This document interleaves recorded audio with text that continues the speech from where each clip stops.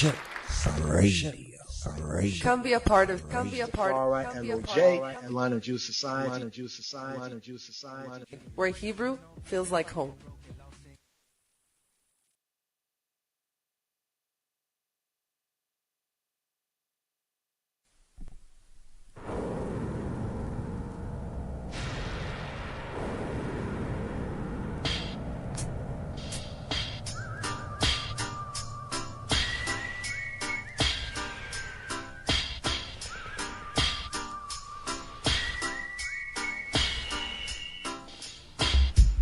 መዝሙር 74 በቅንፍ 75 ለመዘምራን አለቃ አታጥፋ የአሳፍ የምስጋና መዝሙር። አቤቱ እናመሰግንሃለን ስምህንም እንጠራለን። ታምራትን ሁሉ እናገራለሁ። ጊዜውን ስቀበል እኔ በቅን እፈርዳለሁ። ምድርና በእርሷ ውስጥ የሚኖሩት ሁሉ ቀለጡ። እኔም ምሰሶቿን አጸናሁ።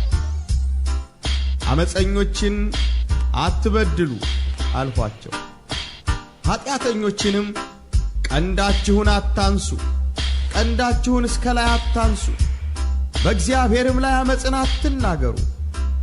ክብር ከምስራቅ ወይም ከምዕራብ ወይም ከምድረ በዳ የለምና እግዚአብሔር ፈራጅ ነውና ይህን ያዋርዳል ይህንም ያከብራል። ጽዋ በእግዚአብሔር እጅ ነውና ያልተቀላቀለ የወይን ጠጅ ሞላበት። ከዚህ ወደዚያ አገላበጠው፣ ነገር ግን አተላው አልፈሰሰም። የምድር ኃጢአተኞች ሁሉ ይጠጡታል፣ እኔ ግን ለዘላለም ደስ ይለኛል። ለያዕቆብም አምላክ ዝማሬን አቀርባለሁ። የኃጥአንን ቀንዶች ሁሉ ሰብራለሁ፣ የጻድቃን ቀንዶች ግን ከፍ ከፍ ይላል።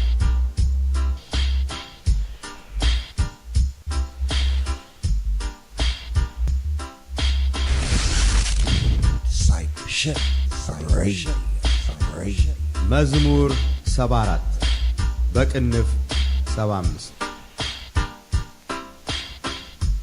መዝሙር 74 በቅንፍ 75 መዝሙር 74 በቅንፍ 75 ለመዘምራን አለቃ አታጥፋ የአሳፍ የምስጋና መዝሙር። መዝሙር 74 በቅንፍ 75 መዝሙር 74 በቅንፍ 75 ለመዘምራን አለቃ አታጥፋ የአሳፍ የምስጋና መዝሙር።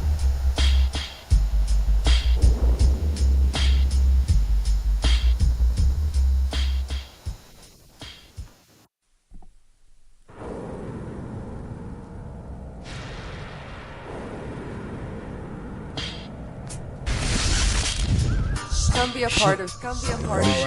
J and Line of Jew Society. Where Hebrew feels like home.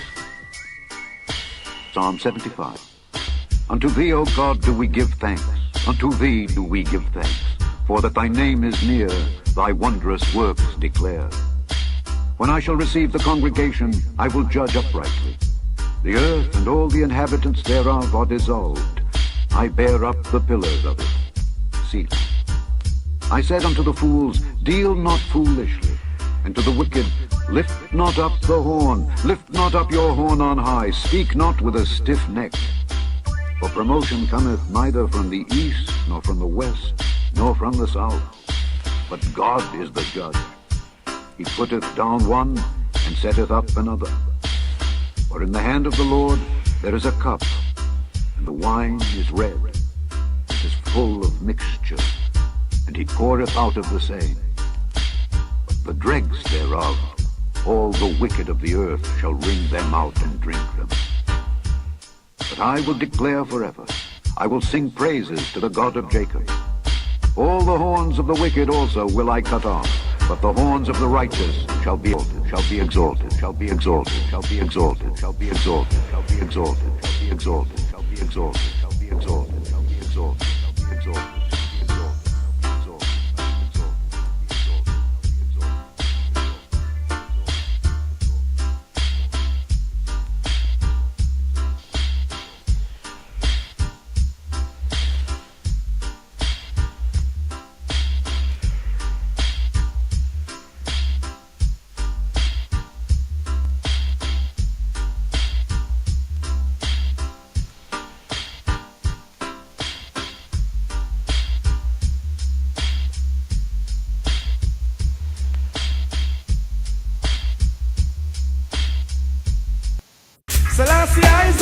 stir you up, all the enemies are confounded.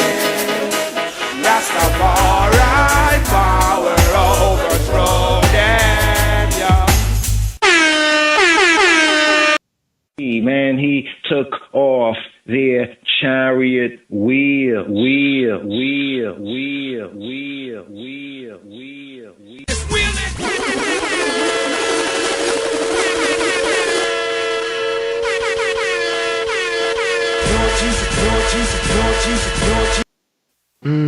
Babylon burning,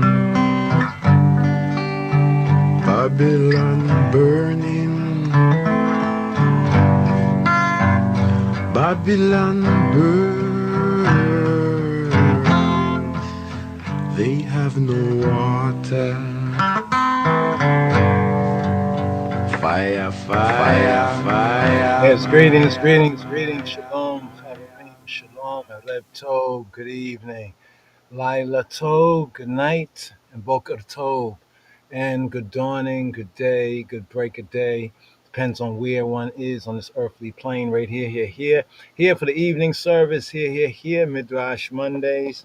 Also, it would suggest that we call it Mental Health Mondays.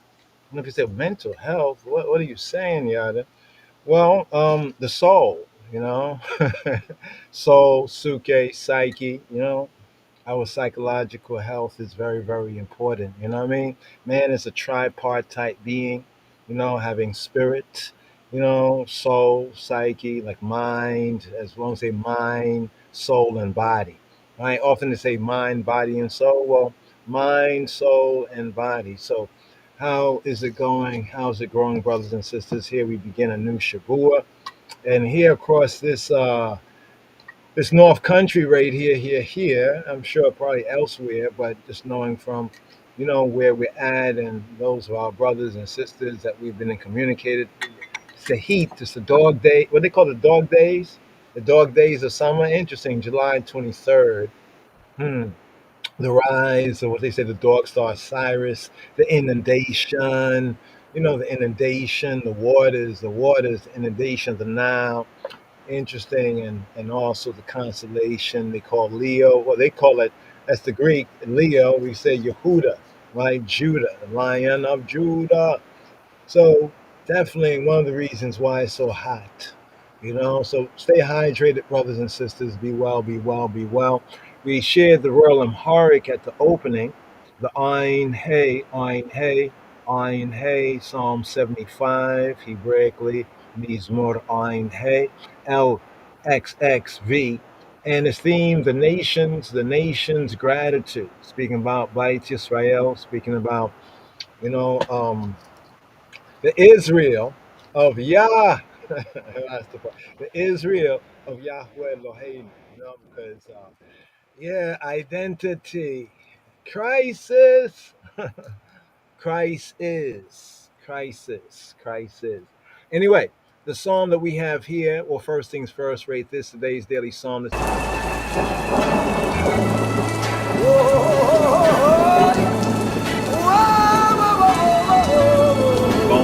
Shalom, Devarim. Here we have today's daily psalm. We have Psalm 9 according to the royal order of Ethiopian Hebrews, after the order of Melchizedek, the righteous king, even the King of Kings, Kedmal, Haile Selassie, HaKadosh, Baruch Hashem, Hashem, Hashem, Hashem, Hashem, Hashem, Hashem, Hashem, Hashem. Yes. Well, I have this here.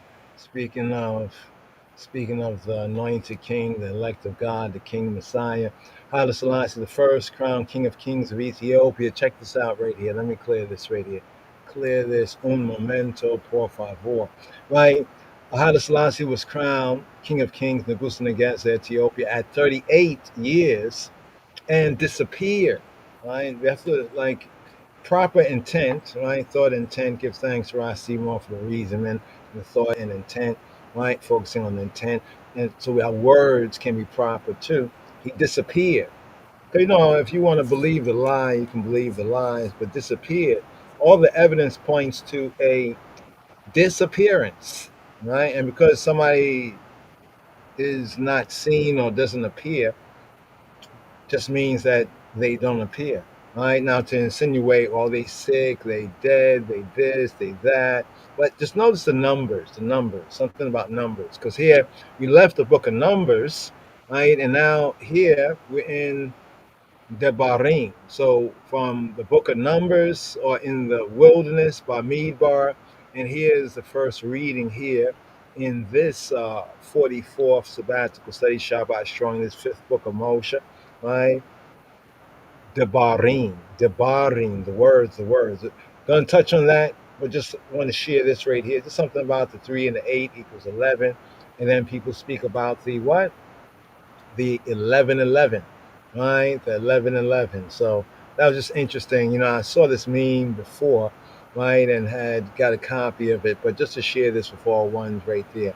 Interesting. King of Kings, anointed. You know, where we say that Halasas is crowned, so I hope that with some of the new memes out there, he was anointed. That's the key significant, as in the opening of the first written constitution, because of the anointing.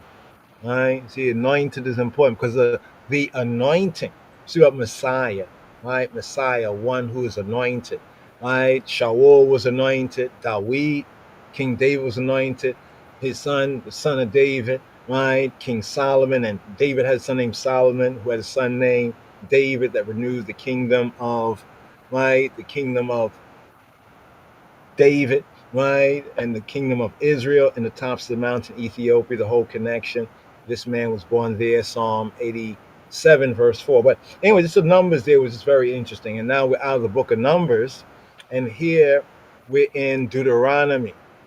Deutero, repetition of the nomos. Nomos, deuteronomy, nomi, nomos, has to do like law, right? The repetition of the law, or Hebraically, called Mishnah HaTorah. All right, so this fifth book is known as, let me think for a moment. Yeah, from what we know, the earliest Mishnah. The earliest what? Mishnah. Oh, you thought that was Yiddish? No, that's Hebrew actually. Mishnah. Shana, Mishnah, to Shana. Mishnah HaTorah. So this book got the name Deuteronomy, right? Because within this particular book, I think it's we get to the chapters, chapter 7, is it chapter 7? Chapter 7, chapter 8, it has a repetition of the law or a copy of the Torah. So here for this new generation, right, still in the narrative from the wilderness, this new generation after 40 years, but we'll return to this right here. Let's just zoom in on today's daily psalm a little bit more. Because if I keep going down that path right there, that'll bring us more into kind of the intro here, right, for this fifth book of Moshe. But we're here. Chazak, Wanit Chazek. In other words, be strong, be encouraged. Whenever we complete a book of Torah, right, as disciples, we say to one another, Chazak, which means be strong, chazak, strength, chazak, be encouraged, with and nit chazek, chazak, v'nit chazak, v'nit chazek, which means to be strong, make us to strengthen one another as we coming into a new book of Torah. So as we complete a book of Torah, say to one another, be strong. Right? Be strong and of a good courage. Be strong, be encouraged. Nit chazek. Make I and I strengthen one another. Nit chazek. Yes. So right here, we have today's daily psalm. Psalm 75. Psalm 75. Let me look over the notes right here. Okay. Psalm 75. And Psalm 75, 1, 2, 3, 4. Right. So 73, right? 74, right? 75, 3. Right. It's the third psalm here. So here we're at the third psalm in the third book of the Psalter, right? Here, Mizmor, right? For Psalm 75 is the third psalm, here in the third book of the Psalms. So the third book of the Psalms, the third book of Psalms, from Psalm 73 to Psalm 89. All right, so Psalms 73 to Psalm 89 comprises the third book of the book of Psalms of the Sefer Tehillim of the Psalter, old name, right? Classic old name Psalter, or the book of Psalms, right? And this is, as we mentioned before, mentioned again, why Robbeinu Yeshua HaNotri said, "Is it not written in your law?" So the likenesses of the book of Psalms having 5 books, 5 volumes, and Ha-Torah, the Torah, right? The Torah also having, speaking about the Torah of Moshe, right? Now, to say that's the Torah of Moshe is not to imply that the words, the direction, instructions of Yahweh is not there, right? Yes, it's there, the core, right? At the core, even the 10 words. Oh, I didn't publish that just yet. Got to publish that God only wrote 10 words. I want everybody to come, like, jump out the window and be like, "Oh no, you wrong. He wrote everything," and then we'll prove them liars. But here we have book 3, right, of the Psalms, right? Just to point that out. In book 3, we have Psalm 73, a trial of faith, right? In Psalm 74, the basic theme, a national lament, like lamentation, like a nation kind of singing the blues, so to speak. And here in today's daily psalm, right here, Psalm 75, the nation's gratitude. We'll see how that goes right here as we enter into book 3. You know, it says study to shew ourselves approved. So here we're at Psalm 75, and it's the third psalm here within the third book of the Psalter, and its theme, the nation's gratitude. The mood in Psalm 75, today's daily psalm, according to royal order, it changes abruptly as we pass from the foregoing, the previous psalm, Psalm 74, right, to this present one, Psalm 75. Here in Psalm 75, Mizmor Ein Hey, right, is a song of thanksgiving, Hebraically of Todah, right, what we call Todah, right, of thanksgiving, Todah, right? Some might say Tawada. We'll address that. We're looking forward to addressing that. So whoever's the expert at that, you know, Lashawan Kwadash, you know, step forward and let's have a discussion on that. You know, what's the ancient enunciation, right, of the biblical Hebrew? But be that as it may it as it be, right here. Let's bring this up here so we can bring this on the screen, have a little teachable moment right here before we really get into it in Psalm 75 here to address this before we get into the Torah portion here for this new Shabua, and also the final, right, the final book of the Torah of Moshe, right? Here we have repetition of the law, Deuteronomy, the 44th sabbatical study for this Shabbat strong. But here, let's do this right here.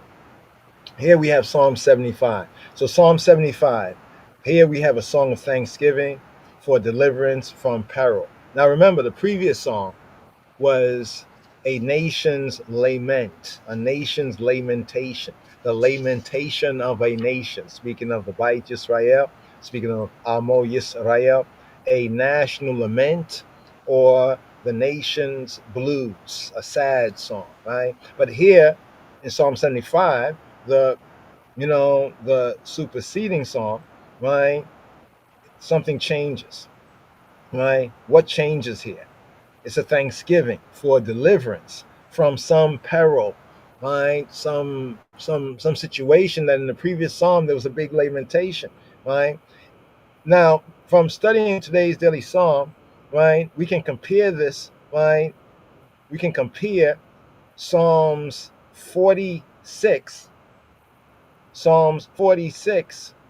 to Psalm 48. Psalm 46 to Psalm 48. Any of the Chaverim know why that is important in I studies? Right? Repetition, right? Repetition is a part of education, a part of learning, repetition, right? It goes to the whole word Shana in the Mishnah sense, And also where it says in Deuteronomy, in this very book coming up here, where it says to teach them diligently to your children. Right? When we get into that right there, the word diligently, teach and diligently, right? In the Hebrew sense is like sharpen, like sharpening makes sharp, right? Sharpening. So the sense of sharpening, right? So in Psalms 46 to 48, which is comparable to today's daily Psalm 75, the evening psalm for the second day of the Shabua, right? They call it Monday. Let's take that as that, from low degrees to high degrees. The second day psalm, the standing psalm, the evening psalm is Psalm 48. So therefore, here in the study notes, right, today's daily psalm, Psalm 75, right, may be compared with Psalms 46 to 48. So we get to study and get to find out, right? As proper disciples, we get to find out, wow. So these psalms here, as we study, they have a context, right, to them. They have a theme to them. And so the evening psalm for the second day of the Shabua, or the second day of the week, would be like how they do it in like some of the African movies and other parts of the world. They usually call Monday is not the first day truly of the week in the true sense, in God's sense. It's the day they call Sunday, or the first day. It's actually the second day of the week, but it is the first market day. That's how they refer to the first market day. So with the first market day, we have the last of these three psalms that they say today's daily psalm may be compared with. Psalm 46 to Psalm 48, and Psalm 48, the evening psalm of the second day of the Shabua, the first market day, right? That tells of the defeat of the Assyrian invasion of Judea. Now, people say, well, why is that so important? Well, there's many reasons why it's so important, but one of the main reasons was the narrative. Well, the Assyrians, they had already taken the 10 tribes of Israel into captivity, right? For all intents and purposes, right? Judah should have just gone into captivity with the 10 tribes, but there was a deliverance, right? A deliverance. So because of that deliverance there, right, we are thankful. And they, no doubt, were very.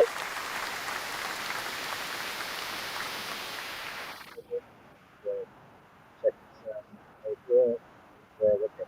Here we go. So the total of the defeat of the Syrian invasion of Judea by one named Sennacherib, right? Sennacherib, and also relating to the same instance. So we see today's daily Psalm content. We're studying the content of daily Psalm. You can see the link with other Psalms and other areas of scripture. Right? Now in the LXX, what's known as the Septuagint, or more correctly in the context, was like the Greek synagogue, right? Scriptures, or the synagogue Greek scriptures. You know, there was a time when people were under the Greeks. You know what I mean? Like now we like under the English speaking people, so like say do this, do that, but some of us speak English and the English scriptures context right here. In the LXX, it has the title of today's daily Psalm, Psalm 75, as a song concerning the Assyrians. And I think also the Royal Empire. See if we can bring up the Royal Empire. We're actually going to go through some of the verses in the Royal Empire. See if we can bring that up and see that here. And also where we can here in the this up right here.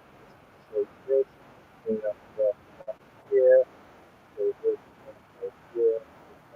One of the best softwares for those the ones who know what software they had to provide, authorize, the Bible text, right? Okay, yeah. Understand.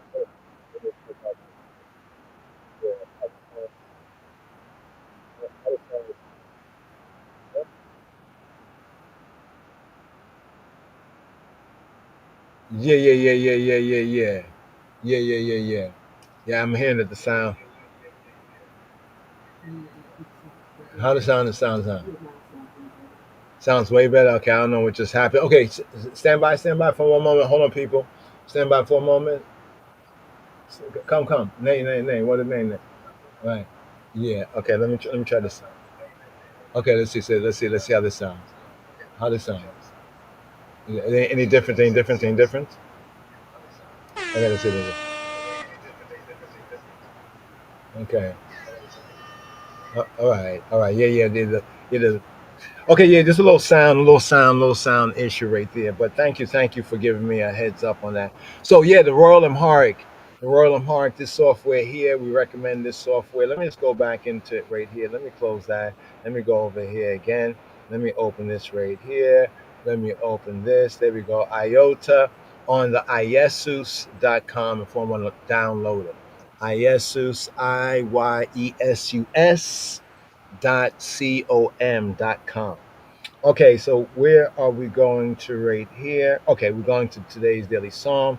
So here, this is the top IDs key down. We can't really zoom in on it anymore there, so apologies on that. Right? There's probably another way we can zoom in, but let's go. So okay, this is the IDs key down, the New Testament, and here's the Belui key down, and here we're going to let's go to Mezmore Dawit. There we go right there. That's Mezmore Dawit, the highlighted one, Mezmore Dawit. That's Psalm 1 right there. Let's clear the screen so you can see the full screen. There we go. Mezmore Dawit. Now, it's the Royal Amharic. We call this like the Book of the Seven Seals, Revelation 5:5 right here. Right? In actuality. You know what I mean? The Hebrew two truths in actuality, and also, of course, the figurative of the seven seals. But here, right, we have the Mezmore Dawit, so we can read Revelation 5:5. You know, and in the ancient language, it's the seal, right? And unseal is like the printing, the stamping. If you remember in the ancient times, we had seals, right? A seal, say the king or someone would have a ring seal, and they would basically push it in some wax and the seal. This is where the whole idea is towards like printing. What we have in the modern day, the printing, the modern version of the printing press. But so this is Psalm 1, Mezmore Dawit. In fact, the title here, Mezmore Dawit, is in the is, although it is the Royal Amharic, it still maintains, from its origination. If you want to read more on the Bible, the book of seven seals, authorized Bible, there is the revised Bible speech. If I can look it up, like Bible Selassie, revised Bible speech, and there's a good Wikipedia page that was the preface. That was the preface to the original printing back in 61, 1968.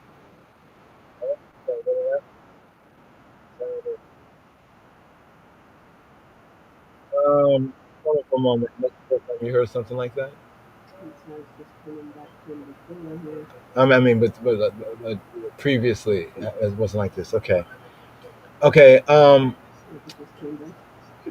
Okay, yeah. Okay, yeah, that's interesting. I don't know, like the sound is wavering a little bit, but we're not doing really anything different. We think it could be the technology.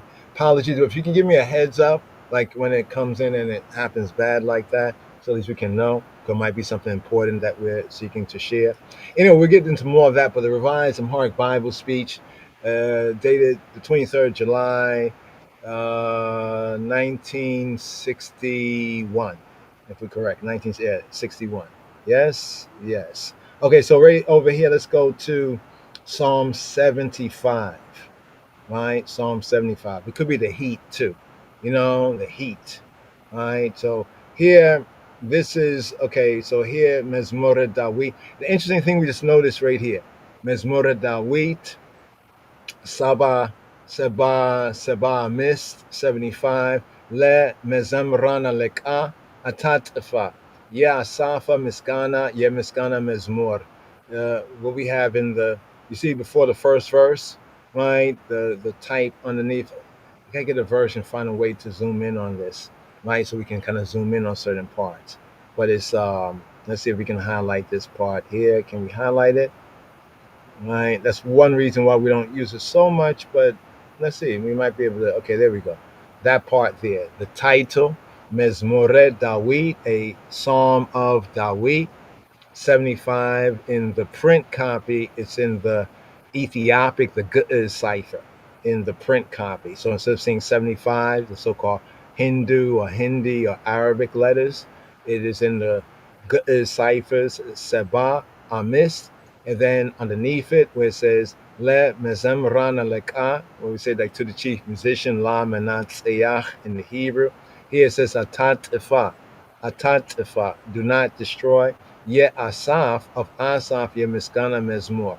So now where they have it in the concerning the Assyrians, where we read it in the Amharic, is from the Orthodox Church. The Orthodox Church Amharic translation, right, favors, right, the LXX. We see that in some ways within the one that His Majesty printed right here. This is in what we call the Authorized Revised Amharic Bible, the Book of the Seven Seals, where he first went to the Ge'ez, right, translating from the Ge'ez, right, earlier copy, the first copy, the earlier version, before the revised version was in the press, circa the fascist invasion. There's word, sound, and evidence for that. And then after the restoration, right, 5 years to the very day, right, after that, in 60, sometimes in the 50s or so, there was a committee, right? All this information is going into in the Revised Amharic Bible speech. It's called a speech, but actually it was a speech, but also it's the preface. You know, like King James in his version, he says like to the high and mighty Prince James, and it goes through a kind of a, you know, a kind of history, what brought them to the translation, right? The same thing, His Majesty, but from the Ethiopian, the line of the tribe of Judah perspective there. So here, this was then after it was translated from the Ge'ez. His Majesty said he did diligent, diligent study, right, alongside the Hebrew. He had a committee. He said, I'm talking about this right here. Let me see if I can do this right here. Let me see if I can do this right here, because we can kind of show you about it. All right, let's do this right here. Okay, LOJ. Let's go to revise to show ones how easy it is to find some of these resources for oneself. Revise Amharic Bible. I'm just going to just stake it on that. See if we can get a lot out of just a few keywords. All right.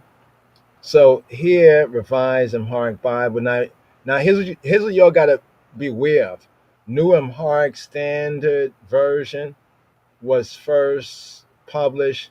Let me see what they're saying here. Was first published. Okay, they got all this stuff. Okay, what's this in Amharic? Okay, Ishi. Now, this is not the version. These are later day versions. For study, just of the language, yeah. But for, our study, the authorized version is best. Right? I just point that out right there, and we can get into detail. This is not the one we're talking about. Not 2001 by Biblical. Right? So some of these other versions you got to be aware of. That's why we recommended the IOTA software. Now, you can see when we're going through this, they're saying a lot of this and saying a lot of that. That's why, there we go. You see down here, translation, Bible translation. You can see that we've been there already, right? Because then it has Bible translation. You can see, and then if you want to see the same version on online, you can go to Bible.org. They at least have the decency, right? Let's give them what you call them. They got the decency and the respect. Give them a round of applause.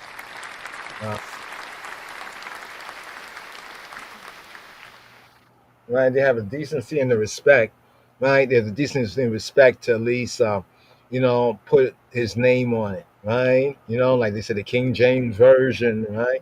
Well, the King of Kings version, Haile Selassie, right? Amharic Bible, and then it tells us, there's some history there. If you click on it, someone point this out, right? So everyone can get up to date in the studies, right? So we go full, right? And then it kind of tells you, but it gives proper attribution, right, to the king, and then you can kind of be able to search it. Maybe the Amharic might be a little challenging at first, but at least you can kind of get around. right? Because it has some of the English and the Amharic as over here. You can see one side, right? So let's go over here. This is what we want to go to right here. But I really want to bring out the speech, but this kind of gives you a history of the translation. So you see here, there was the first Haile Selassie Bible in 1935, right? Right? A new translation was underway when Emperor Haile Selassie's patronage, right, under Haile Selassie's, under the King of Kings. In Amharic, we really have, when we see Emperor in the majority of places in the Amharic, it's Negusa Neges, King of Kings. Under the King of Kings, Haile Selassie first patronage, when the Italian army invaded. Now that they give some background there.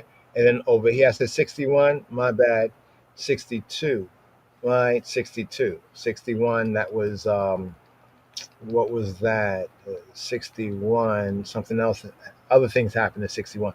In 1962, a new Amharic translation from Gutters, right, from Gutters. Now, all of this, much of what this is saying here is accurate, but it's also contained in the Revised Amharic Bible speech. I could have put the word speech there, right?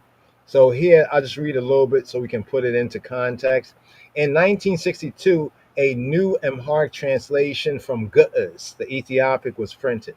Again, with the patronage of, they say the emperor, will say Negusa Neges, the King of Kings.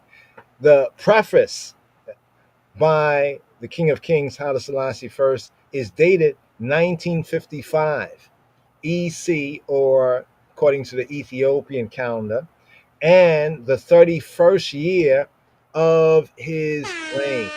All right, there we go, right there. 31st year of his reign. And this is dated to AD 1962. Yekirta, forgive me. Right? Slicha, says 61. Right? But 1962, according to the Gregorian calendar. And it states that it was translated by the Bible committee that he convened. His Majesty convened a Bible committee, right? That he convened between AD 1947 and AD 1952.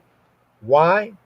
And you know, let me look at this right here. Revised Amharic Bible Statement.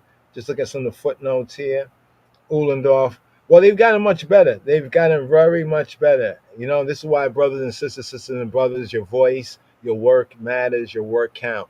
You know, like we have been doing on this platform and on our platforms, because, you know, sometimes if you try to tell them, hey, update your stuff, they'll ignore you. But then if you put it out and you educate and inform the public, you know, and then they're looking stupid, right? Because you're proving evidence, and then they'll have to update their things. You know what I mean? There's more than one way to feed a cat.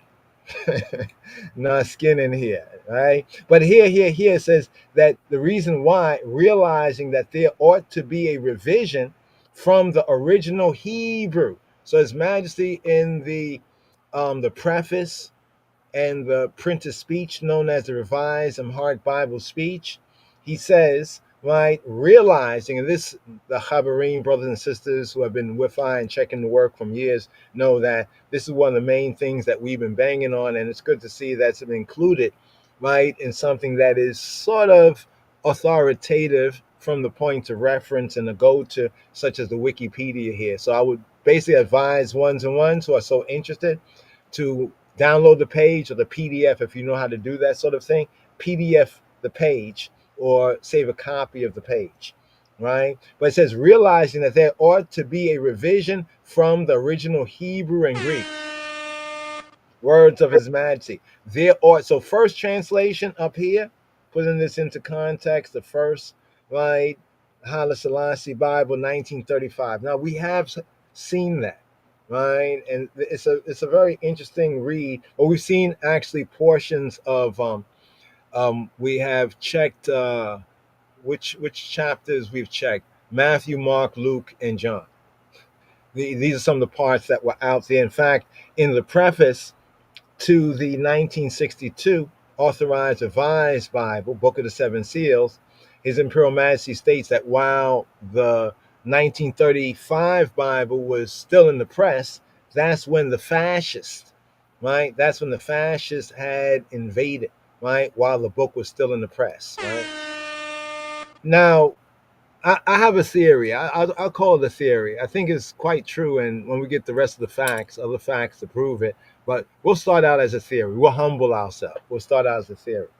We have a theory that the reason why they invaded at that time, and they knew, no doubt, through whatever sort of information, that the Bible was in the press or this process was going on, they probably thought that the ark, or certain other items of great value perhaps were close by or nearby. Or perhaps, as it says, even with King David and also the greater David, the greater son, that when the ark was brought up to Zion, because Zion was the palace, Sion was the castle, the palace, if you put it into scriptural context. But while it was in the press, this is when the fascists, the Romanists, the Vaticanians, right, invaded, right? But right here, okay, let's see. Okay. So it goes into some details about that particular version there, right? But that was the first of many of the works of the Rastafari, later to be anointed and crowned, right? Kedamawi Haile Selassie. But here, with the publishing of the 1962, right, or the new, here it says the new Haile Selassie Bible, also is known as the Authorized and Revised Amharic Bible, some of the names for this particular book from the English perspective, realizing that there ought to be a revision from the original Hebrew and Greek. So here, this is the part here, realizing, right here, realizing, let's go right here, realizing, here we go, realizing that there ought to be a revision, right, from the original Hebrew. It's important to note that. So the first translation, right, was from the ancient and available Ge'ez text, right? The Ge'ez or Ethiopic text, right? 1935, then in 36, the invasion and all that, right? Then after restoration and, what had to go on in those years from 1947, right, to 1952, right, his imperial majesty convened, as it says right here, right, it says, states that it was translated by the Bible, right, committee, right, that the emperor, the king of kings, the elect of God convened between the lion of the tribe of Judah convened between 1947 and 1952 with the Ratzon d'etre. Ratzon d'etre is a French term, ratzon d'etre, that basically means like reason for being. What's the reason for this? Well, based on realizing, as it says right here, realizing that there ought to be a revision from the original Hebrew and Greek of the existing translation of the Bible. So the existing translation was the one from 35, right? Was often called like the first, Haile Selassie, the first Bible, right? And that's what was then kind of printed off of what they called it back in the days. Was this a Xerox? Did they have Xerox back then? Where they had to kind of print it off, or like offset. It was printed and distributed to those during the times of the fascist Vaticanian, right, Antichrist invasion, right, of Ethiopia. Check, right? So just want to point that out right there, because that has been our big point, especially when we read it in the Amharic. Many of y'all may have seen the Amharic around, might not have known, what it was in the Amharic, but that right there is the preface, or the Mekdim, which is also translated as the Revised Amharic Bible, or the revision. Let's see, Revised Amharic Bible revision. We're going to bring up the speech just now, but I think this is important, right, to bring out. So it says it included the 66 books of the proto-canon, quote, those held canonical in common with Protestant and Catholic Christians, and the 5 narrow canon deuterocanonical books were published separately. So this is what I've been saying. Let's point this out. The people say, why 66 books? Well, I want the 81, 88. I want all the books. You got to start somewhere. Start at a groundation, right? Foundation. But some have alleged that it's only 66 books. And then nowadays you have some people in the Orthodox Church and even other people connected somehow there too, that's saying, well, now we have the complete Bible. It's already translated by Haile Selassie's committee. Haile Selassie and the committee. Let's point that out and give thanks. So what it's doing basically, right, is it was a tribute to whom tribute is due. They are disrespecting the one to whom tribute is due. You know what I mean? And many times it might not be fully conveyed. One might see 66 books and say, well, I want to get one for 81 books. But notice that according to the King of Kings, these were published separately. I'll point to some of y'all who are all deep ending right on the apocryphal books. You need to have a foundation, right? So the foundation, right?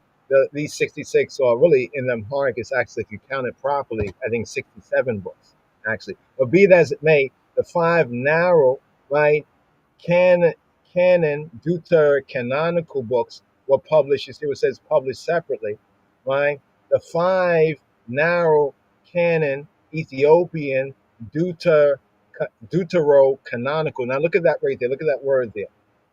You see this word deuterocanonical?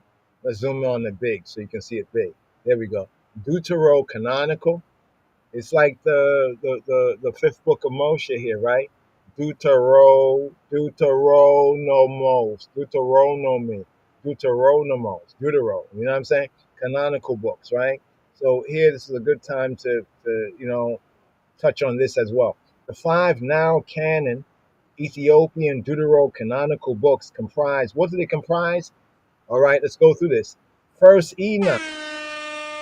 First Enoch is different from the standard editions of Guta's manuscripts A to Q by foreign academics. Let's point that out.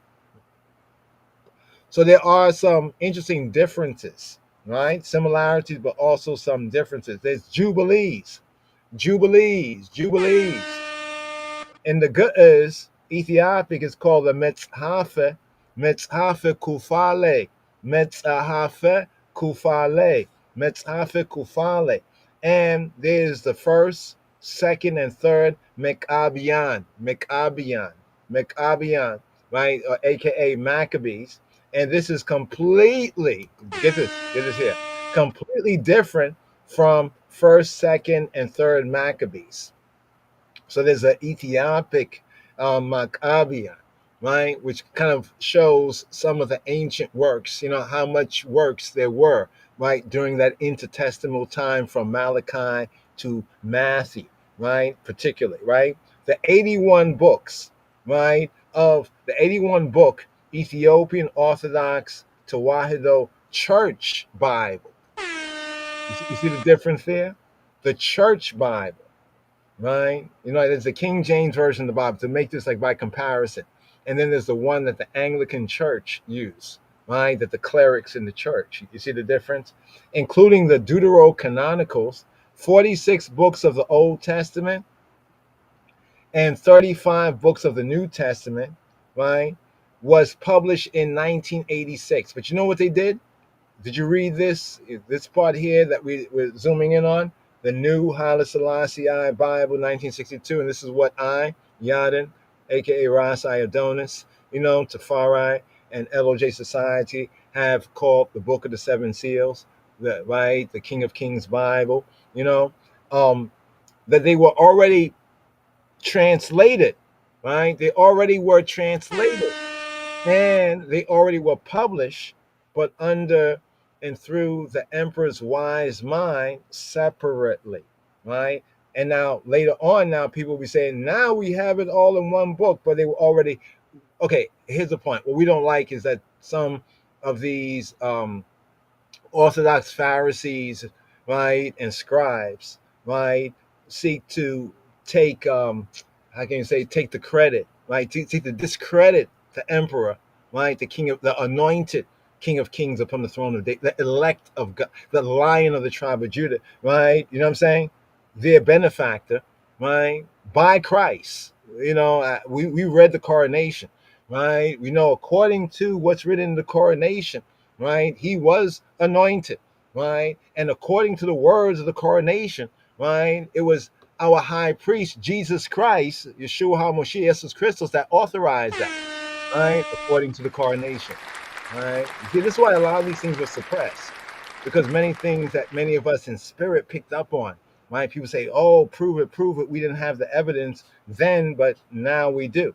So this version incorporates a few minor changes or corrections.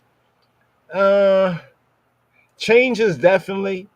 They think they made corrections. Basically, what they do, basically, let me break this down for you.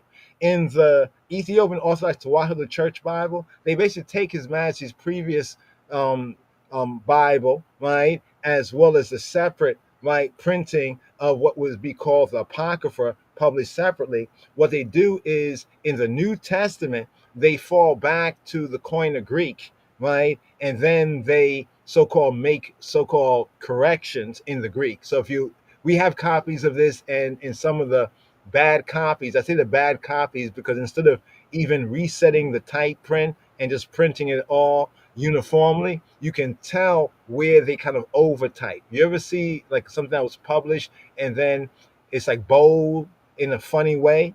But if you look at it, it's like they kind of inserted other verses here or other words here, and there's some weird spaces. Like they did a very, very sloppy job at it, right? But the footnote says, well, because in the Septuagint, so they basically deep ended, right, on certain other versions of the Septuagint, right? Other than the original versions that the Bible Committee, the Imperial Bible Committee of His Majesty, did back in 1947 to 1957, right? Was it 47 to 57? 47 to 52, my bad, Slika. 47 to 52. So at least they note this right here. The version that is popularly going around now, right, in the Amharic, has a few minor changes and corrections, and most of the changes we noticed were in the New Testament.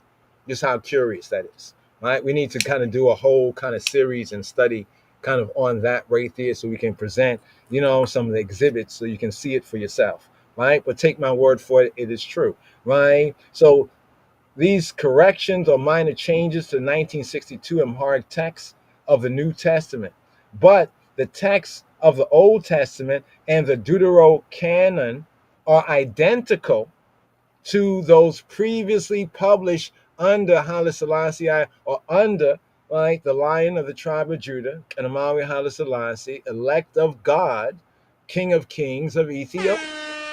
Oh, so this right here, we got to save this because last time we looked at it, they didn't have all this information. I think they probably updated it, right? Or somebody probably knew the truth and said they had to update it. And that's good. Now, these are the other Bibles you need to watch out for.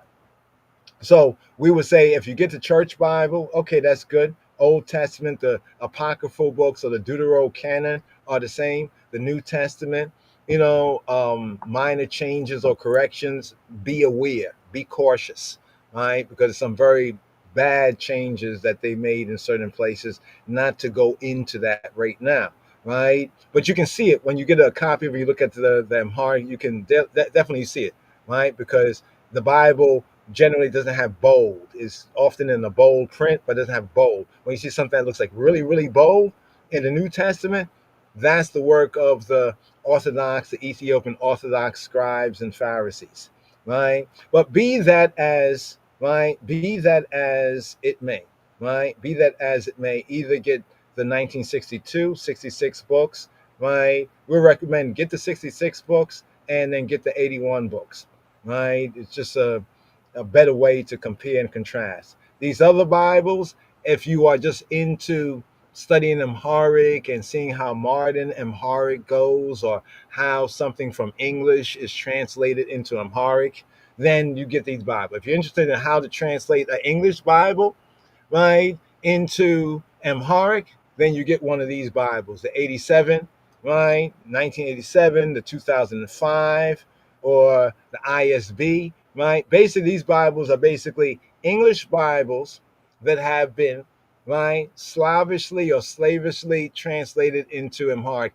They're interesting. I'm not gonna. I'm not gonna say they're not interesting, and they are a little according to this how can I say, lukewarm way, right, of faith today. You know, I have to put it like that, right? But they are interesting translations. So basically, if you want to learn Amharic or you're learning Amharic, right, and you're curious about certain like writings, I would say get the UBS, right, the English version, and then get the Amharic version, and then put them side by side.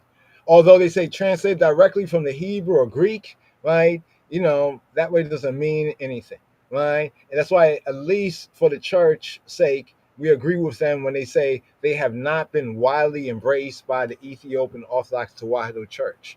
And there's some good reasons for that. But as just a study, if you just want to study and learn, you know, learn about the tricks, then get an English version and then get, you know, the Amharic A7 or 2005 version, you know, get the Living Bible International Translation to English, right? And then you can get the IBS right here, produce a new translation 1985. That's very interesting, right? And it says that this is a translation from the English NIV, the new international version in the English, or is at least very heavily reliant upon it. I'm really, I'm really pleased with what they have written here. Why? Because we've been saying this for over a decade or two. You know, we've been saying a lot of this. You know, and some been like, no, you wrong, you wrong, you wrong, you wrong. Okay, we was right, but now at least we have others that also no doubt have gone over the same evidence, and they can tell you, right? The Biblica version, 2001. So these are other Bibles, other Amharic Bibles. We're not saying we're not going to do like the European, the counterfeit, you know, Christianity or the other, you know, Christians did where they kind of want to suppress people from reading, you know, reading or whatnot. But we just want to say that if you do read it, understand what you're reading, right? To put it into context. The biblical version, 2001, the biblical translation of the Bible is for the Amharic language, which is primarily used in Ethiopia, they say, right? This translation uses an informal language style. So this is like the other Bibles today, like, you know, we show you different Bible translations, say, look, this is easy English, look, this is BBE, this is BSB, or whatever the different acronyms they got, right? They said this translation uses informal language style and applies a meaning-based translation philosophy, right? Philosophy. Give us a teaching of His Majesty, you know? But it's interesting read. So get the English version, get the English version, and then get this, and I think you will learn a lot. It is translated from the biblical languages, which is whatever that means, right? The Old Testament was completed in 2001 and the New Testament in 1988. That's interesting. That's a whole reasonement there, right? The Old Testament was completed in 2001, right? And the New Testament in 1988. So when somebody's reading the New Testament and like Yeshua, Robbeinu, our rabbi, the rabbi says, is it not written? Or Paul, right? Rab Shaul, he says, it is written, or quote something. The people couldn't really quote it because they only had the New Testament. Interesting, right? Hopefully lined up one to one. New World Translation of the Bible. Right now, this here is interesting. In 2008, look all these versions. So it seems as though for the Ethiopian audience, they have as many versions as we have in English. Well, go figure, because the majority of these were translated directly from English. Right? Look at that. So here we have the Watchtower Society. Not the Line of Judah Society, but the Watchtower Society. They produce an Amharic translation of Jehovah Witnesses, right? New World Translation of the Holy Scriptures. You know, I really got to give it to the Jehovah Witness, though we differ sharply on certain areas of doctrine, but certain other things is very, very interesting. They have put in their work, right, in translating, right?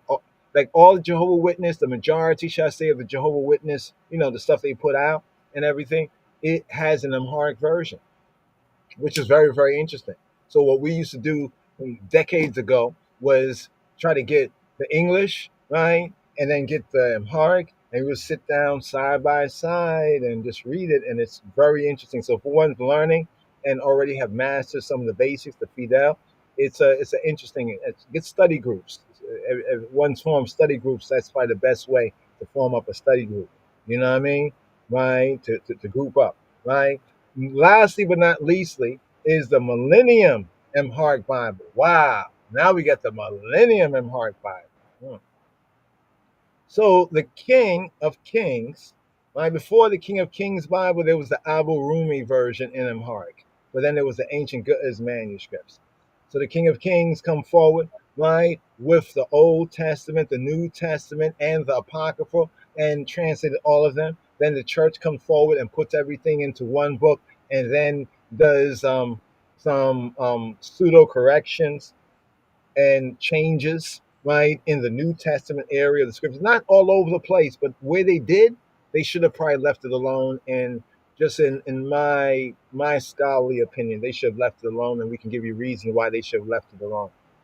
Um, Even in the Alpha, I don't want to go there, but you know, I'm already going there, right? So in the Our Father prayer, they change up the gender. Like when we say, you know, that you know, the kingdom. The kingdom is always feminine, right? There's some principles in from Hebrew and the Afro-Shemitic language. They change it, right? Instead of not, which is like she is, to know he is, right? And we find those things absolutely. What can we say?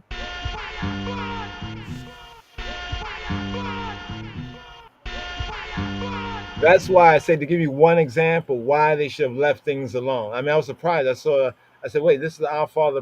I said, oh my God. They went and changed what they.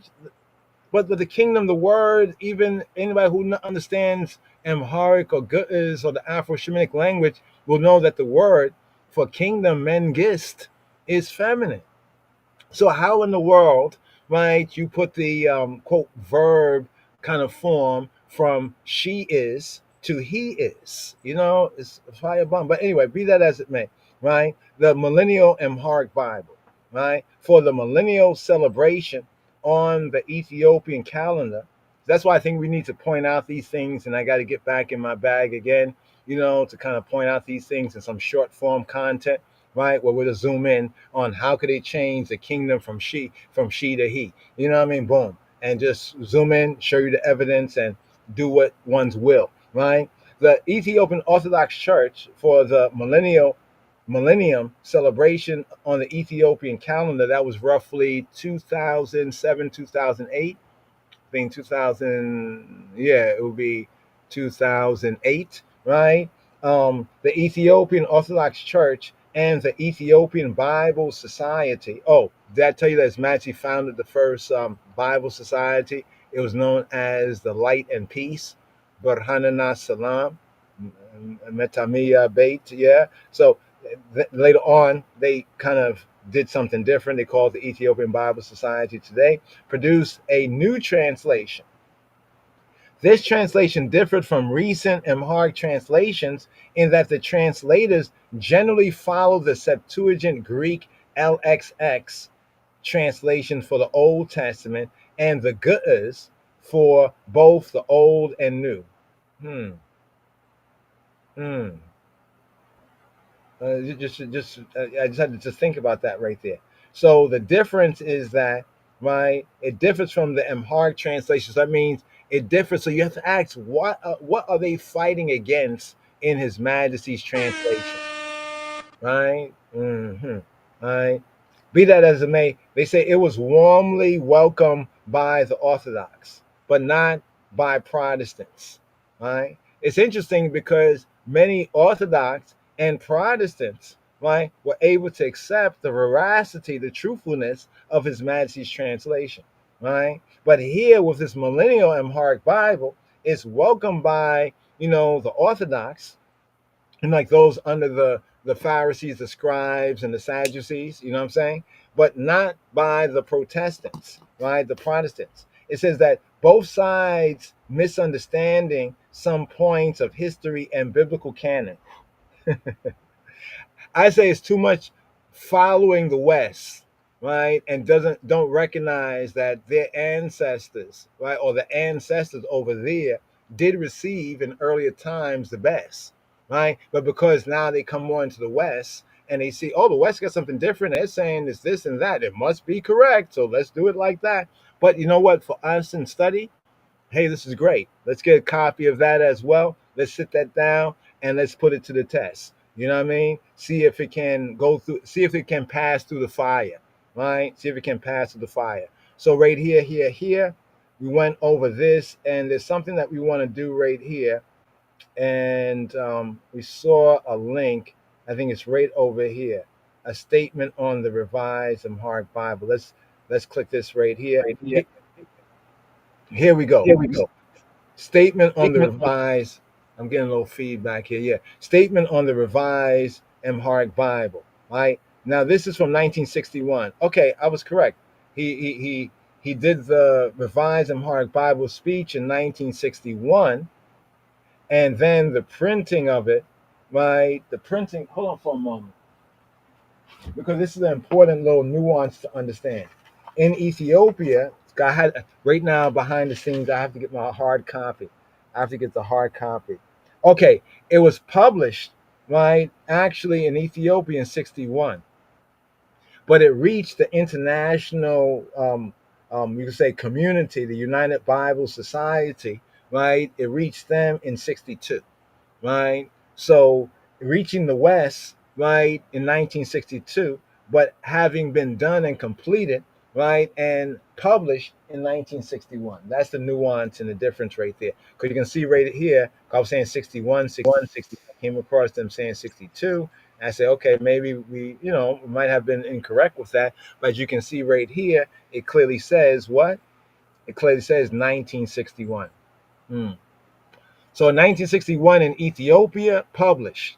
In 1961 in Ethiopia, July 23rd, His Majesty gave an address. The address he gave became the Mekdim, the preface, right, for the Ethiopian publication, right? But the one that went through the International Bible Societies, United Bible Societies, Commended Bible Societies, they claim to be non-denomination. So therefore, if they have the King James Version of the Bible, for example, the King James Version of the Bible, they would basically, how would they do it? They would take out what King James says. If you look at any old Bible going back to 1611, there's this whole kind of soliloquy and speech and everything that is given to the Most High and Mighty Prince James and so forth and so on. And it speaks about how they translated out of the original languages, the KJV. All of that is taken out. So basically, to keep it non-denominationally, they'll take out those things like the King James preface, and also from His Imperial Majesty's Bible, they took out the preface. But in Ethiopia, when the book was first printed and published, it had this Mekdim. In the Amharic, it's called a Mekdim. Mekdim. It comes from the Kedeme, like Kedamawi, Kedeme, like to proceed, what goes forward, like the foreword, one may say, or the preface, the preface, the preface, right? So this is it right here. And here it says, by Haile Selassie, translated by the Haile Selassie Press. So just to share a little bit of this, because I think this is very important, as we seek to reintroduce, some more like Amharic, Hebrew, where the Amharic and the Hebrew agree.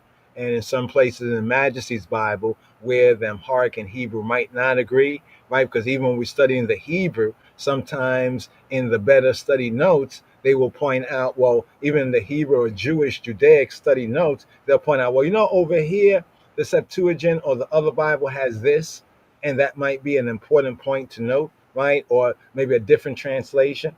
So here we have Revised Amharic Bible. Speech of July 23rd, 1961. So this here, oh man, we had a little celebration for, the King of Kings, the Rastafari, the man-child's Earth Day. This will be good in the future to keep in mind because there's a lot that often goes on, especially in the Rastafari communities, and the lovers of Haile Selassie, you know what I mean? The friends and lovers, those who know the truth.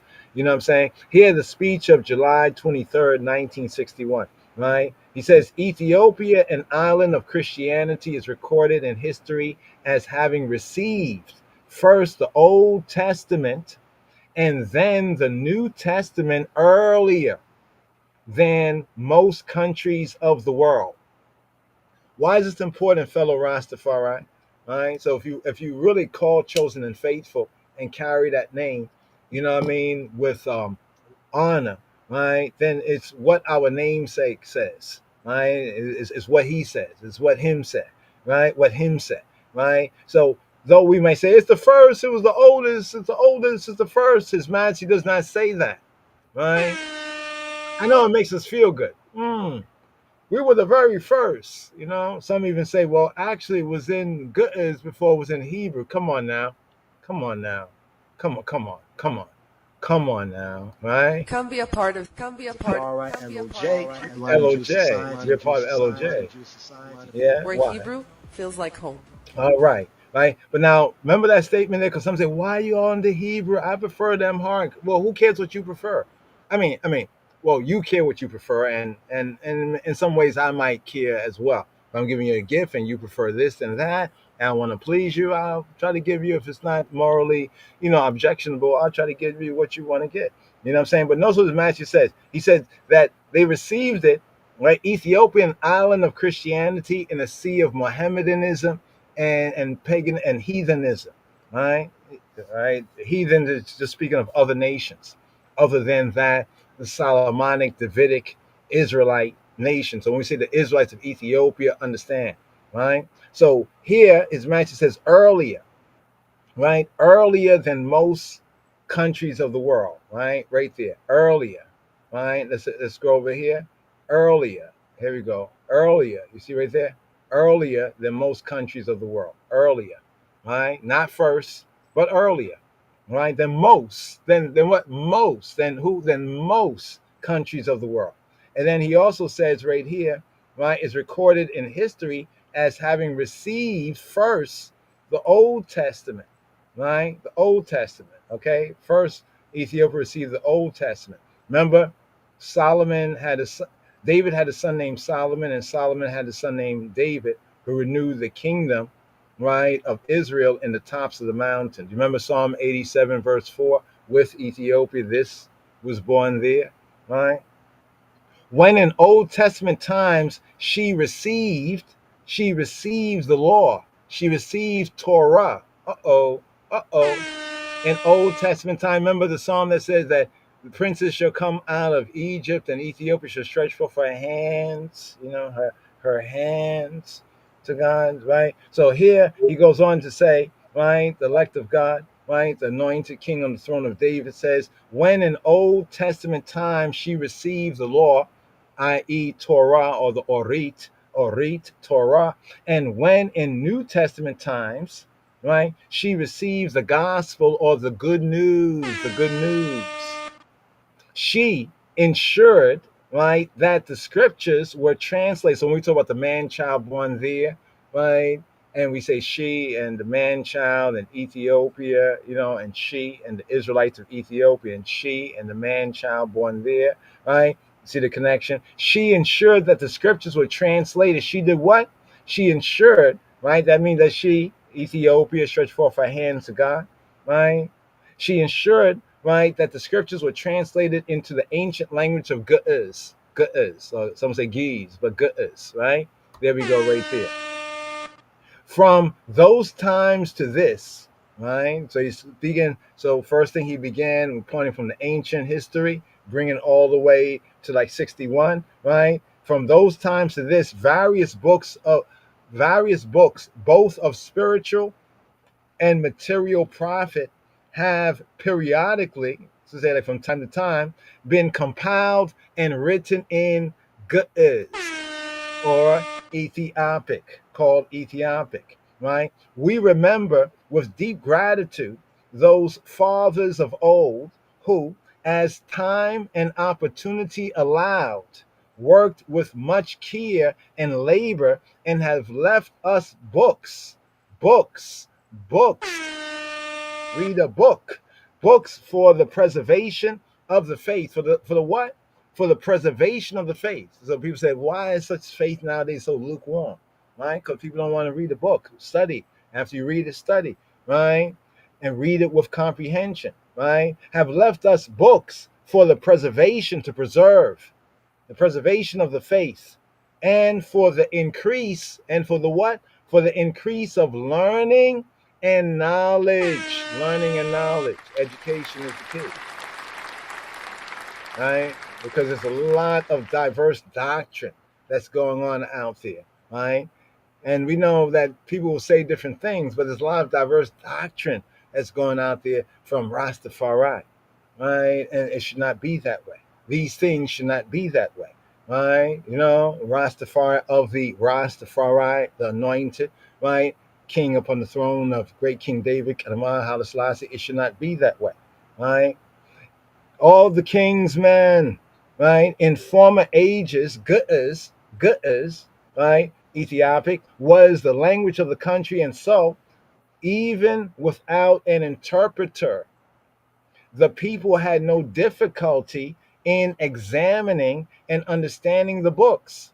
So notice that what was different about the Yehudi, right? The Israelites, the Jews, and the Christians, right, within Ethiopia, unlike the Western Gentile church. That's why we say the Western Gentile church or the European church. See, there people had to have a whole revolution, right, and fight back in order to have the Bible translated into their language they could understand. Everything was in Latin, Latin, Latin, Latin. That's what led to the Protestant Reformation, right? And then in Europe, among the Christians and others, they had all these book burnings. They were burning books, right? And sometimes burning even scriptures, you know what I'm saying? Right? But here, right, people had no difficulty in examining and understanding the books. That means that literacy. You remember, brethren, I've said that when we read the Torah, it seems as though the Israelites were literate.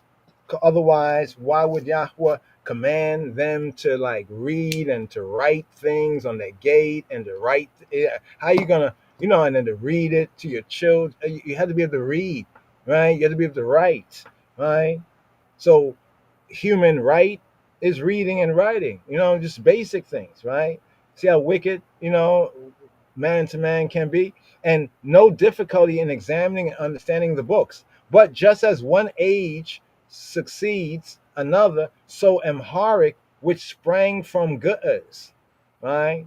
So it's like Ge'ez would be like the parent, and Amharic would be like the child. And Ge'ez is a Shemitic language. So some people be like, well, Ethiopia is ham, ham, salami, and bacon, but ham, right? Well, why is it, right, that Ge'ez is Shemitic, right?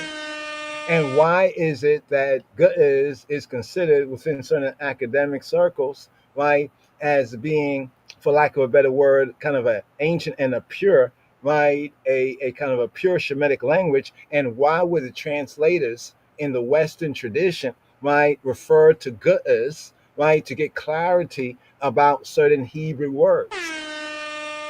Okay? At that time, Ge'ez was understood by the learned people of the church, but was not readily understood by the ordinary people.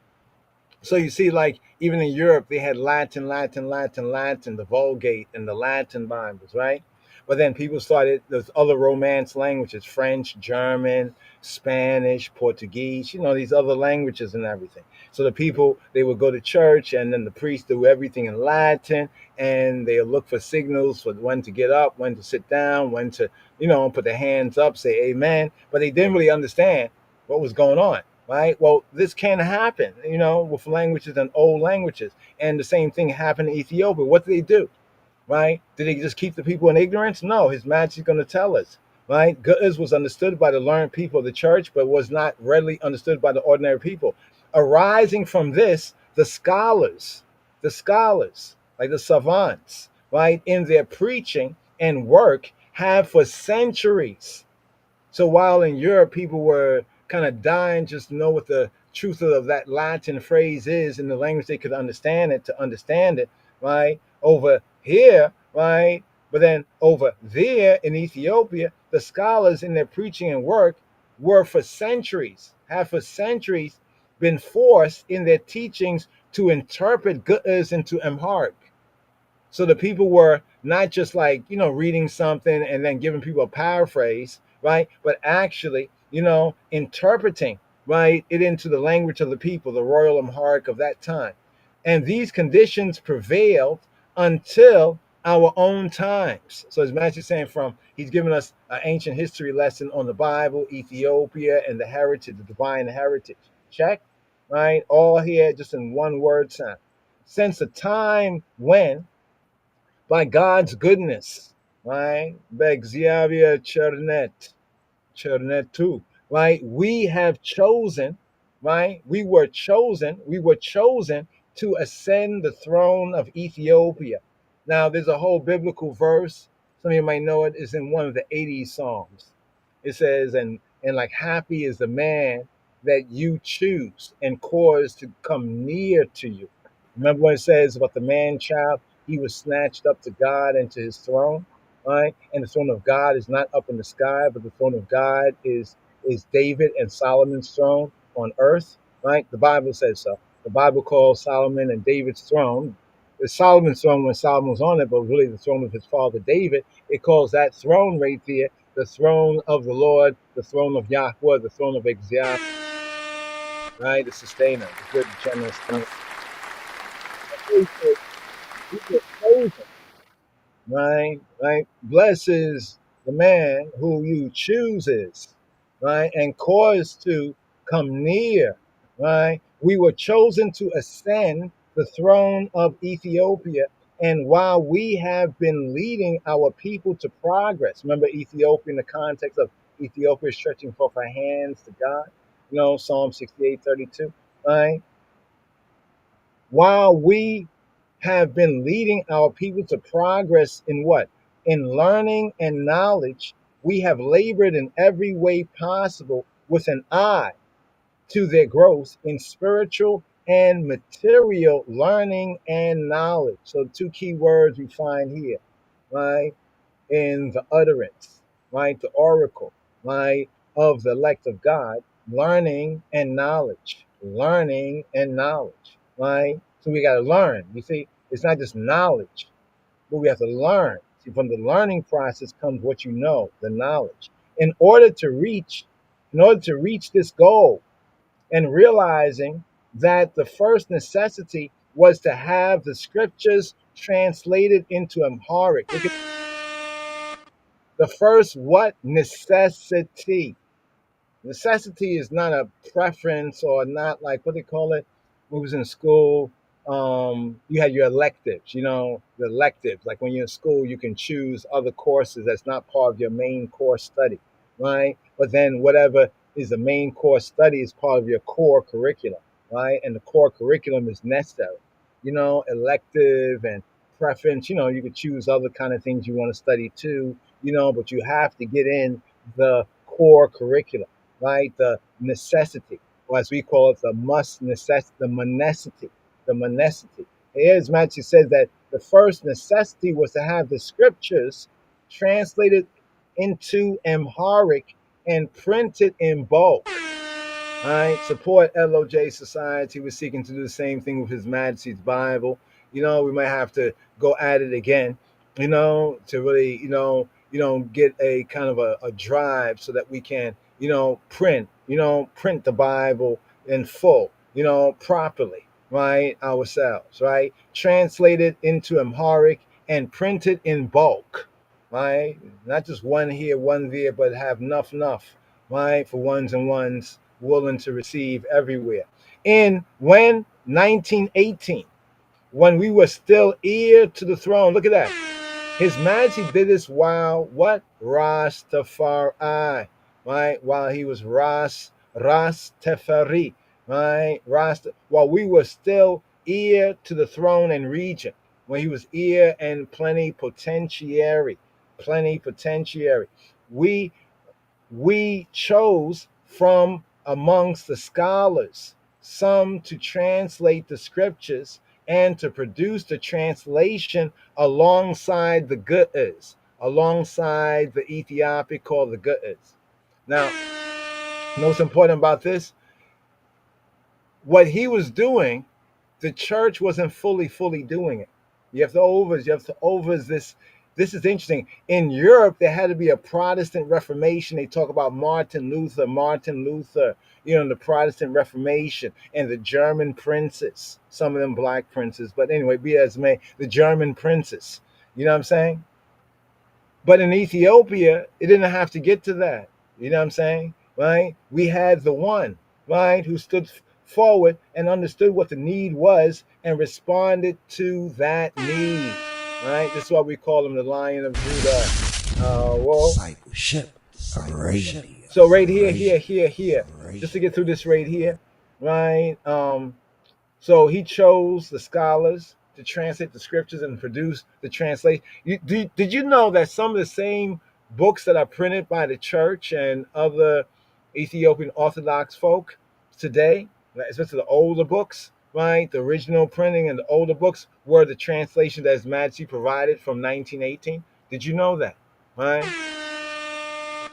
Now you'll think about it and say, wait, some, not all, but some say, how can you say blasphemy and slander against the King of Kings of Ethiopia, the elect of God, and yet they'll sit down and they'll read, right, what he, right, through the grace of Xavier produced for them, right?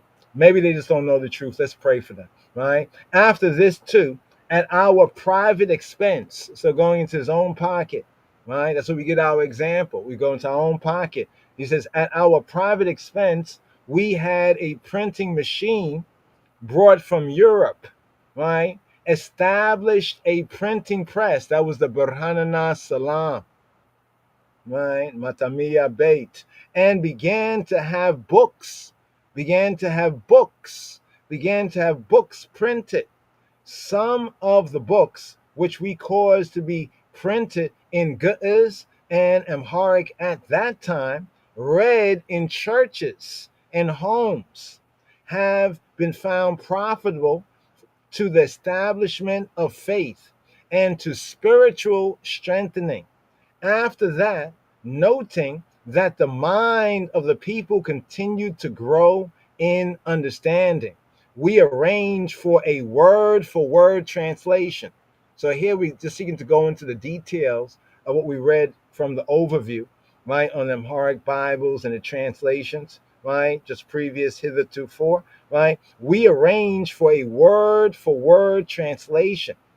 This is why when we talk about softwares like this over here, right, the IOTA, and we big up the IOTA, because the IOTA and a few others, they utilize His Imperial Majesty's translation, the word for word. This is why in these Bibles like IOTA here, right, let's bring that. You see where they can line up the King James and the Strongs and therefore the Hebrew with it, right, in the Old Testament and the Koine Greek in the New Testament.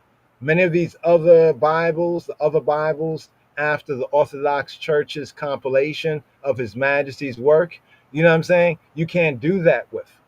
I just point out plain, right? So this one here, it uses the text that's used here is the authorized, revised Amharic Bible text of His Majesty, of that which we're reading, the preface here to the printing, right? So here it says, we arrange for a word-for-word translation into Amharic of the books of the Old and New Testaments. Our scholars completed the translation and presented it to us in 1931, right? And this is also when the first written constitution for Ethiopia, yeah?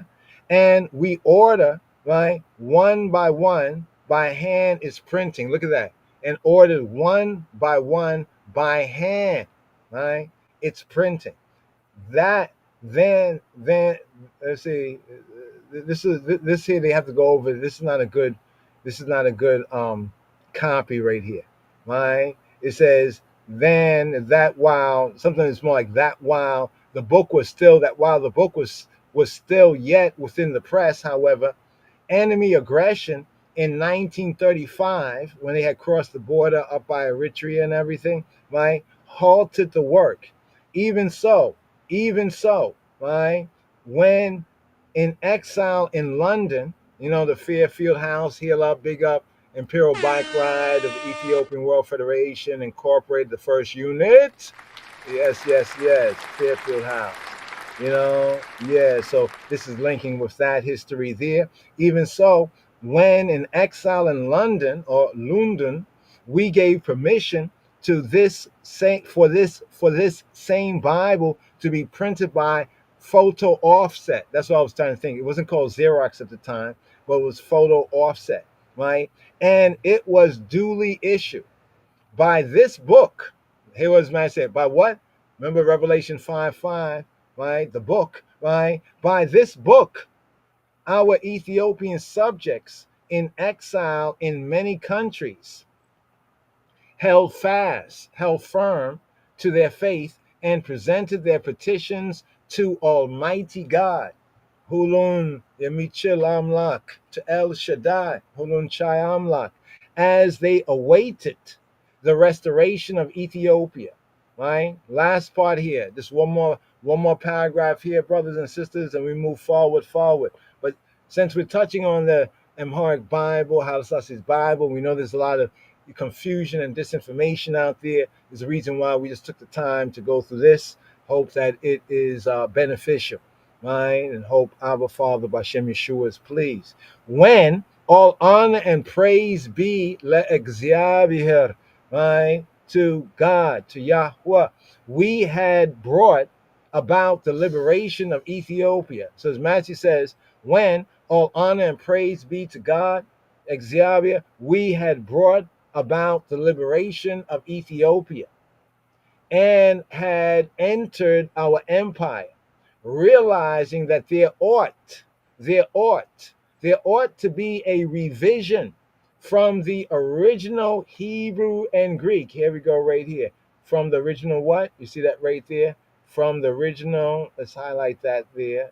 Right, there we go. From the original Hebrew and Greek, right? A revision from the original. This is why when we talk about its use, right, in some of the softwares, like over here, the IOTA, you can go to the Iesus, IYESUS.com, Iesus.com, right? Iesus.com site there. You could download this right here.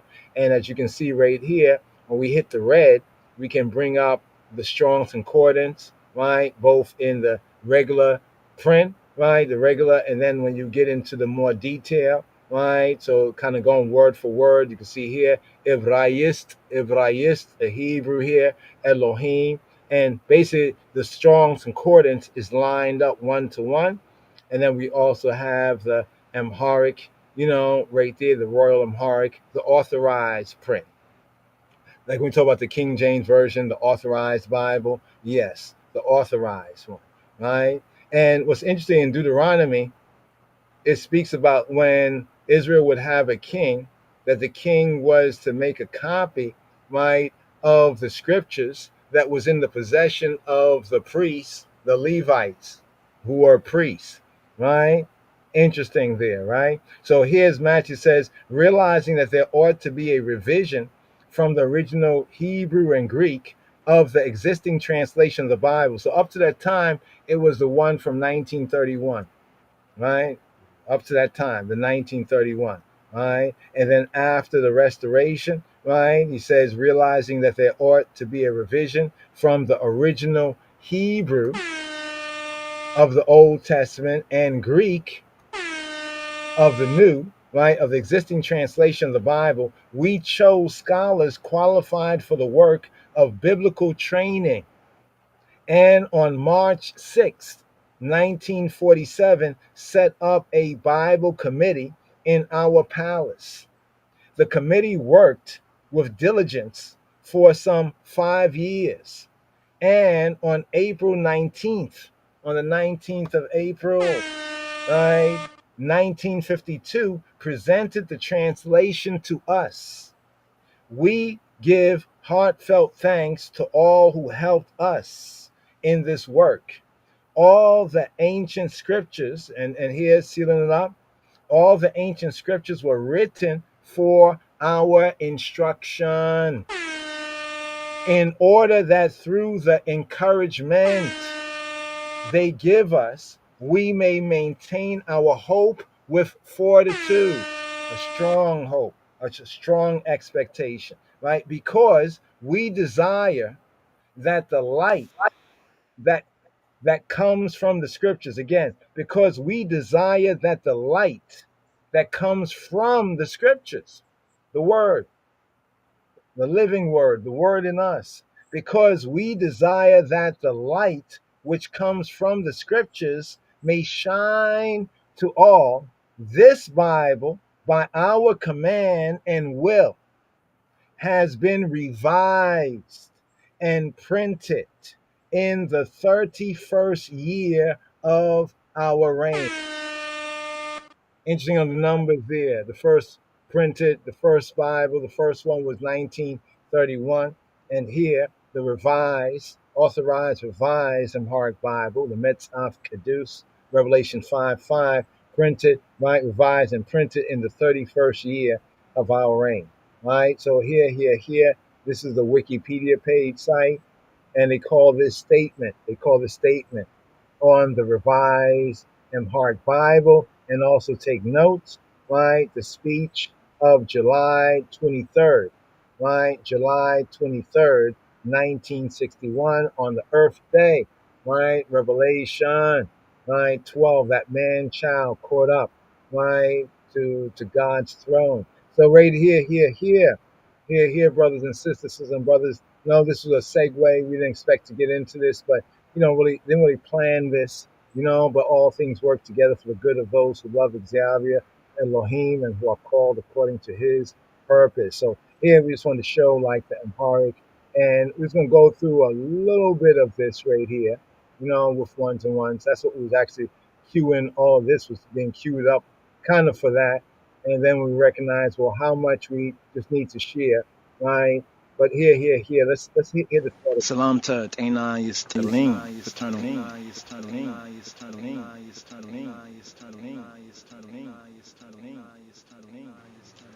Salam to Dana Yistaling, fraternal greetings. Here. Today's daily psalm, according to the royal order of the Ethiopian Hebrews, and here after the order of Melchizedek.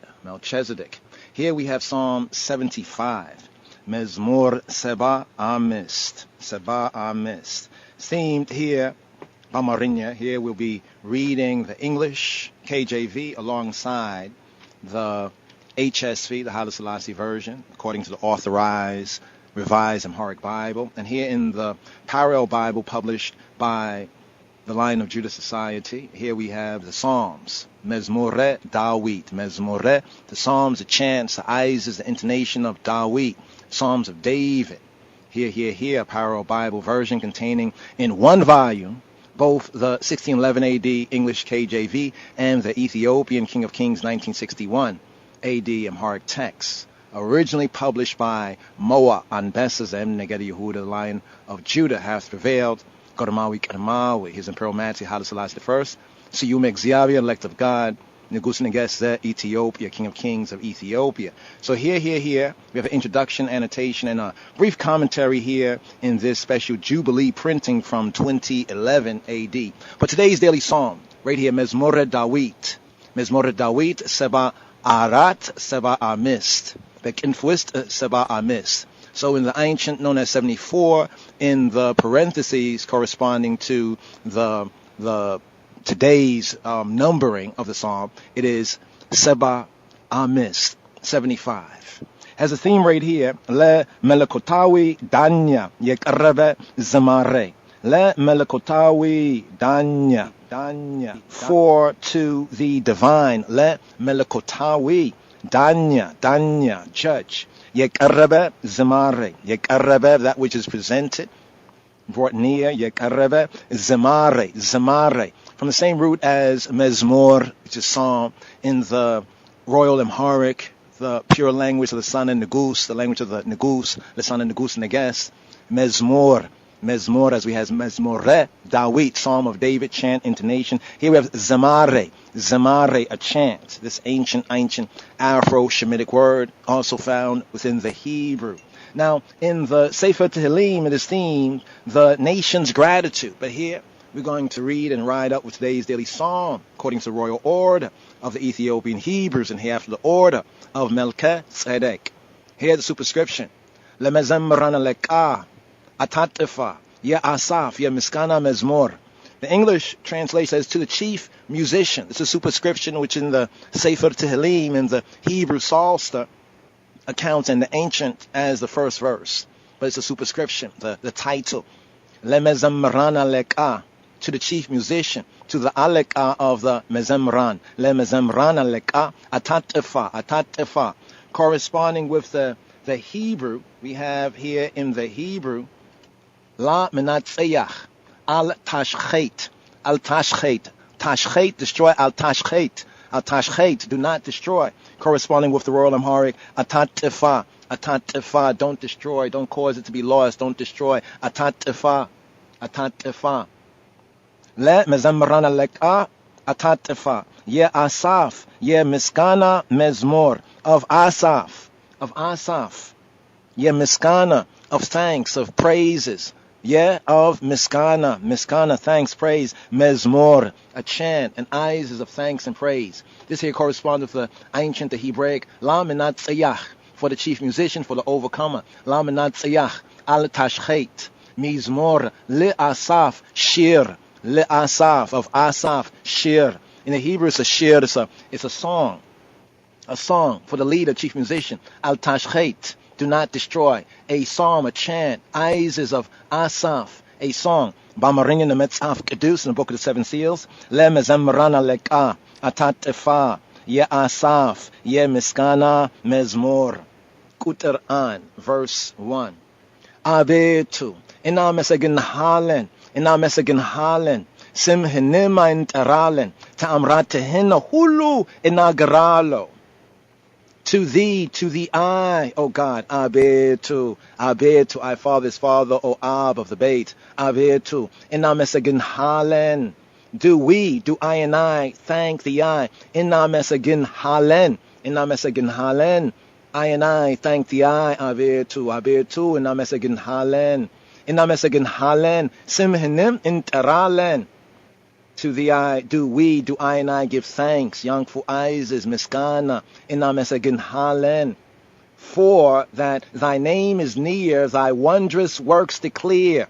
Simhenim, simih, the I male name, simhenim. And as for the I's male name, simhenim, in the teralen, do we call on the I name, the I male name, simhenim in teralen, tamratihin hulu inagralo, tamratih, the I wonders, amazing work, tamratihin hulu, all inagralo. I speak, I tell. For thy name is near, KJV has thy wondrous works declare. All of your amazing ta'amratihin hulu inagralo. I speak, I tell, inagralo. I talk of all your amazing, your wonderful ta'amrat, that which is quite highly, is the word in Ge'ez, it's like to know. It has to do with knowledge, but often it's translated as miracles because it's a high knowledge. They're wonderful. They're wonderful. They're amazing. But the root of miracle or wondrous in this sense is that which is past usual ordinary man's comprehension. It's learned. It's highly known, highly knowledgeable. The science, high science. Tamratihin hulu inagralu kuter hulet. Verse 2. When I receive the congregation, I will judge uprightly. Gizewin, the time sikebel, when I receive, when I kebele, sikebel, gizewinna sikebel, ine, I begin uprightly iferdalo, I will judge. Gizewin sikebel, ine begin iferdalo. Kuter source, verse 3. Midrina be'erswa wista yaminorut hulu wa kelletu, ine ma misesochuana atenao. The earth and all the inhabitants thereof are dissolved. I bear up the pillars of it, Selah. Midrina be'erswa wista yaminorut hulu kelletu. Midrina, midr, earth, the land. Midrina, the land, and be'erswa, in her, wist, in her, be'erswa, in her, wist, within her, yaminorut, those who dwell, those who live, hulu, all keletu, they melt. Inem and I, misesochuan, the pillars, atenao, can also be in the sense I study, but also in the sense that we have here in the KJV to say I bear up, atenao. Inem misesochuan, atenao. Kuter arat, verse 4. Ametzenyochen, atebedlu, al-huacho. I said to the fools, here we have the rebels, Bamarinya in Amharic, in the Metzaf Kedus, here in the Book of the Seven Seals and the Psalms to the Mezmor Dawit, here in Mezmor Dawit, Seba Arat, begint with Seba Amist, Psalm 75, it says, Ametzenyochin, the rebels, Ametzenyochin, with the ne at the end as a direct object marker for the verb. Ametzenyochin, the rebels, atebedlu al-huacho. Don't do wrong. Atebedlu al-huacho. Ametzenyochin, atebedlu al-huacho. Chatyatenyochinim, kendachuhun atansu. Deal not foolishly. Don't wrong. Atebedlu al-huacho. I have said to them, al-huacho. And to the wicked, chatiatenyochinim, and to the sinners, the uckers, to the chatiatenyochinim, and to the sinners, kendachuhun atansu, kendachu, your horn, y'all horn, kendachuhun atansu, don't lift up not, don't lift up y'all horn.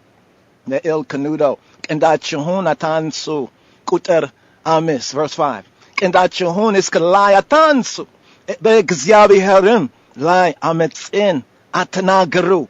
Lift not up your horn on high.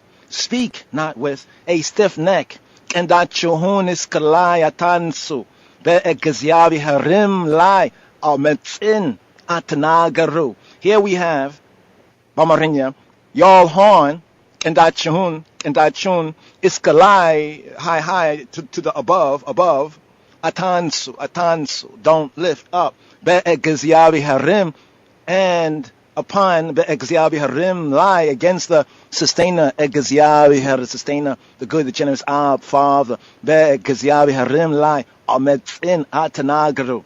Don't speak rebellion, don't speak ametz, ametzin atanagaru. Don't speak rebellion. Kuter Sidis, verse 6. Kubr ka misraka waim ka mi'raba waim ka midre beda yelemina. For promotion cometh neither from the east, nor from the west, nor from the south.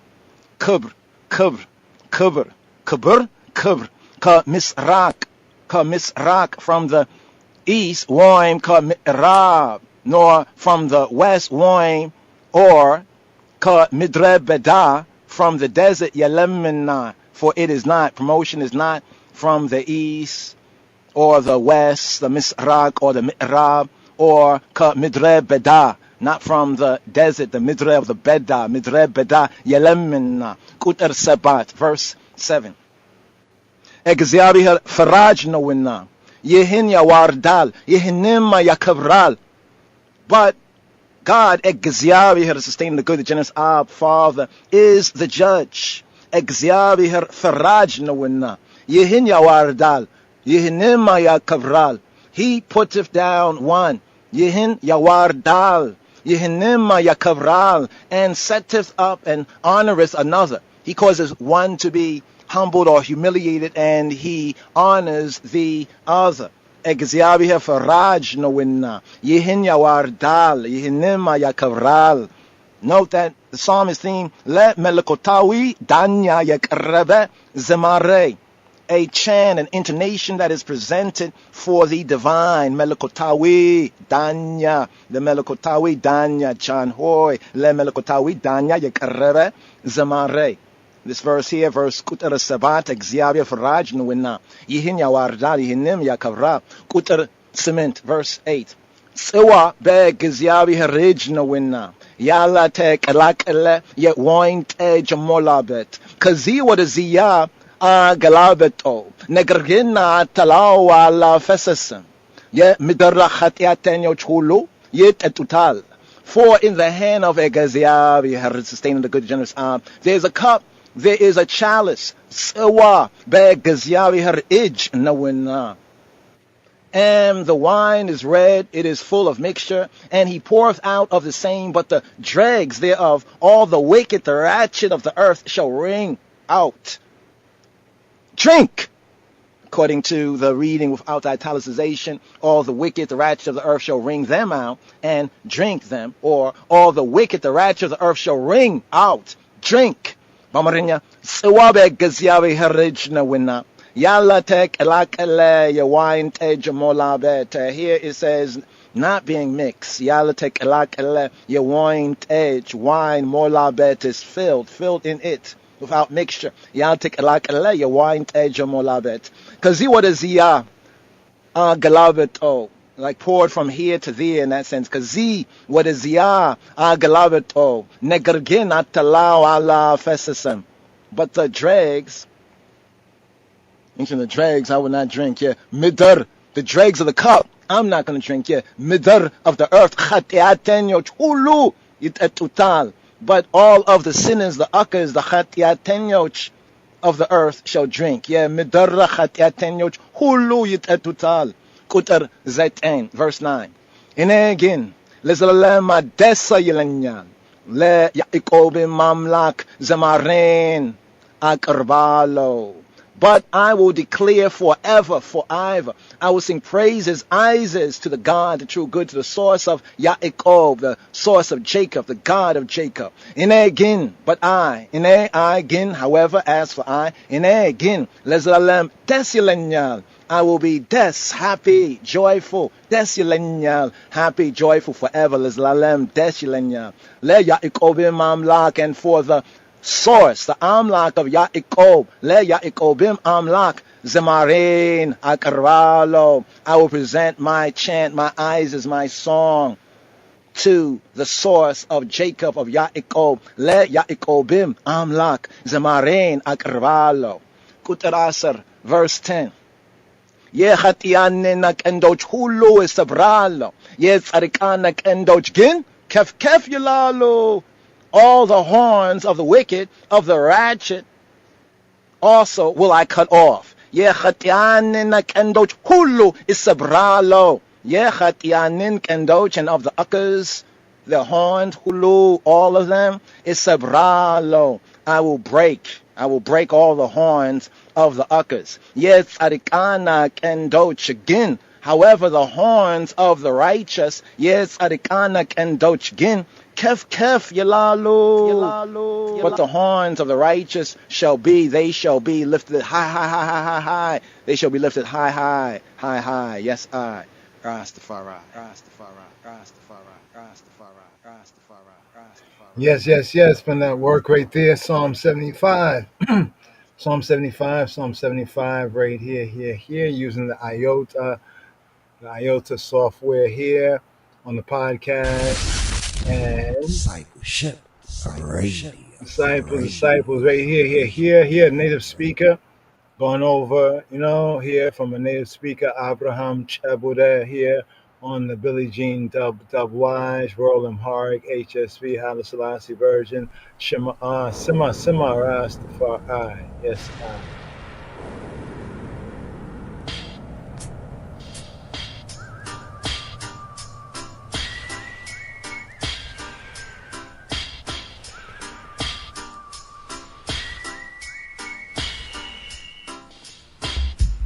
መዝሙር 74 በቅንፍ 75 ለመዘምራን አለቃ አታጥፋ የአሳፍ የምስጋና መዝሙር። አቤቱ እናመሰግንሃለን፣ ስምህንም እንጠራለን፣ ታምራትን ሁሉ እናገራለሁ። ጊዜውን ስቀበል እኔ በቅን እፈርዳለሁ።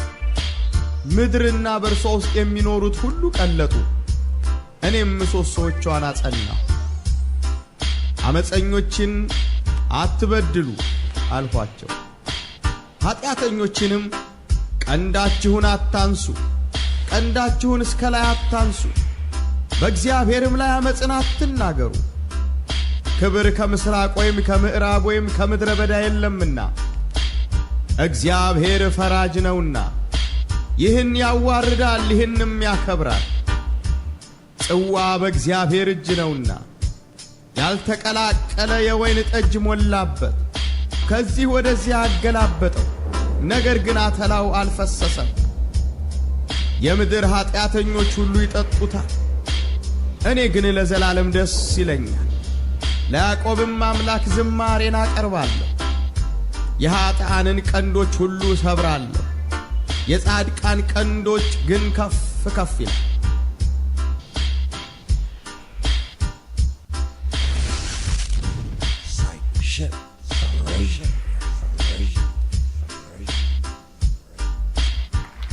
መዝሙር 74 በቅንፍ 75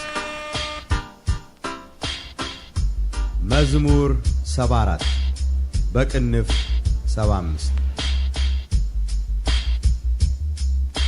መዝሙር 74 በቅንፍ 75 ለመዘምራን አለቃ አታጥፋ የአሳፍ የምስጋና መዝሙር።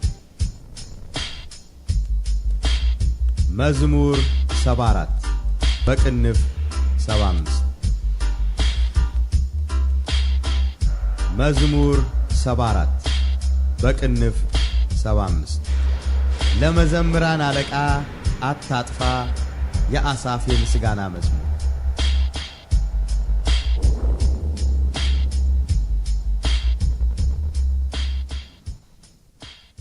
Yes. Psalm 75, today's daily psalm, right there. Hopefully touch on it a little bit more. Hear it in the English, some of the Hebrew highlights. Psalm 75. מזמור עין ה' למנצח אל תשחט, מזמור לאסף, שיר. הודינו לך אלוהים. Unto thee, O God, do we give thanks. הודינו וקרוב שמך. Unto thee do we give thanks. וקרוב שמך. For that thy name is near. וקרוב שמך. Thy wondrous works declare. סיפרו נפלאותיך.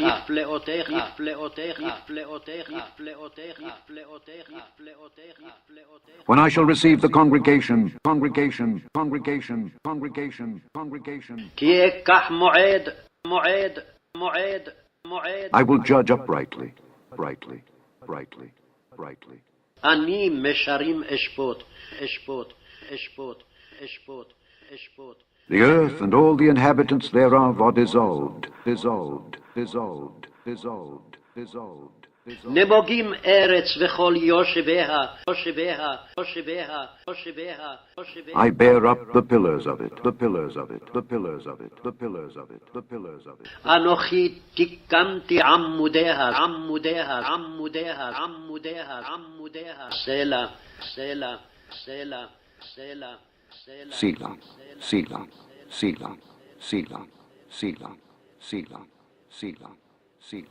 I said unto the fools, deal not foolishly, and to the wicked, lift not up the horn, lift not up your horn on high, speak not with a stiff neck. For promotion cometh neither from the east, nor from the west, nor from the south. But God is the judge. He putteth down one, and setteth up another. For in the hand of the Lord there is a cup, and the wine is red. It is full of mixture. and he poureth out of the same. But the dregs thereof, all the wicked of the earth shall wring them out and drink them. But I will declare forever, I will sing praises to the God of Jacob. All the horns of the wicked also will I cut off, but the horns of the righteous shall be exalted, shall be exalted, shall be exalted, shall be exalted, shall be exalted, shall be exalted, shall be exalted, shall be exalted, shall be Yes, yes, yes. Here's Psalm 75, as we read in the notes and shared, connected with Psalm 46 to Psalm 48, evening psalm for the second day, Psalm 48, and they're going to touch on this first reading here in the fifth book of Moshe. Again, Chazak, Chazak, we need Chazak. Here, Psalm 48. מזמור מ"ח, שיר מזמור לבני קורח. Psalm 48. מזמור מ"ח, שיר מזמור לבני קורח. Psalm 48. מזמור מ"ח, שיר מזמור לבני קורח. Rastafari, Africa is a must. So nobody force now cause. You have to jump on this your bus. Zion born, right? Psalm 48. מזמור מ"ח, שיר מזמור לבני קורח.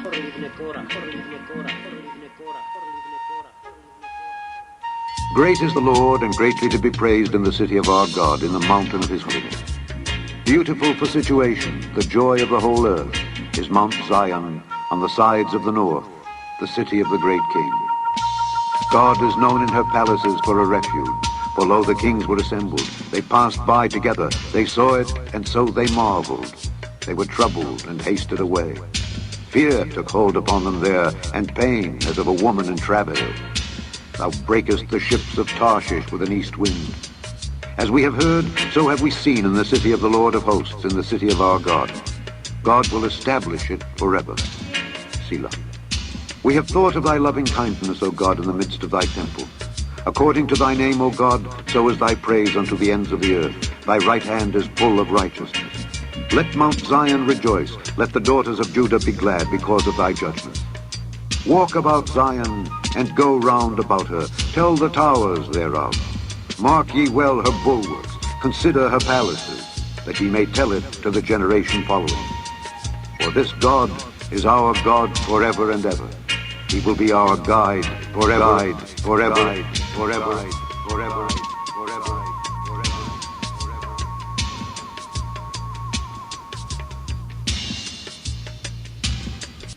מזמור מ"ח, שיר מזמור לבני קורח. גדול אדוני ומהולל מאוד, בעיר אלוהינו הר קודשו.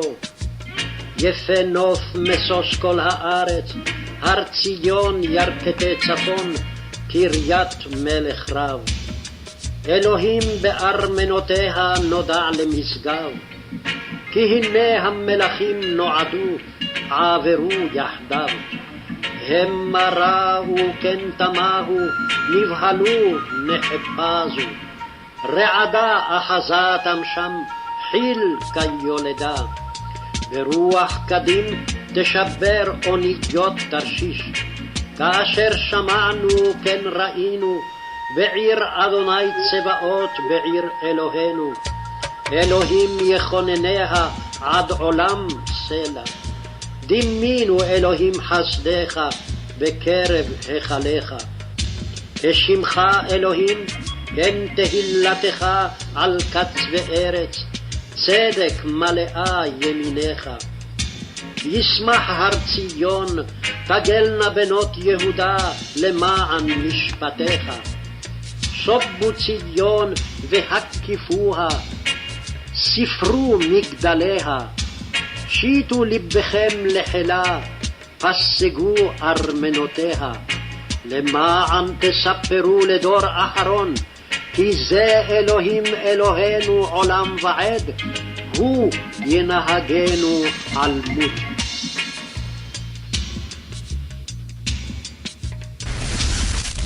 Discipleship, separation, separation.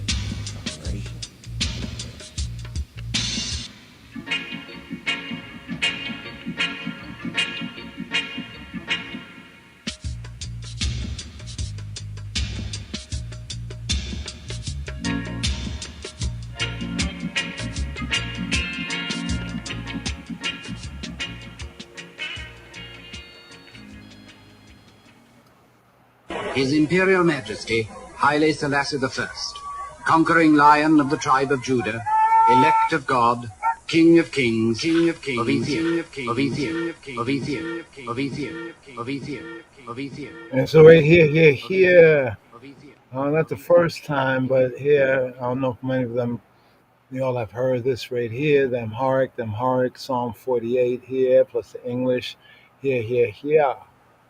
Check it.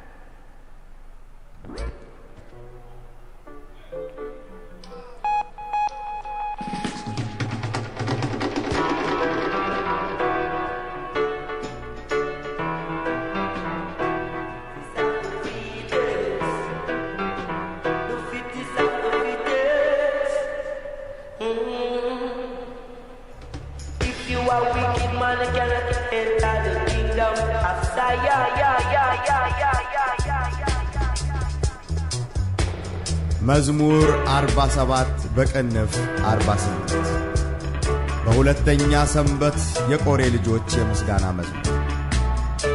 እግዚአብሔር ትልቅ ነው፣ በአምላካችን ከተማ በተቀደሰው ተራራ ምስጋናው ብዙ ነው። በሰሜን ወገን በመልካም ስፍራ የቆመ የምድር ሁሉ ደስታ የጽዮን ተራራ ነው። እርሱም የትልቁ ንጉሥ ከተማ ነው። እግዚአብሔር በአዳራሾቿ መጠጊያ ሆኖ ይታወቃል። እነሆ ነገሥታት ተከማችተው በአንድነት መጥተዋል። እነርሱ ሳይተው ተደነቁ፣ ደነገጡ፣ ታወኩ። መንቀጥቀጥ እንደ ወላድ ምጥ በዚያ ያዛቸው። በኃይለኛ ነፋስ የተርሴስን መርከቦች ተሰብራለ። እንደ ሰማን እንዲሁ አየን። በሰራዊት ጌታ ከተማ በአምላካችን ከተማ እግዚአብሔር ለዘላለም ያጸናታል። አምላክ ሆይ በአሕዛብ መካከል ምሕረትህን ተቀበል። አምላክ ሆይ እንደ ስምህ እንዲሁም እስከ ምድር ዳርቻ ድረስ ምስጋናህ ነው። ቀኝህ ጽድቅን የተሞላች ናት። አቤቱ ስለ ፍርድህ የጽዮን ተራራ ደስ ይበለው፣ የአይሁድም ሴት ልጆች ሐሴት ያድርጉ። ጽዮንን ክበቧት፣ በዙሪያዋም ተመላለሱ፣ ግንቦቿንም ቁጠሩ። በብርታቷ ልባችሁን አኑሩ፣ አዳራሿን አስቡ፣ ለሚመጣው ትውልድ ትነግሩ ዘንድ። ለዓለምና ለዘላለም ይህ አምላካችን ነው፣ እርሱም ለዘላለም ይመራናል።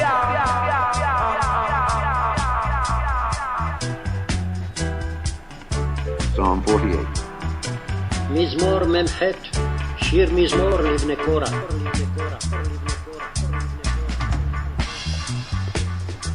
Great is the Lord, and greatly to be praised in the city of our God, in the mountain of his holiness. Beautiful for situation, the joy of the whole earth, is Mount Zion on the sides of the north, the city of the great king. God is known in her palaces for a refuge. For lo, the kings were assembled. They passed by together. They saw it, and so they marveled. They were troubled and hasted away. Fear took hold upon them there, and pain as of a woman in travail. Thou breakest the ships of Tarshish with an east wind. As we have heard, so have we seen in the city of the Lord of hosts, in the city of our God. God will establish it forever. Selah. We have thought of thy loving kindness, O God, in the midst of thy temple. According to thy name, O God, so is thy praise unto the ends of the earth. Thy right hand is full of righteousness. Let Mount Zion rejoice. Let the daughters of Judah be glad because of thy judgment. Walk about Zion and go round about her. Tell the towers thereof. Mark ye well her bulwarks. Consider her palaces, that ye may tell it to the generation following. For this God is our God forever and ever. He will be our guide forever, forever, forever, forever, forever.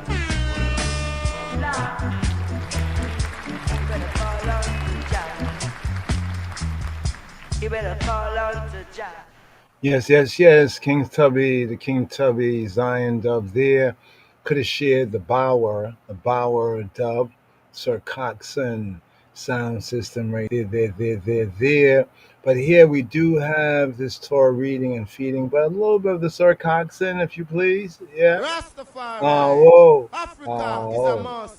So nobody force now cross. You have to jump on this bus. Zion born, right? Do it.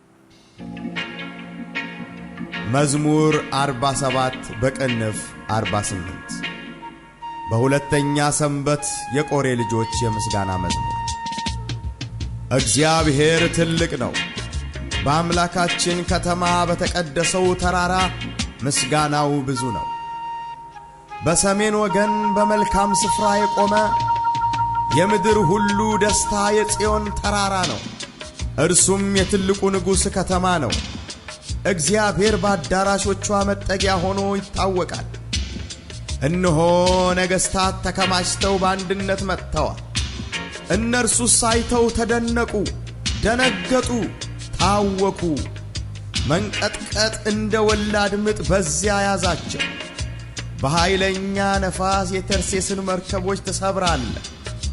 እንደ ሰማን እንዲሁ አየን። በሰራዊት ጌታ ከተማ በአምላካችን ከተማ እግዚአብሔር ለዘላለም ያጸናታል።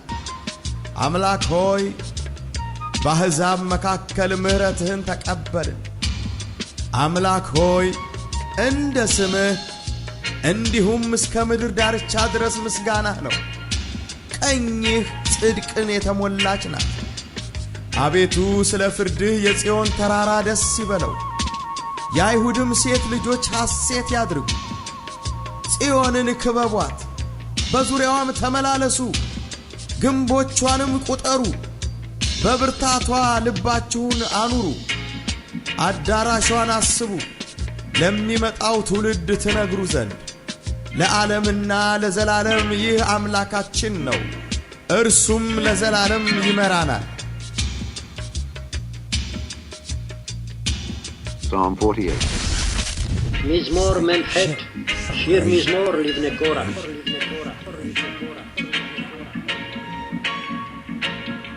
Great is the Lord, and greatly to be praised in the city of our God, in the mountain of his holiness. Beautiful for situation, the joy of the whole earth, is Mount Zion on the sides of the north, the city of the great King. God is known in her palaces for a refuge. For lo, the kings were assembled. They passed by together. They saw it, and so they marveled. They were troubled and hasted away. Fear took hold upon them there, and pain as of a woman in travail. Thou breakest the ships of Tarshish with an east wind.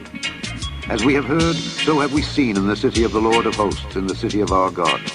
God will establish it forever. Selah.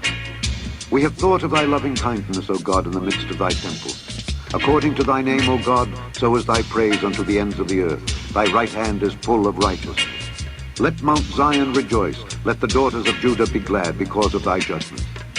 Walk about Zion, and go round about her. Tell the towers thereof. Mark ye well her bulwarks. Consider her palaces, that ye may tell it to the generation following. For this God is our God forever and ever. He will be our guide forever, forever, forever, forever, forever, forever, forever.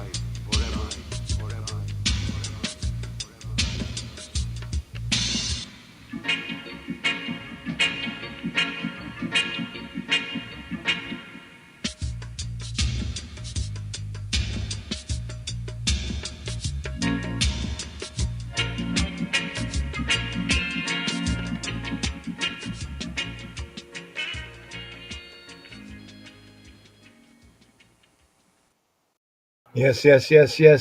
So here, give thanks.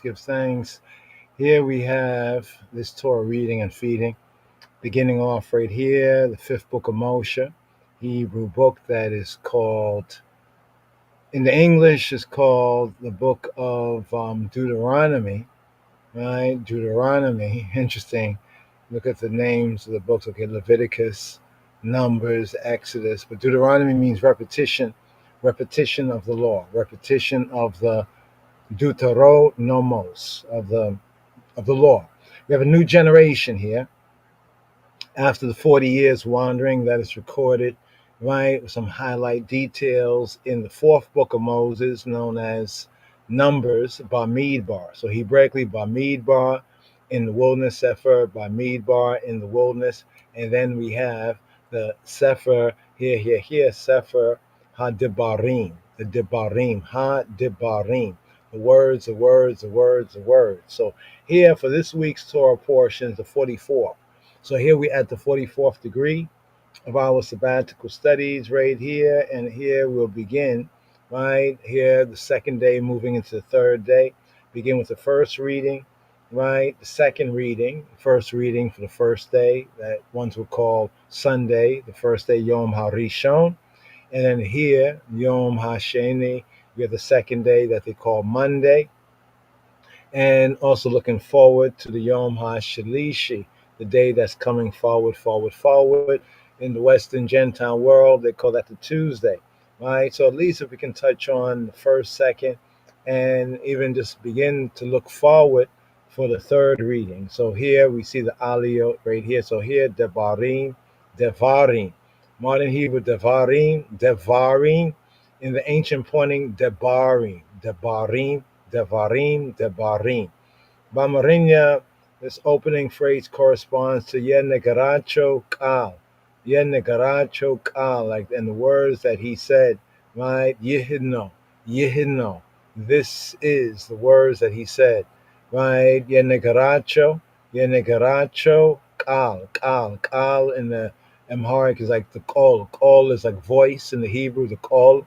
And then we have the Kal. Kal is like the word.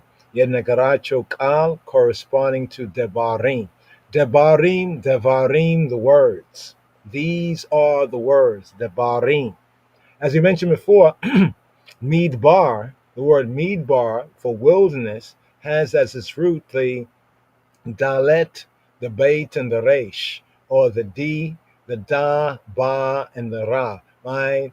The Dalet, right? The D, the Ba, or the Beit, the B, and the Resh, the R, right? And Dabar means word as a noun, and as a verb, it means to speak, Dabar, right? So here we have in modern Hebrew, Devarim is like a soft B that may sound like a V, Devarim, but more fully enunciated, Devarim, Devarim, the words, Negaracho Kal, Devarim, Devarim. So here we pick up, right, with the Torah reading here, first reading here in this fifth book. We pick up with Deuteronomy chapter 1, from verse 1 to chapter 3, verse 22. Right? So the first day's reading, first Ali, the first reading, second reading, third reading. Here we practice, right, and preach too, but practice especially a reading a day. Right? So for the full 7 for the Shabua, right, a good way to go through one study is take a Ali a day. So this here, you can find this here at the lojs.org.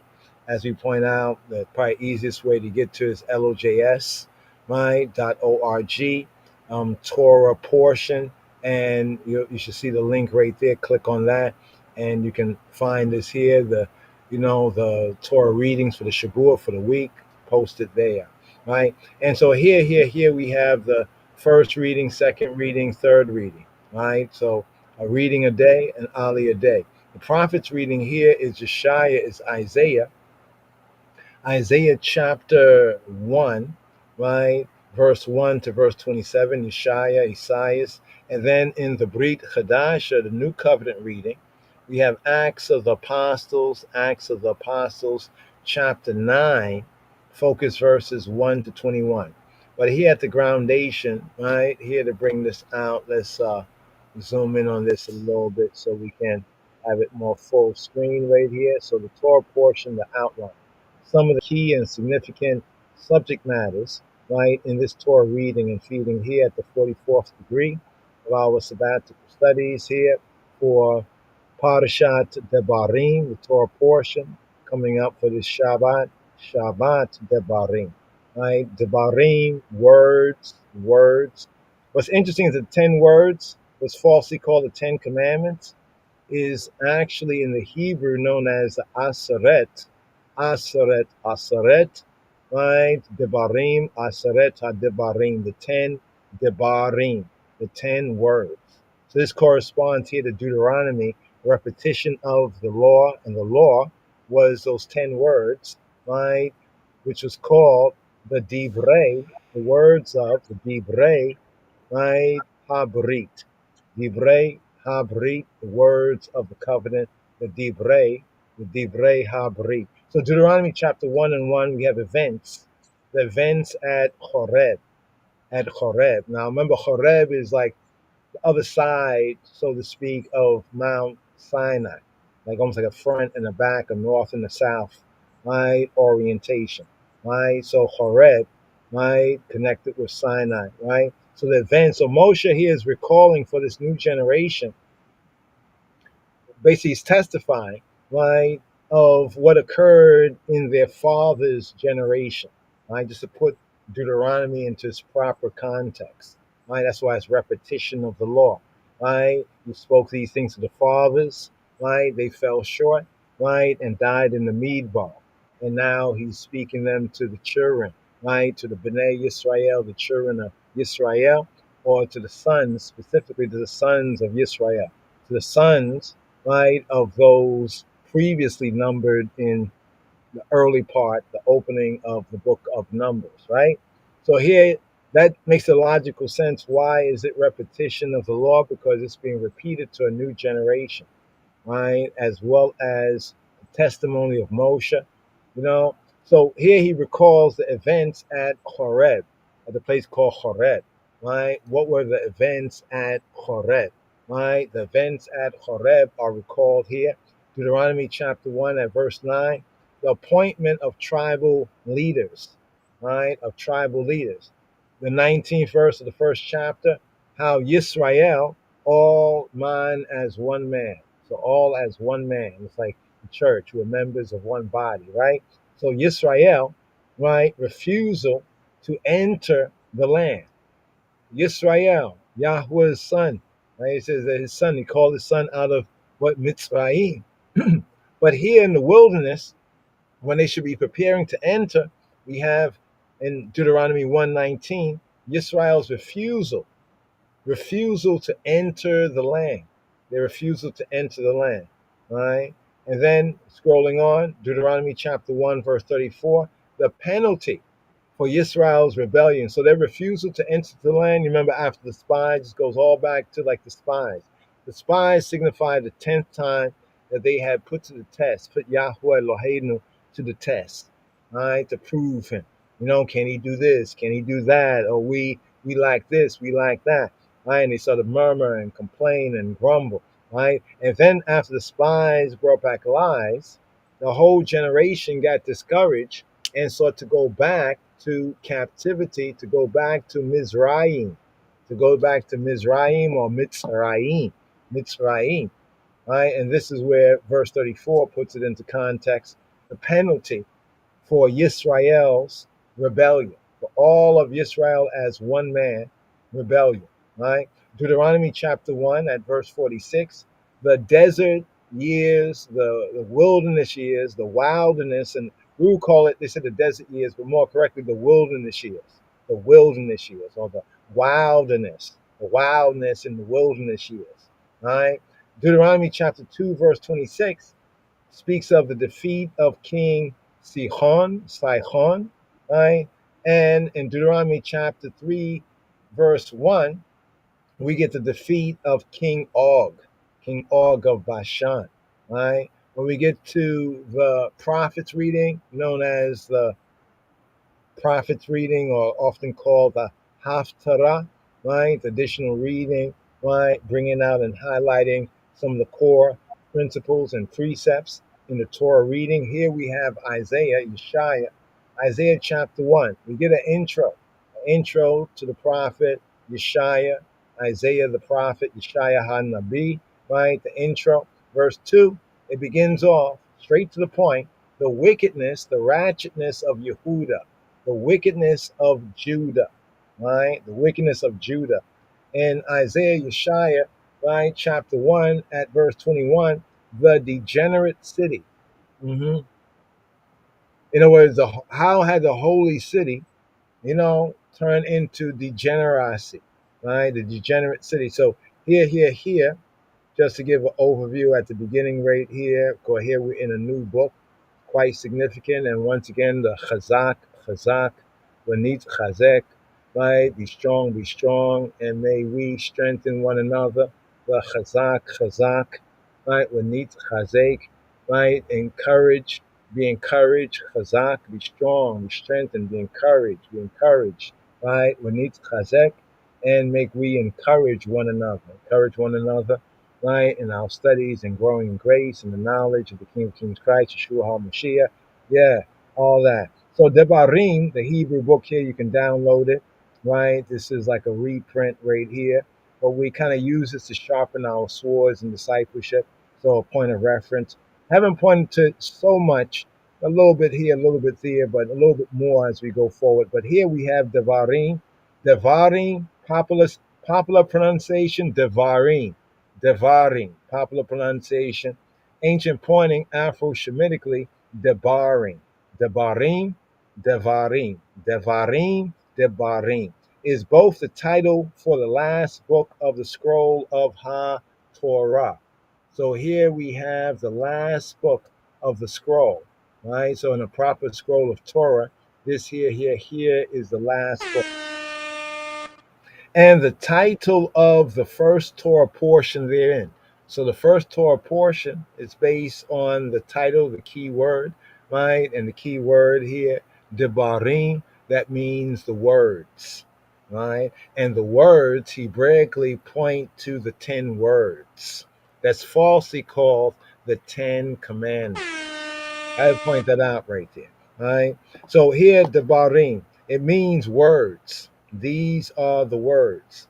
The English-speaking world calls this book Deuteronomy. In the English Gentile world, it's called Deuteronomy, right?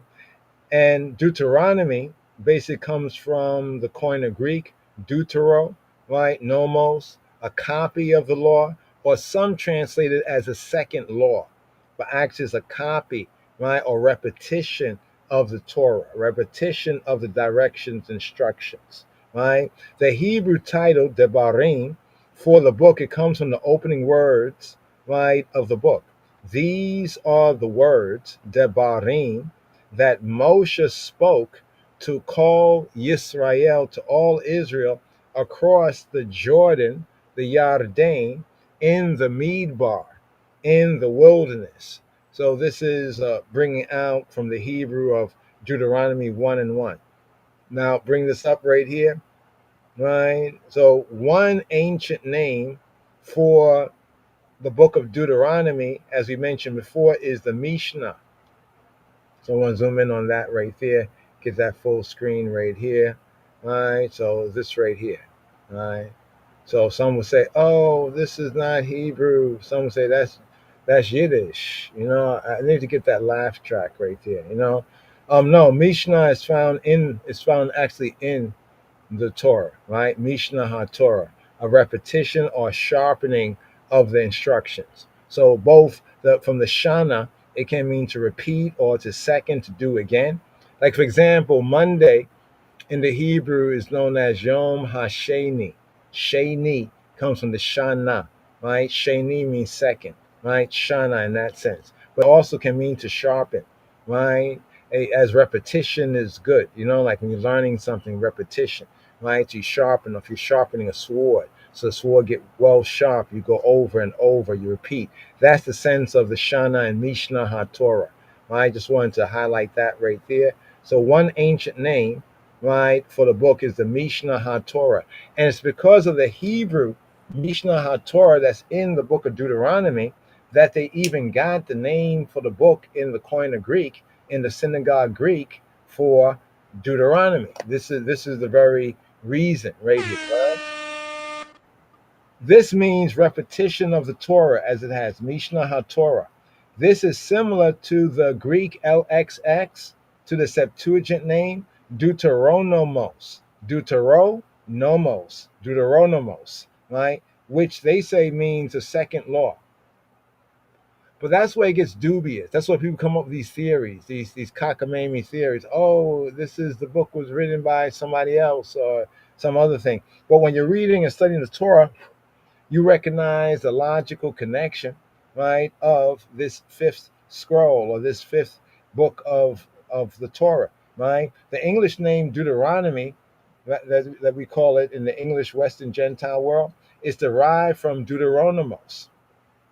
The book of Deuteronomy is dominated, by one main theme in Deuteronomy. What's the one main theme?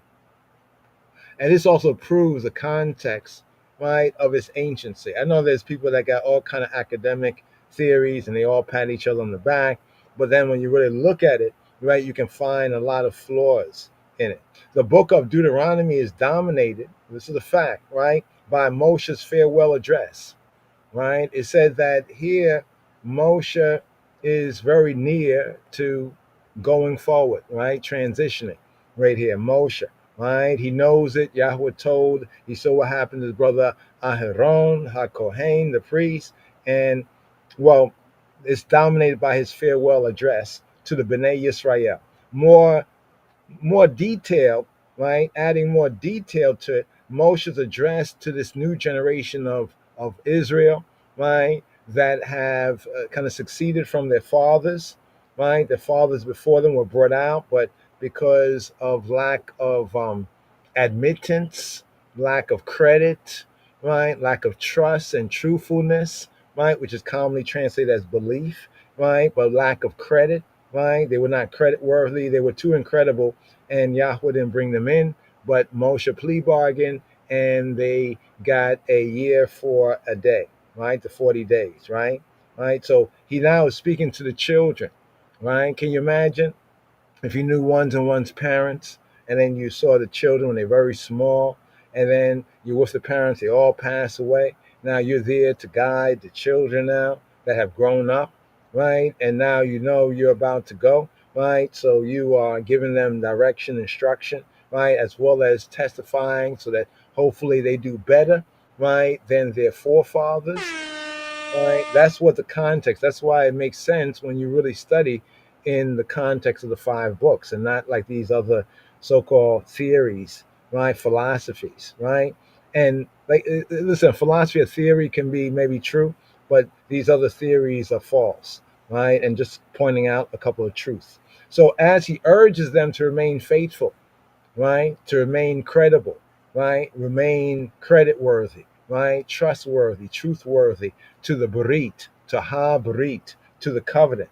And he also prepares Moshe here in this 5th book. He prepares them for entering the Canaan, right? The Afro-Canaanite land, as we call it, or the Canaano, the Canaan, right? During the course of the book, Moshe, he reviews, no doubt he recalls, looking at the children, the sons grown up, right? Already seeing what they are doing, how they are already doing much better than their forefathers, and knowing he's not going to be around for much longer, right? He's giving them, the benefit of the experience and, his view, because he was there with them, their fathers coming out. So those who came out were not credible, right? Credit worthy to be brought in, but their children, right, were. Moshe, so he reviews the story, the narrative of the giving of HaTorah, right, at Har Sinai, at Mount Sinai, and also the trip and the experience through the wilderness, the trip towards the promised land. And he also reinforces and reiterates several Torot. We say Torot is direction, instruction, right? So the compendium, all of it can be considered to be direction, instruction, but there are specific direction, instruction. Like the direction, instruction concerning a woman after childbirth is different than the direction, instruction concerning a leper, is different than the direction, instruction concerning clean and unclean food, but all together, right, based on the source, it's the direction, instruction of Yahweh Eloheinu. So we both use the term Torah in the singular sense, referring to all, right? And also in the plural sense, Torot. And yes, this can be found in the Hebrew too. In fact, when it talks about Abraham, it says of Abraham that he kept Torotai. Torotai. Torotai. What is Torotai? Torotai is like my Torahs, the various different direction instruction that Yahweh Eloheinu, the El Shaddai gave to Abinu Abraham. He kept them.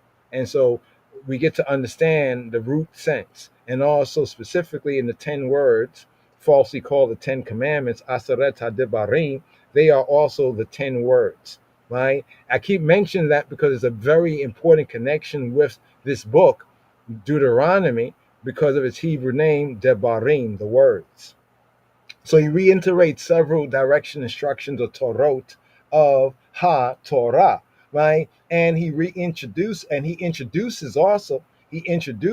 new Torah. This is why we have Robenu, our rabbi, the Rabbi Yeshua HaMoshiach, right? Saying, right, that Moshe, right, like from the beginning it wasn't so, but Moshe, right, because of the hardness of the hearts of the men of Israel, right, he gave direction instruction that, of course, Yahweh permitted him to give, right? So when we look at the 5 books, right, we have to be able to have discernment.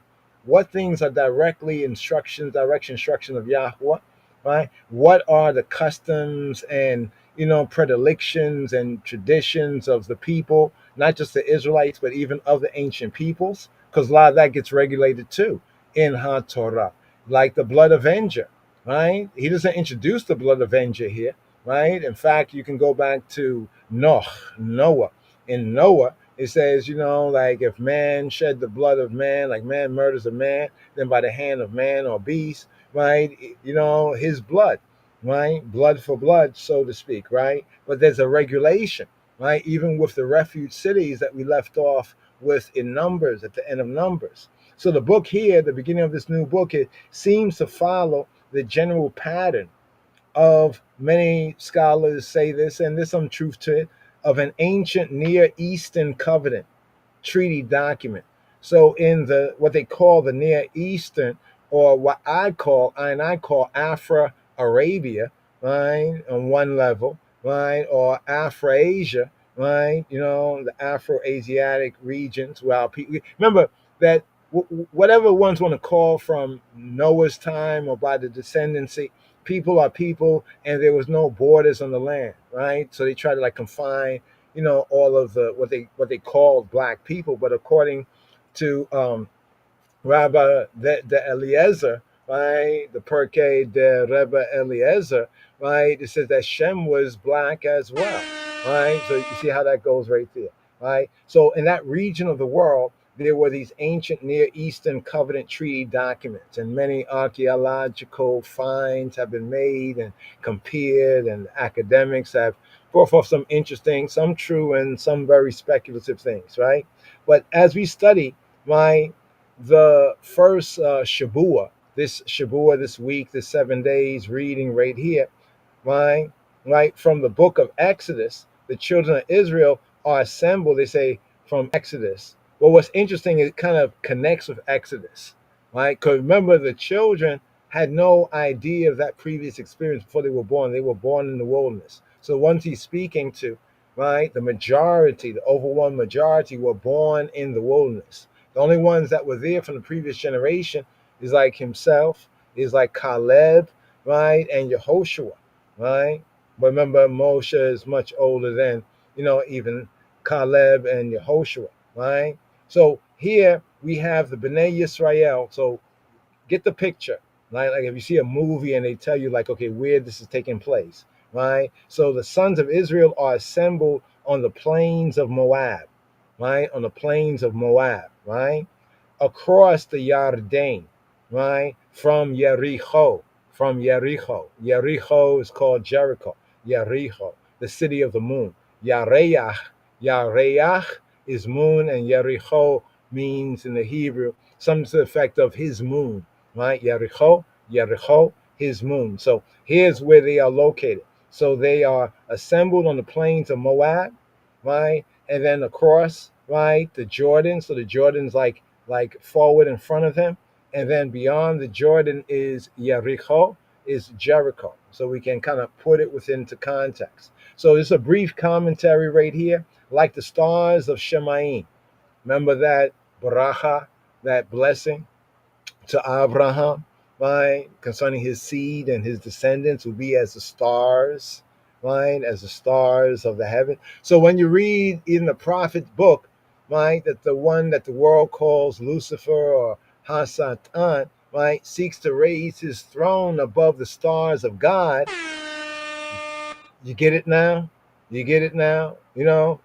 Right? Because people say, oh, well, he's going against God, like the one they call Lucifer or Satan, right? But then when you read, it says, well, see what it says? He want to raise his throne. Satan want to raise their throne above the stars. So the question here is, who are the stars of God? Or the stars of heaven, rather, right? The stars of heaven. To Abraham, that promise was given to his seed, right? They shall be as the stars of heaven. Even Daniel says, like how they will shine like the stars of heaven, right? So the thought here for the Shavua is this here. Just go into this opening part and hopefully get into a little more as we go through. The thought, the food for thought, right? The thought for the Shavua, for the 7. So the Torah is as like, for the Torah portion, it's like almost like a loaf of bread, right? Or like food, right? That you allocate, for the 7 days, so to speak.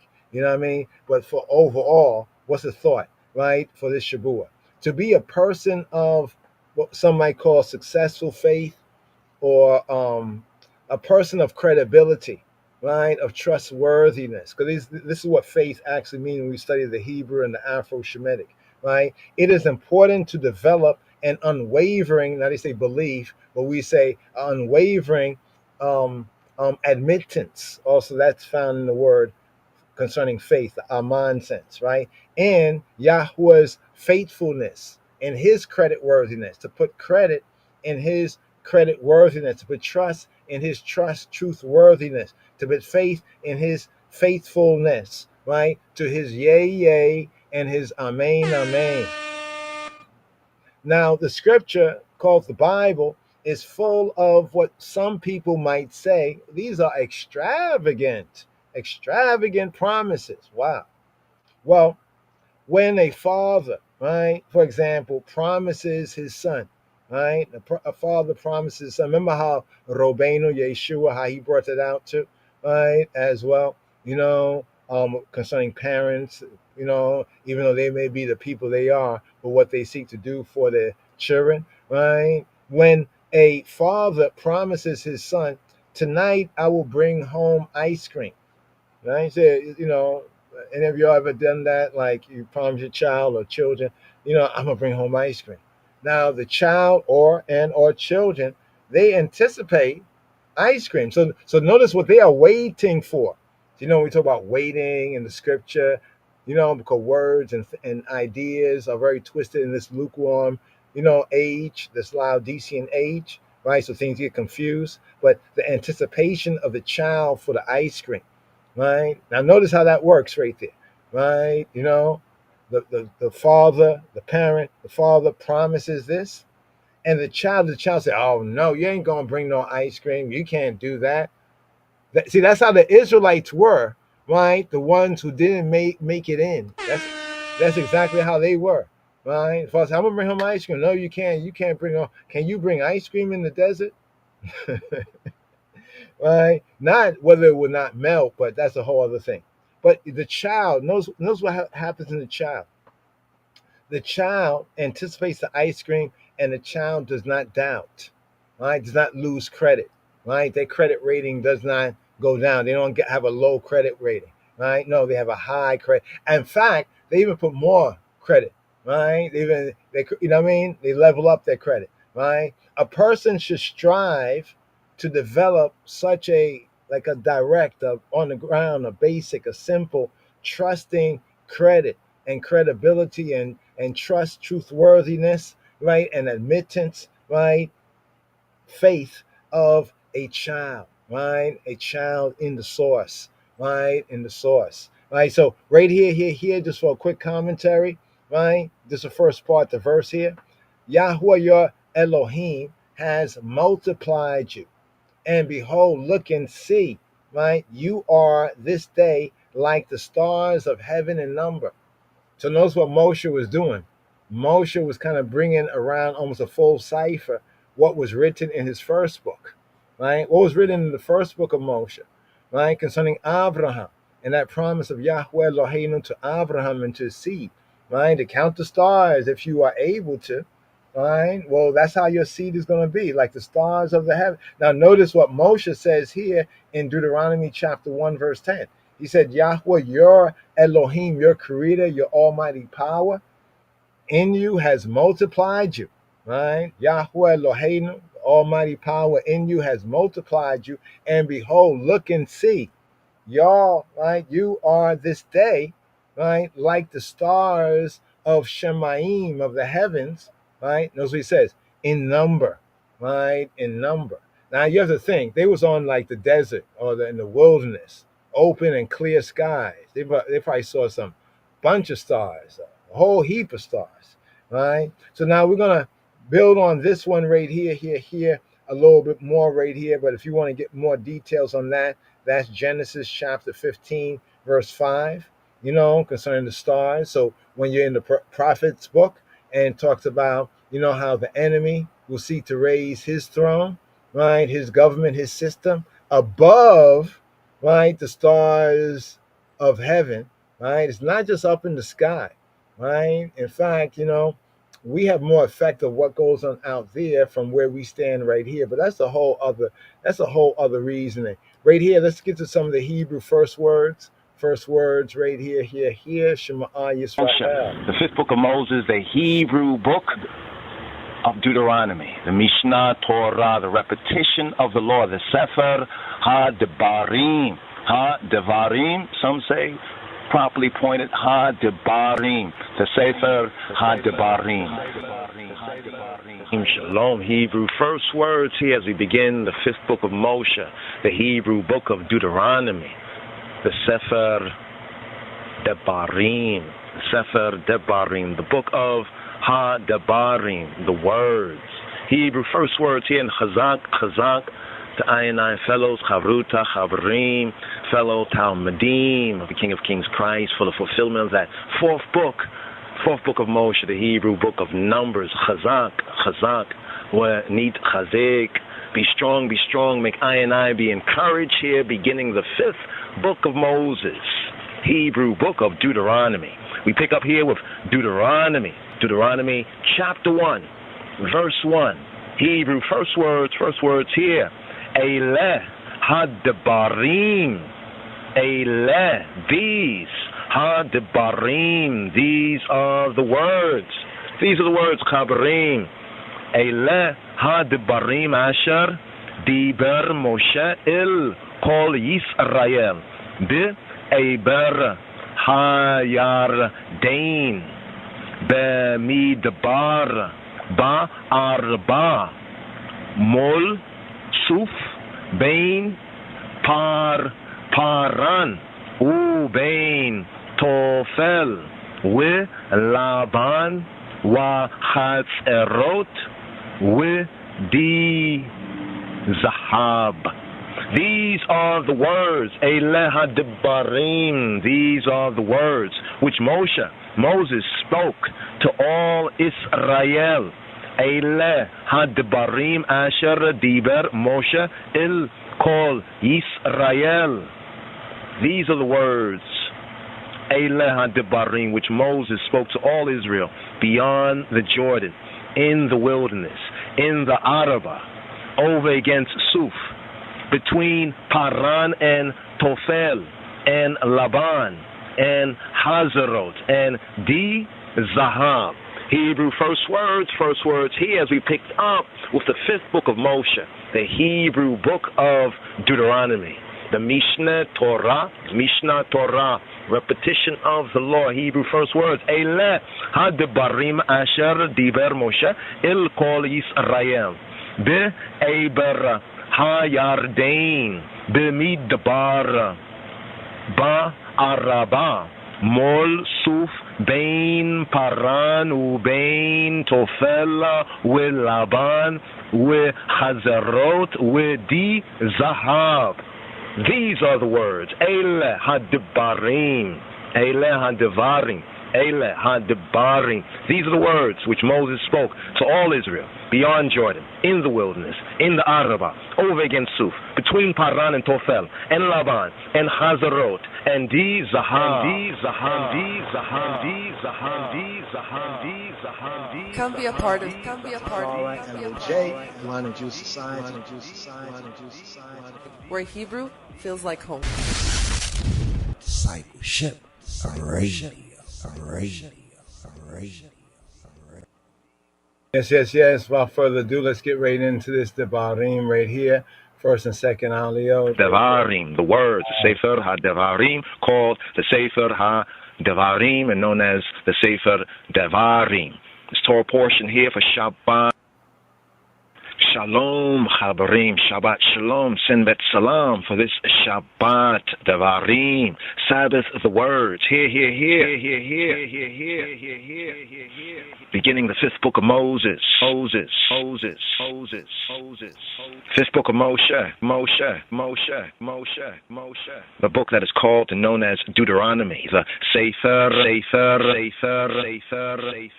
Devarim. The Sefer, the Devarim, the words, the Sefer HaDevarim, called the Sefer HaDevarim and known as the Sefer Devarim. This Torah portion here for Shabbat Devarim. Sabbath of the words. Here. Beginning the fifth book of Moses, the final book of HaTorah, the directions, the instructions. And here for this Shabbat Devarim, the 44th Rastafari sabbatical study, and here for this Shabbat strong Shema Yisrael, give ear right here. B'Shem Ha'av V'Havein V'Ruach HaKadosh Yahweh Echad, in the name of the Father and of the Son and the Holy Spirit, He who be, who He be, the One. Here, picking up and beginning with the first reading, the first Aliyah, the first reading, the Rishon Aliyah,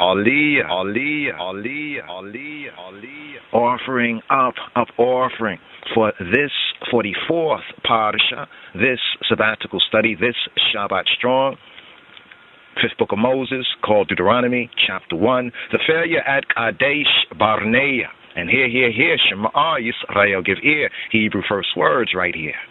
Eile ha-devarim asher diver Moshe illa kol Yisrael de'ibera hayarden ba-midbar ba-iraba mol suf ben paran uben tofel u'lavan wa-hatzerota u'bi-zahab. These be the words. Eile ha-devarim. These ha-devarim. These be the Devarim. Eile ha-Devarim. Asher diber Moshe il kol Yisrael, which Moshe, spake to all Yisrael. Eile ha-Devarim. Asher diber Moshe il kol Yisrael de'ibera hayarden bamidbar. These be the words, ha-Devarim. These be Devarim, the words which Moses spake to all Yisrael. On this side, Yarden, on this side, Jordan, Bamidbar, in the Midbar, in the wilderness, in the plain over against the Red Sea. Ba'iraba Mol Suf, between Paran and Tofel. Ben Paran uben Tofel, and Laban, and Hazarot, and Di Zahab.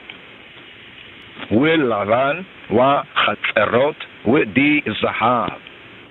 There are 11 days' journey from Horeb by the way of Har Seir, Mount Seir, to Kadesh Barnea. And it came to pass in the 40th year, in the 11th month, the 11th moon, on the first day of the moon of the month, that Moses spake to the Bnei Yisrael, to the sons, the children of Yisrael, according to all that the Yahweh had given him in commandment to them.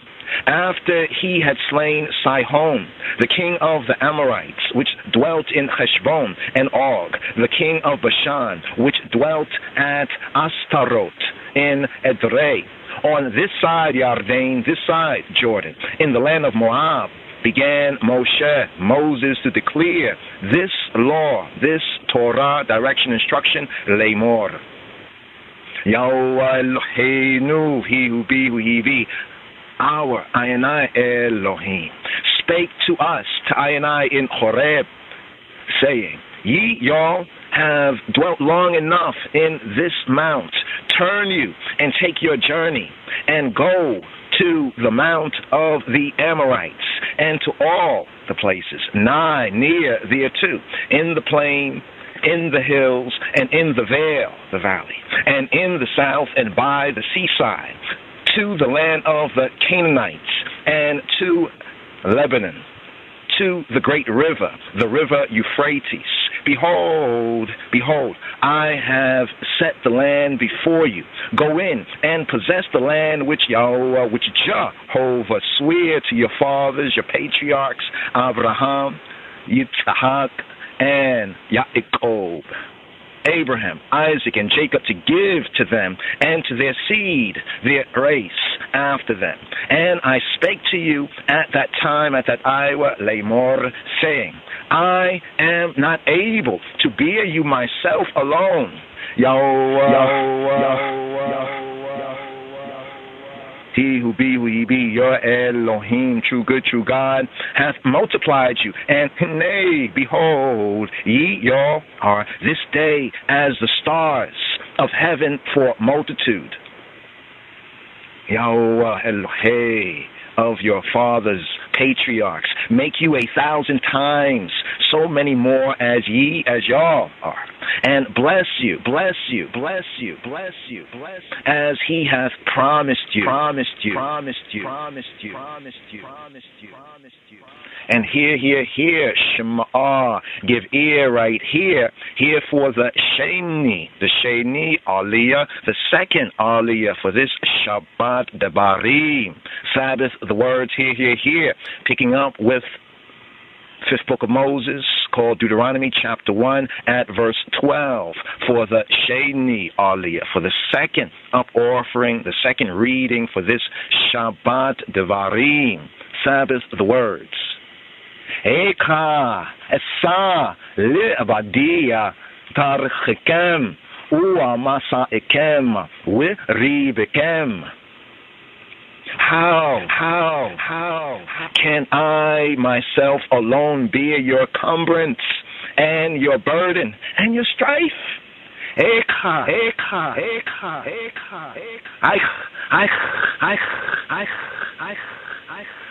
Eka esa libadi tarachikem u'amasa'ikem u'ribekem.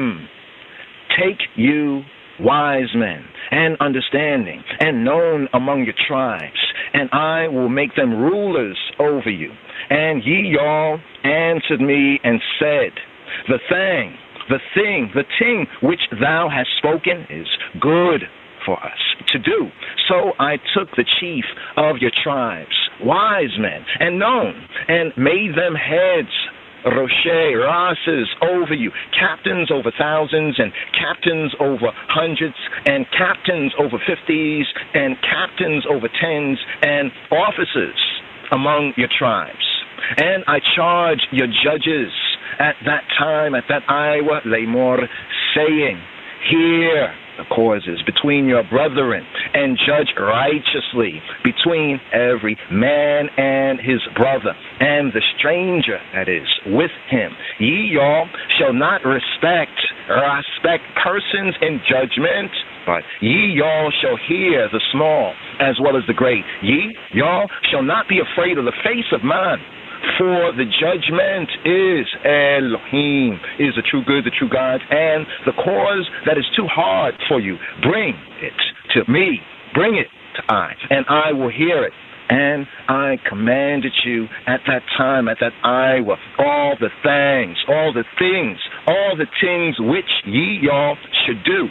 And when we departed from Horeb, we went through all that great and terrible midbar, great and terrible wilderness, which y'all saw by the way of the mountain of the Amorites, as Yahweh Eloheinu, as he who be Jehovah, I and I Elohim commanded I and I. And I and I came to Kadesh Barnea. And I said to you, y'all are come to the mountain of the Amorites, which Yahweh Eloheinu, which Jehovah, I and I Elohim, doth give to us. Nay, behold, Yahweh Eloheka, Jehovah, the I Elohim, have set the land before thee. I go up and possess it as Yahweh, as he who be, we be Jehovah, the Elohim of thy fathers, of thy patriarchs, hath said to thee, I, fear not, fear not, fear not, fear not, fear not, fear not. Neither be discouraged.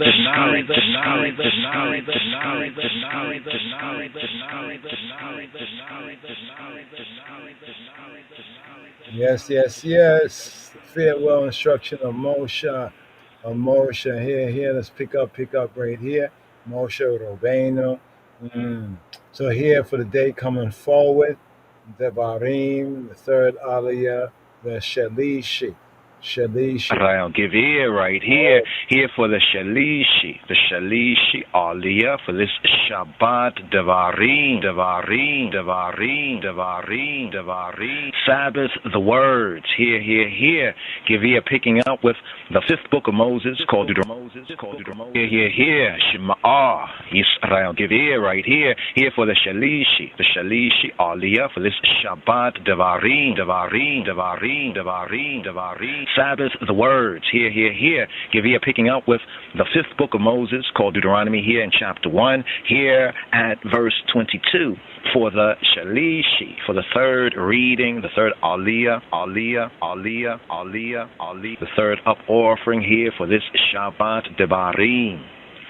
Watikarabuna Elai كلكم وتمروا نشلها نشيما لفنينو وحيبرو لانو اتهارت وياشبو أوتانو دوار اتا هادرك أشر نائل بها وإيتا عريم أشر نبو إليهن. Here for the Shalishi, for the third Aliyah, for this Shabbat Devarim, here, Deuteronomy chapter 1, verse 22. And ye y'all came near to I, every one of you. وَيَتِقْرَبُونَ إِلَيَّ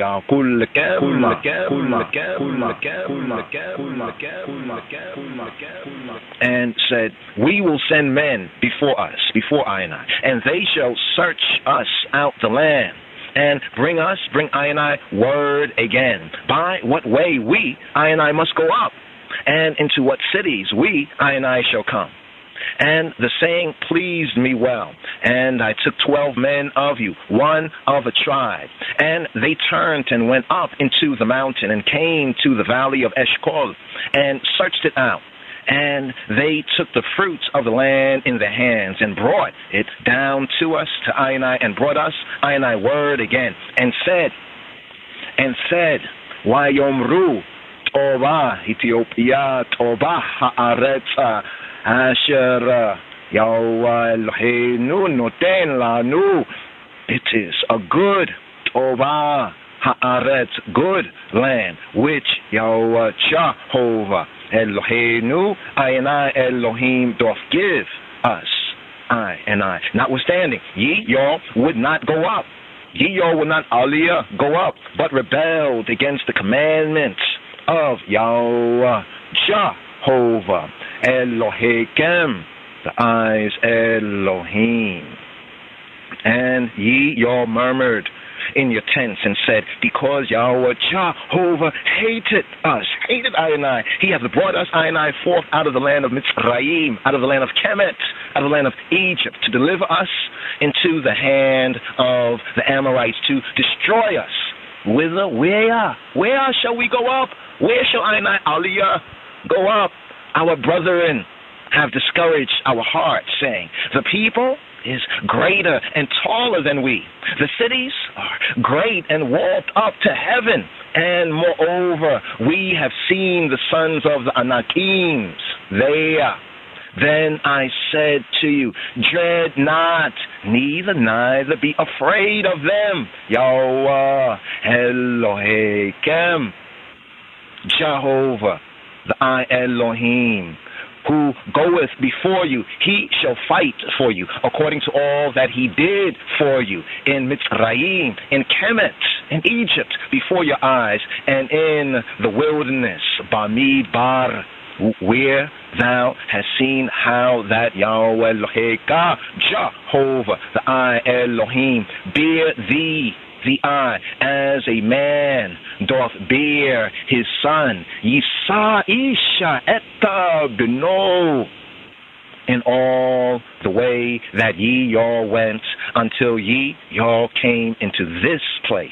Yet in this thing, ye all did not believe, Yahweh Elohim, ye did not believe, Jehovah, the I, Yah Elohim, who went in the way before you to search you out a place to pitch your tents in fire by night, to shew you by what way ye all should go, and in a cloud by day. And Yahweh Jehovah heard the voice of your words, and was wrath, and swear, Lamor, saying, surely there shall not one of these men of this evil generation see that good land which I swear to give to your fathers, to your patriarchs, save Caleb, except for Caleb, the son of Yefuneh. He shall see it. And to him will I give the land that he hath trodden upon, and to his children, because he hath holistically, completely followed Yahweh Jehovah. Also, Jehovah, Yahweh, was angry with me for your sakes, Lamor, saying, thou also shalt not go in thither, but Yahoshua, the son of Nun, who standeth before thee, he shall go in thither, encourage him, for he shall cause Yisrael to inherit.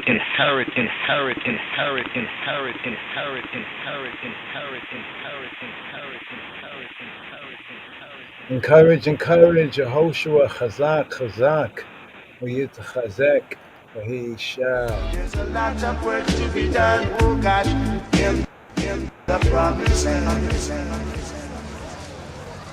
Encouragement, Chazak, we need Chazek. There's a lot of work to be done, oh God, in the promised land, Yes. Full of fall right here.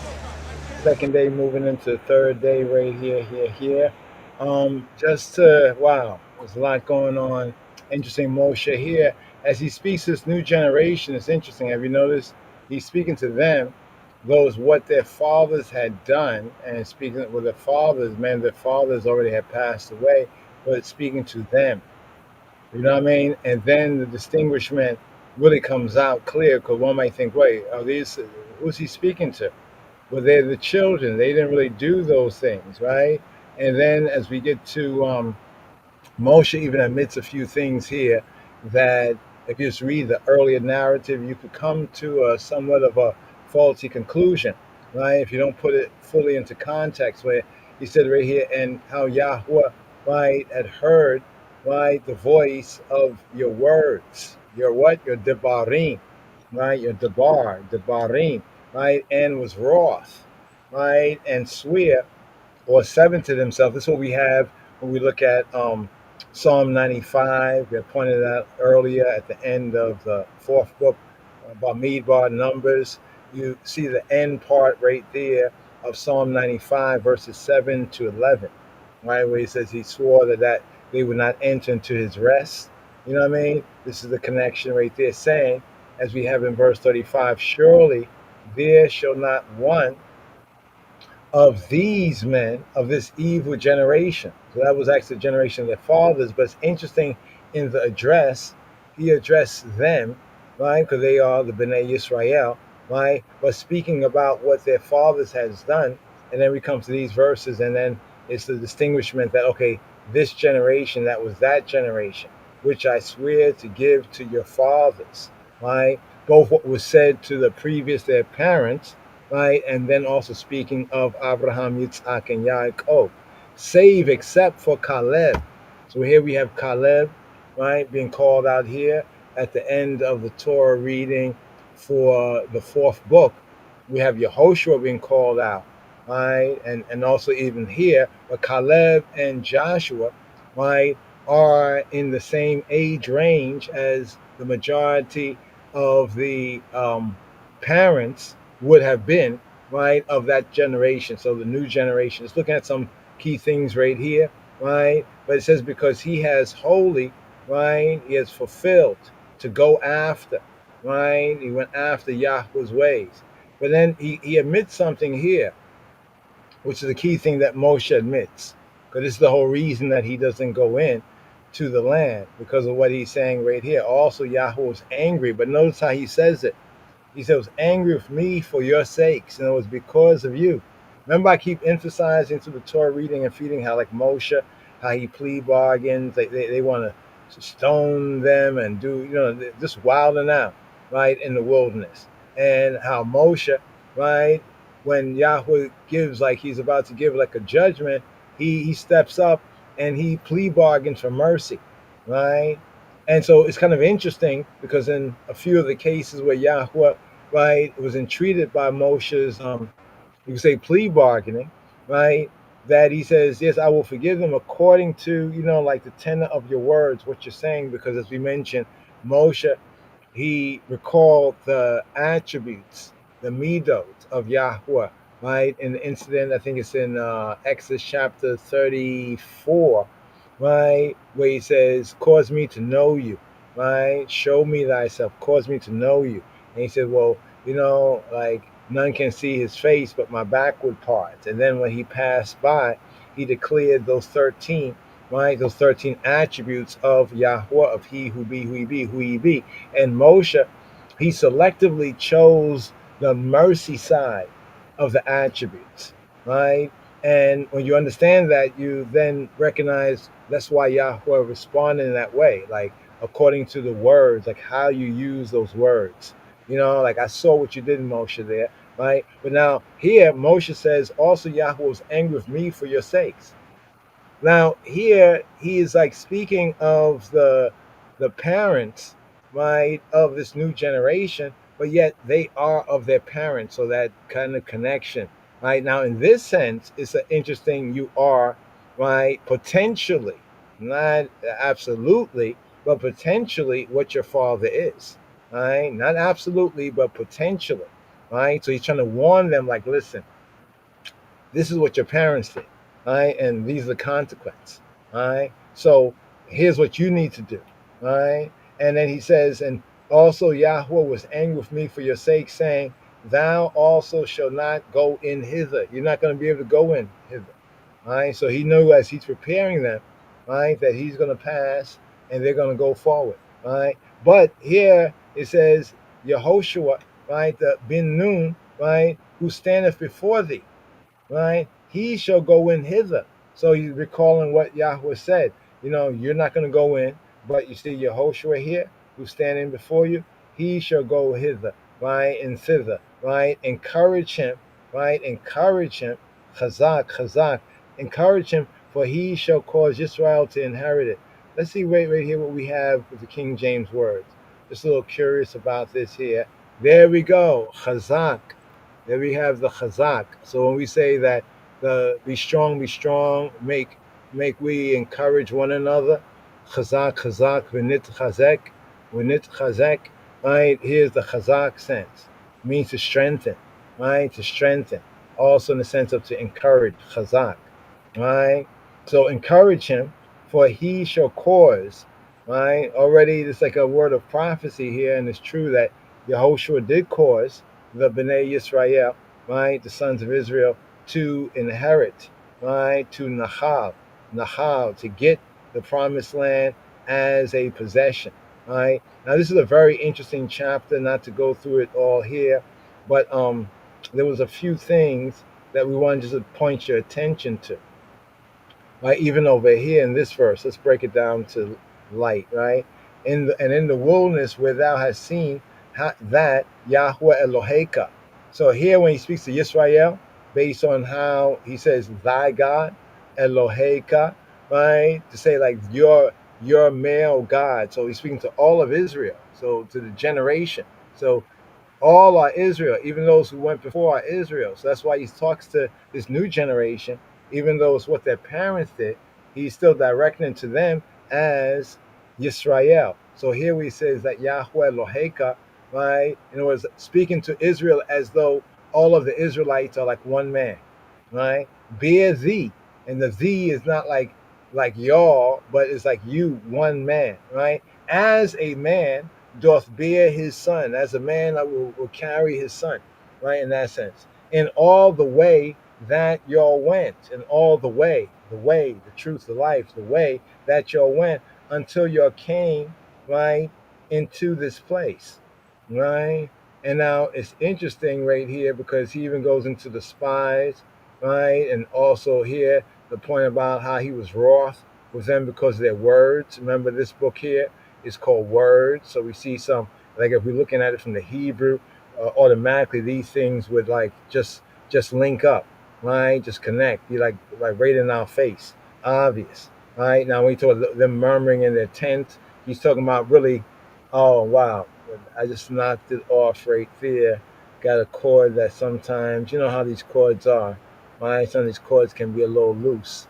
Let's see if, right, let me see if I can bring this up, bring this on again right here, right? So we can just touch on some of the basics here, right? So once we get the context, hold on for a moment, what's going on? Okay, this right here, this right here. Hold on.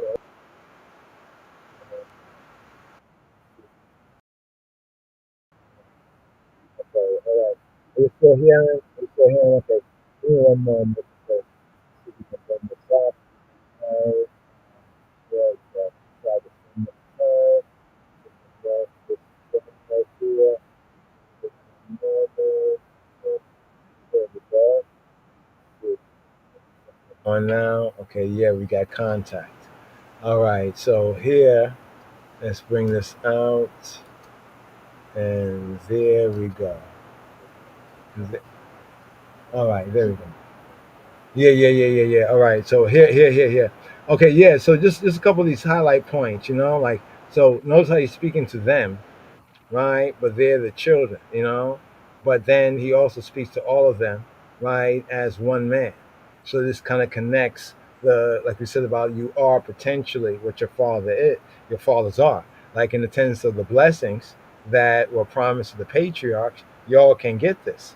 But in the potential of going astray, take example from their going astray and don't rebel, right? So here is an interesting narrative here. We can see in the opening right here, he is going over, the tribe, right? The tribe right here.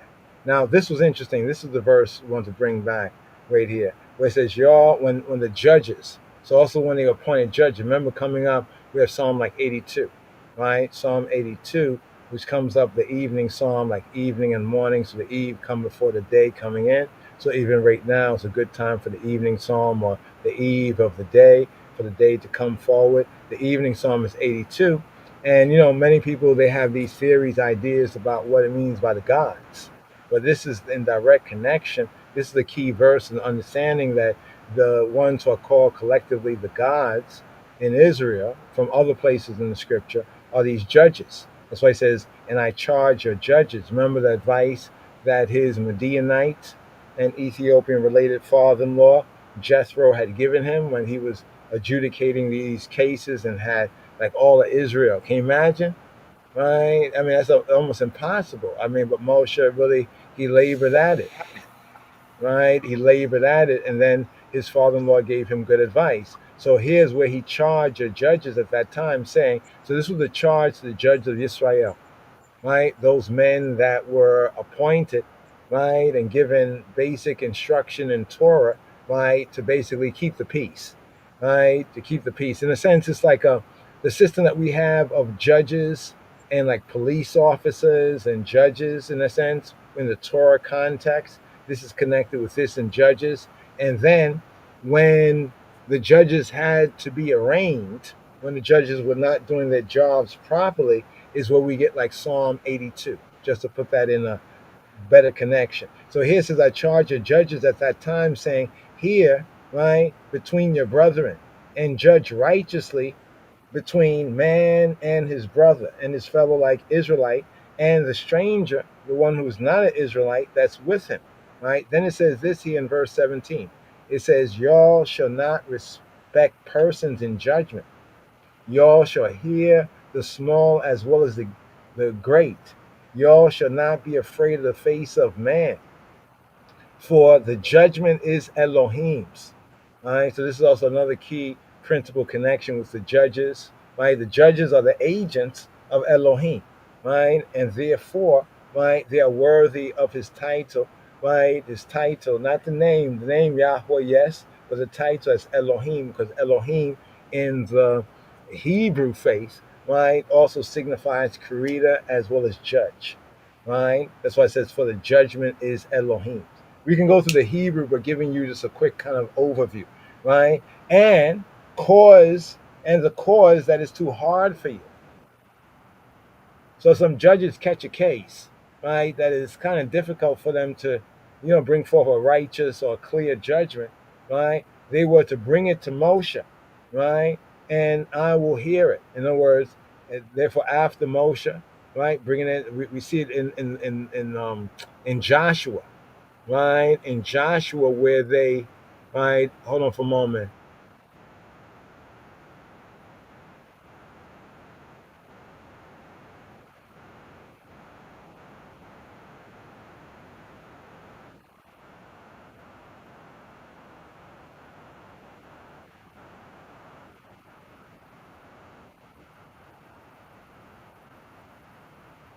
Yeah. All right.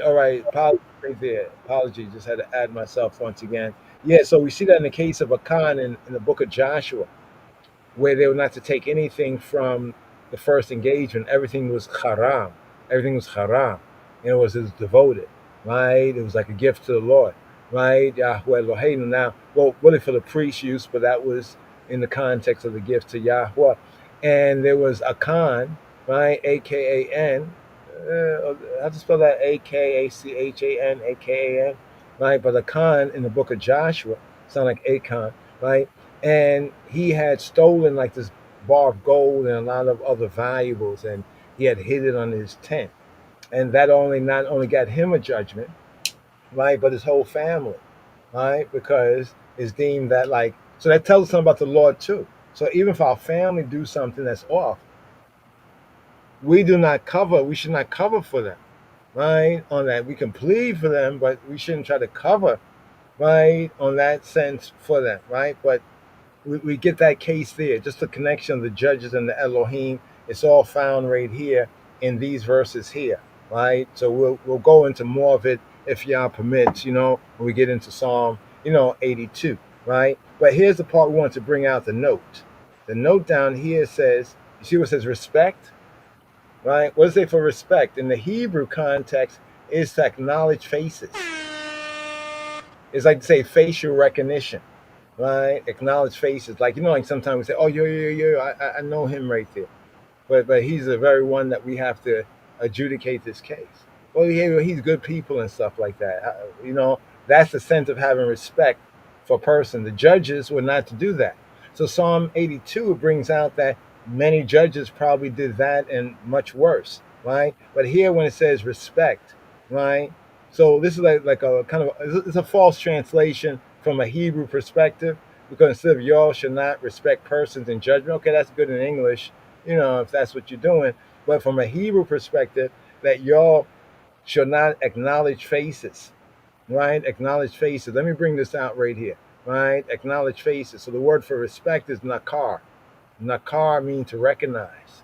Nakar, right? Nakar. Y'all should not recognize, acknowledge, right? Discern, like in the case I gave you. Like somebody says, "Oh, I know him.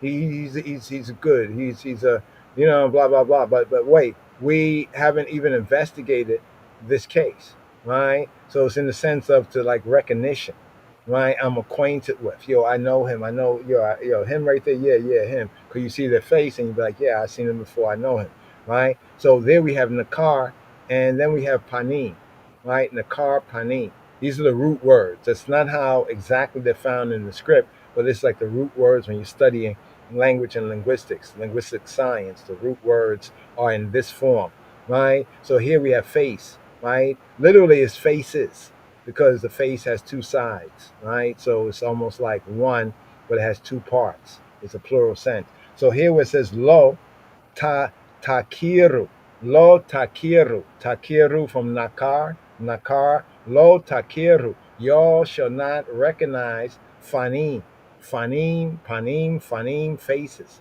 Lo takiru fanim, right? Y'all should not recognize faces by mishpat. You see right there, by mishpat. So mishpat is in judgment. So if the judges were to judge people that they recognized and knew, right, they were to eliminate that from their consideration. And therefore, if they were not able to, they should stand down, right? Have other judges step in because they're too partial, right? It's just like in court where a judge recuse themselves. That's what they call it. They call it recuse, right? Recuse themselves, right? So this is where we get these principles that come into Western Gentile, like among the Anglo-Americans, right? And some of the Anglo-Europeans, but much more of it came in amongst the Anglo-Americans, like from England to America, of these things that they call in law common law, right? And we can see these principles, right? These principles right here, which says lo takiru, right? Lo takiru fanim ba mishpat, right? Kagaton, sika kagaton, ka gadol, right? Tusha ma'un, right? You shall hear like ka katon, like the katon, like the small, the one who's insignificant, somebody of low, basic standing in society, as well as ka gadol, as well as the gadol, right? Ka katon, ka gadol, right? Tishmaon, you shall hear, like give a hearing to, right? So when you listen to the small, don't say, oh you a big man, or yo enough respect, such and such. That's not how it goes. There's a strictly fire burn for that right here. So right here, just to bring out that sentence from here, the Hebrew. So the note right here kind of reminded me, because we touched on it before. I don't know if one's picked up when we broke down, the explanation, but here it brings it out kind of easy peasy here. So the respect that we have in the verse, the Hebrew phrase, right? Takiru panim, right? It says lo takiru panim, you should not recognize faces, right? Bamishpat. Notice it didn't say that a judge, like he's off duty, he don't know different people. Of course, you know who you know, right? But in judgment, it has to be a different POV, a different perspective of view, a different point of view, a different perception of view, right? And therefore, it's like, you don't know them. And if a judge, right, could not be, for whatever reason, impartial, that judge should recuse himself. So just touching on some of the basics, there's of course there's more here, right? But being that we mentioned, what was it? Okay, yeah, we don't have that up here right now, but we definitely need to kind of bring that one in. Let me see if I can do this right here, brothers and sisters and brothers. Let's see. In Ethiopian life, the imperial ruler is likened in splendor to the sun, in exalted power to the lion, in his divine being to the kings of Israel, and at times to God himself. So even with the king, right, there are times, right, where the king, right, because is as God in judgment, or in, in rendering. That's why, Yahweh is so harsh, right, to the Bnei Yisrael. You see what I'm saying? Because what's the principle, right? The principle is to whom more is given, right, much more, more is required, right? More is required. It's all about that standing ground, yeah? Selassie is a ladder now. True courage in the standing ground is how you live it in the standing ground. Fox with canary feather upon them mouth. Something to consider and sit out. Should have not go in there. What can I have seen there? Many ones have been there. Run go assume and get them feelings bound to cinder. When a decision need true courage in the planting round. True courage in the standard of the ground. If you push your principle to reach stand down. And push your principle out of bounds. And push your reason out of bounds. Keep cool, yeah. Meditate and counsel in the how to calm down. From it reach drastic and done moving around. What can diplomatic when things fall out? See that is the mission in sound. Yeah, true courage in the standing ground.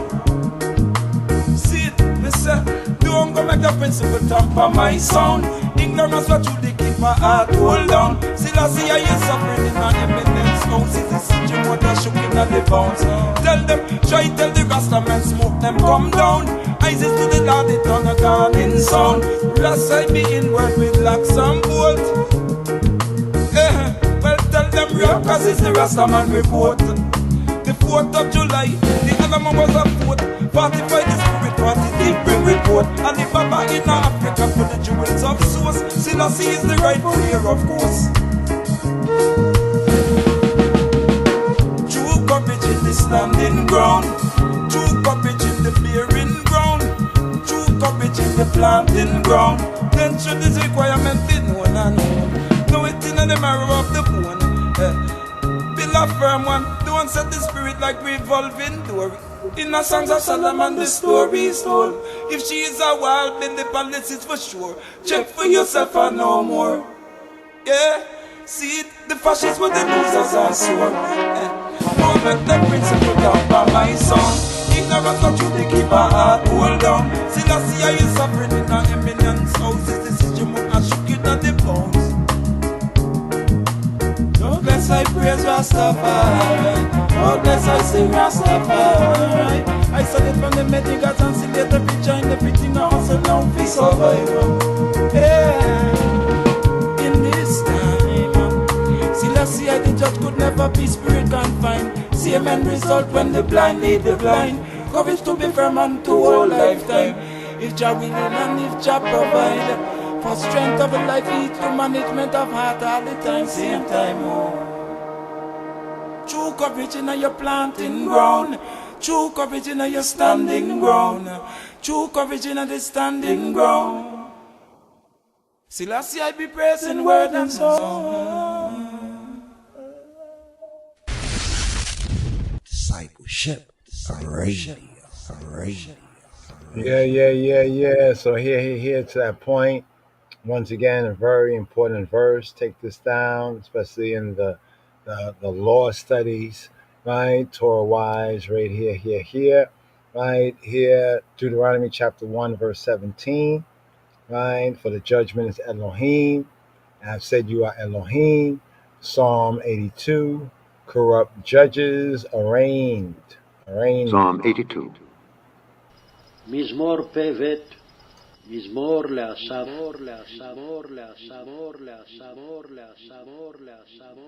God standeth in the congregation of the mighty, the mighty, the mighty, the mighty, the mighty, the mighty. אלוהים ניצב בעדת אל He judgeth among the gods, the gods, the gods, the gods, the gods, the gods. בקרב אלוהים ישפוט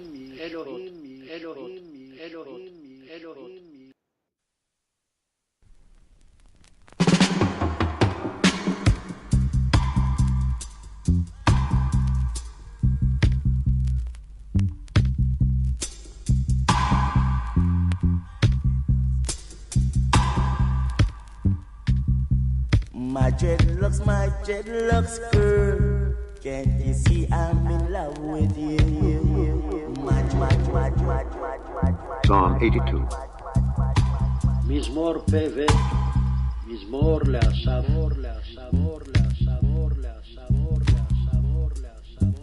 God standeth in the congregation of the mighty, the mighty, the mighty, the mighty, the mighty, the mighty. אלוהים ניצב בעדת אל He he judgeth among the gods, the gods, the gods, the gods, the gods, the gods. בקרב אלוהים ישפוט.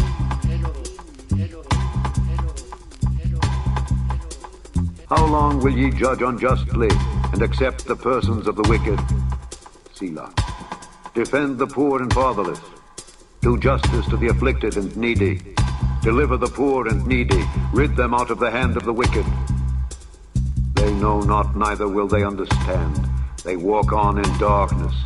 All the foundations of the earth are out of course. I have said, ye are gods, and all of you are children of the Most High. But ye shall die like men, and fall like one of the princes. Arise, O God, judge the earth, for thou shalt inherit all nations, inherit all nations, inherit all nations, inherit all nations, inherit all nations. Come be a part of, come be a part of. J and Line of Jew Society. Where Hebrew feels like home.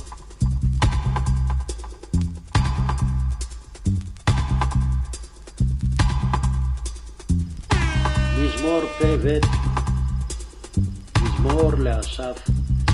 אלוהים ניצב בעדת אל, בקרב אלוהים ישפוט. עד מתי תשפטו עוול, ופני רשעים תישאו סלע. שפטו דל ויתום, עני ורש הצדיקו. פלטו דל ואביון, מיד רשעים הצילו. לא ידעו ולא יבינו, בחשיכה יתהלכו, ימותו כל מוסדי ארץ. אני אמרתי, אלוהים אתם, ובני עליון כולכם. אכן כאדם תמותון, וכאחד השרים תפולו. קומה אלוהים, שפטה הארץ, כי אתה תנחל בכל הגויים.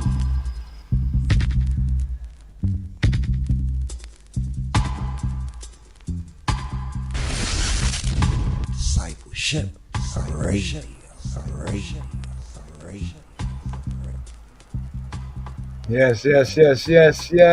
Evening psalm for the third day. Have a good evening, good night, and good break of day. Erev Tov, Laila Tov, and a Boker Tov. Yes. So the day coming forward. So that's the connection there. Deuteronomy chapter 1, verse 17, Chavarim. Hopefully get to go into a little bit more, like defend the poor and fatherless. You see the context. Do justice to the afflicted and needy. Deliver the poor and needy. Rid them out of the hand of the wicked. The whole context right there. Corrupt judges. Speaking about the judges of Israel. So the ones there, Ani Amarti. Right? I have said, Elohim Atem. Right? I've said that all of you are Elohim. Right? Speaking to the judges. Those judges that were appointed. And the judgment that they will surrender. Right? Even as it says in verse 17 of Deuteronomy chapter 1. Right? With no respect of persons. So even the word persons there, come a false translation, it's actually faces. Right? Will not recognize faces or acknowledge faces. Right? Like to show partiality. Right? Now, here's how we're going to dub it right here. Right? Both here in this Deuteronomy, kind of interesting here in the season, we have this psalm, the daily psalm with Psalm 75, Mizmor Ein Hey. Right, and we touched on it in the Royal Amharic, and now here, as we come into a kind of a seal up right here, just here's how we're going to dub it right here. So we had, Deuteronomy chapter 1, verse 17, right, concerning verse 16, the judges that were appointed. We have the evening psalm here, by the time we get through Monday, the evening right there, Deya. So Psalm 82, appropriate for the day to come, according to Yahweh Elohim's his time, according to true time telling, right? Because the world, flesh, satanic, seclorum, seek to change laws and time, so things get confused. And what's the meaning of Babylon? It means confusion. So come out of her, right, my people. So right here. Here's how we're going to dub it right here. So Deuteronomy chapter 1, verse 17, verse 16, but the main verse here, 17, right, with the judges, right, and their role and responsibility. Psalm 82, right, the judges are arraigned, right, because of their partiality, and they're not fulfilling, right, the namesake, the title sake will, not fulfilling Elohim's will. So here, it brings us to Psalm 75. So here we have Psalm 75, right? Let's seal up with Psalm 75 here. I'm going to point out a couple of key verses because I listen, and then just in the whole reasoning with Devarim, it's like, chan. I mean, look at the connection right there concerning judgment, right? And also concerning Psalm 75, today's daily psalm. So Psalm 75, right? So from 82, right? Let's see if we can bring up Psalm 75 for the outro, right there, right? So Psalm 75, right? Perek Ein Hey, right? Perek Ein Hey, La Menatz Eyach. Al Tashchet, right there, the Hebrew that was on the screen. So that brings up these first verses here, right? Well, on the judgment theme. So we're just going to zoom in to some key themes right here. Al Tashchet, destroy not, do not destroy. Al Tashchet, right, in the Hebrew, right? And here we have the second verse. Notice the second verse here. When I shall receive, right, the congregation, I will judge uprightly. Do we still have the roll Amharic here? Yeah, here we go right here, the second verse, right? This verse right here, right? Second verse. Gizewin, right? In Amharic, Gizewin sikebel, Gizewin sikebel ene bekin ferdal, right? Gizewin sikebel ene bekin ferdal, right? When I Kabbalah, Kebel, Sikebel, when I Kabal, the Hebrew Kabal, the Amharic, the Kebel, when I receive, right? Sikebel, Gizewin, Sikebel, when I receive the time, right? The Gize, like the time, right? Gize is time in the sense, like not the time, the hour, but like the occasion, like the time, like I'm so happy we had this time, together in that sense, Gizeh, right? The min Gizeh, at what time, right? In the sense. But Gizeh when Sikebel, right? So here's what's interesting. The KJV says congregation, right? The Amharic here says Gizeh when Sikebel, right? The second part of the verse says Ine, in a begin, like in straightforwardness, kenna, right? To be straightforward, right? To be straightforward, implying correctness, but straightforwardness or rightly, right? Begin, iferdalo, iferdalehu, iferdalo, right? In a begin, iferdalo. I will judge begin, like internet and integrity, internet, like rightly, right? So when I receive the time or his time, gize win a sikabela ine begin ferdala. Now that now brings us over here, right, to the Hebrew, right? Just a couple of verses here. There's a couple of verses here where it speaks about judge and judgment. I think it just makes a very interesting kind of connection here with both beginning this fifth book of Moshe, Deuteronomy 1 and 17, right? Concerning the advice to the judges, right? And here in today's daily psalm, Mizmor Ein Hey, right? Psalm 75. And here, let's bring it up right here. So now here is the Hebrew, right? Here's the Hebrew right here, right? The Hebrew, right? Well, the English says, when I receive the congregation, I will judge uprightly. That's the English, right? Right. So here it says, with okay, ki ekach moed, ki ekach moed, right? To bring out the Hebrew here, let's hit quickly the compare verses right here. We could go on to the Tanakh. Ki ekach moed, ani mesharim eshpot. Ani, I, myself, ani mesharim. Mesharim. What is meshar? Meshar is like evenness. Meshar. It comes from the root yashar, to be straight, to be level. Meshar, mesharim. right? Ani meisharim eshpot, right? I will judge meisharim. I will judge in evennesses, right? Evennesses, right? Uprightness, straightness, equity, the sense of equity. Bamarinya says ine bikin. The ken there can bring out the Hebrew sense of the meshar, right? Rightly, with equity, rightly, with evenness, right? In the figurative sense, that which right judgment leads to prosperity, concord, also straightness. Like we say, how you doing? You straight? You straight? You know, in that sense, rectitude, right? And so now it says only in the plural sense, rectitude, rightly, rectitude. So it's not meshar, as the root word is meshar, but it's mesharim, right? Ani mesharim, eshpot. Eshpot come from shafat. Shafat, he judged, he governed, he vindicated, he punished. Shafat. Here we have eshpot. Eshpot. Eshpot. I will judge. Eshpot. Right? So the full of the verse is key when, right? When, right? Ekach.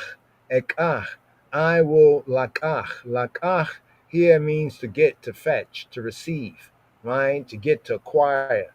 To buy in a context, like if you buy something, then you kind of take that, you bring it. It's, it's yours. Also in the sense of ekach here, when it could be used in marry or take a wife, but also you have to recognize with the anointing of a king or even the installation of a judge, right? You are wedded. Like for the judges, they were wedded to Torah. Like a Torah in the Hebrew is like it's feminine, right? His direction. So he who be, Yahweh, he be the he, right? And the Torah might be the she. His direction, instruction. My son, hear the instruction of thy father. Forsake not the law or the Torah, the direction, right, of thy mother. So here, right? So here it says ki ekach, right? Moed. So here we have the word moed. Moed is the singular for like the appointments, the feasts, the festivals are called moedim, moedim, moedim, moedim, moedim, moedim, moadam, moedim. So the moedim, right? The moedim is like the appointed time, the appointed place, the appointments. But here it's used in a singular sense. Also, in one place in the scripture, in the Old Testament translation, it says, you see where it says congregation? It says about the synagogue, right, in the Old Testament. And the word, underlying Hebrew word is the moed, right? Moed, in that sense of congregation, like the gathering. So it's ki ekach moed. When I take, to say like receive, right? When I take the appointed time. Ki ekach moed. Ki ekach moed. When I take the appointed time, ani, I, myself, and none other. Here we have the ani. The ani, right, is the first person singular, right? And usually when you find ani in a verse, like it could have said Mesharim Eshpot, because Eshpot means I will judge. Mesharim, evenness, levelness, right? Equity in that sense. I will judge. I will judge in the sense with equity, right? But now with the ani there, right? And the ani here is emphatic, right? It's like I myself. It brings out a translative sense of I myself and none other, right? Ani mesharim eshpot. Ani mesharim eshpot, right? Ki ekach moed ani mesharim eshpot. So this verse here, this is an interesting verse, and I point this out right here. When I select the appointed time, right? What is the moed? Moed, like what it says, like Yahweh, the Almighty has an appointed time. People say, well, how come the Almighty ain't doing nothing about this and that? Well, where's the judges, right? Are there no righteous, right-thinking men and people, right? You know what I mean? You know, that can do justice in the earth, right? The heaven of heavens are Yahweh Eloheinu's, but the earth he has given to the children of men, right? So basically it's on what we're going to do, right? But right here, the speaker here, right? Notice the speaker here in the translation or interpretation, right? The direct sense is that Elohim, God, is the speaker, right? He is the speaker, and he announces his will in this verse here. Ki ekach moed, ani mesharim eshpot. Right? When I choose the appointed time, I will judge blamelessly. Here they bring out the mesharim from Yashar as blamelessly. Right? I will judge straight. I will judge like in a straight way, in straightness, right? In straightness, right? Then everybody and everything's gonna be straight, right? Ki ekach moed, ani mesharim eshpot. Right? So what is it saying right here? It's saying to put a stop to the boastful activities of the merciless, the malicious and merciless strong, who would dominate and who dominate the weak. The slow hand traverses the dial in time, and at the last hour, it strikes. And the crash, it comes punctually at the moment, just as it did back in almost 100 years ago. Beware, right? We say 2029, 2030, right? They talk about 2030, but we say be aware of 2029. What happened 100 years earlier? The crash of the dark day, right? The crash of the stock market, the Great Depression, right?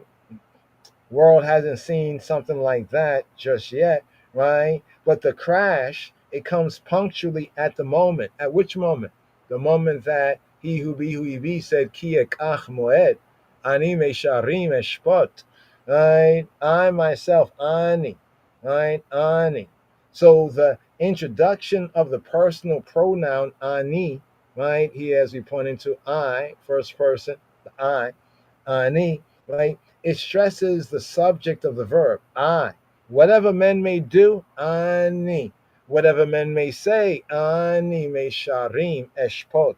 I myself, right? Whatever men may do, whatever they may say, whatever they may think, mesharim, with equity, right? With mesharim, with straightness, meshar, with evenness, with uprightness, right? Yashar, mesharim, right? Justice triumphs when Elohim, Yahweh Eloheinu, discharges his office as judge, right, of the universe, as a universal judge.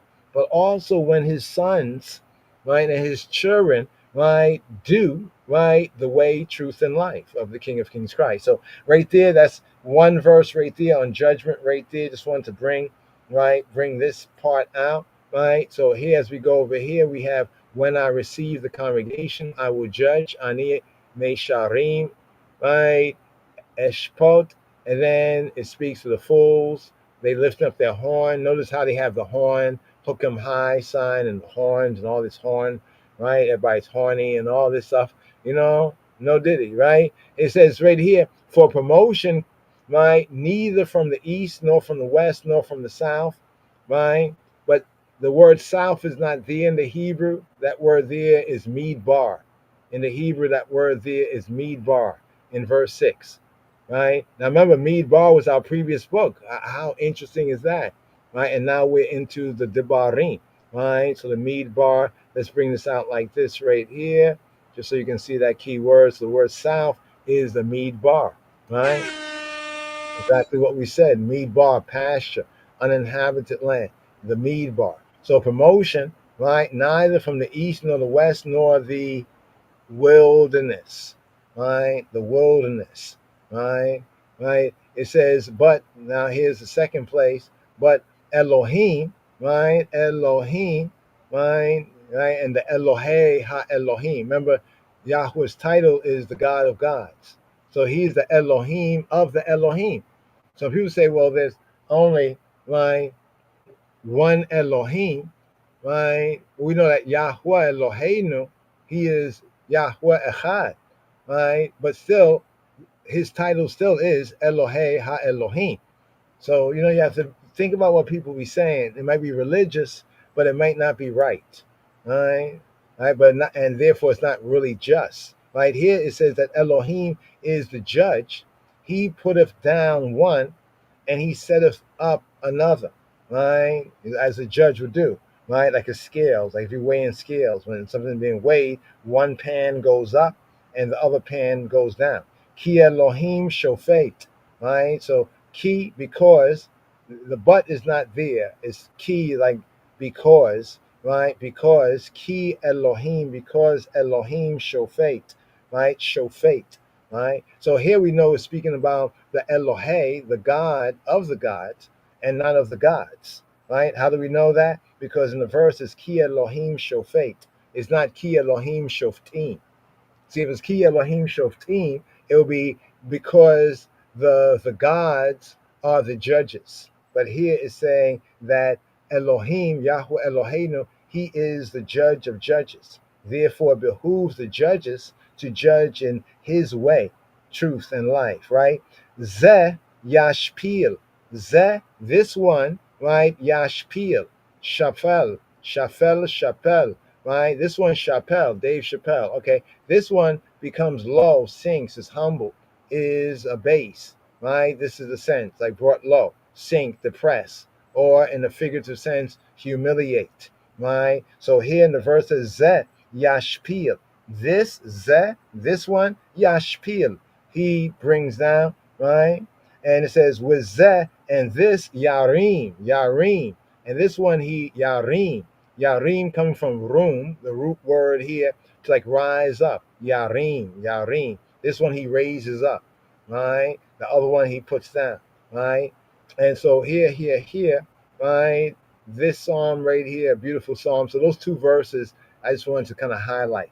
Verse 2 and like verse 7, KJV, the connection with Yahweh being the Elohim, right? The judge, right? Of the judges, or the God of gods, and that the gods in the Hebrew context that Yahweh is the gods of, truly, right, are his sons, right, the judges of Israel, right? So that's why it says that, the thrones of David, 12 thrones, and you'll be on thrones judging the Bnei Israel. You can see the connection all over the place in Yah's grace. But here, this is seal up, y'all. Come be a part of. LJ, Atlanta Jew Society. Where Hebrew feels like home. So here on the outro right here, we have Psalm 75 here. Just play a couple of dubs for the outro, right? Hopefully get into full another time. Right here. Let's play the bass psalm a cappella. Psalm 75. מזמור עין ה' למנצח אל תשחט, מזמור לאסף, שיר. הודינו לך אלוהים. Unto thee, O God, do we give thanks. הודינו וקרוב שמך. Unto thee do we give thanks. וקרוב שמך. For that thy name is near. וקרוב שמך. Thy wondrous works declare. סיפרו נפלאותיך.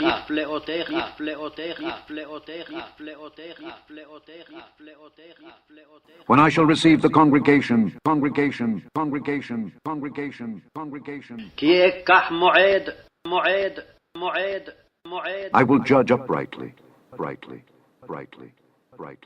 אני משרים אשפוט. The earth and all the inhabitants thereof are dissolved.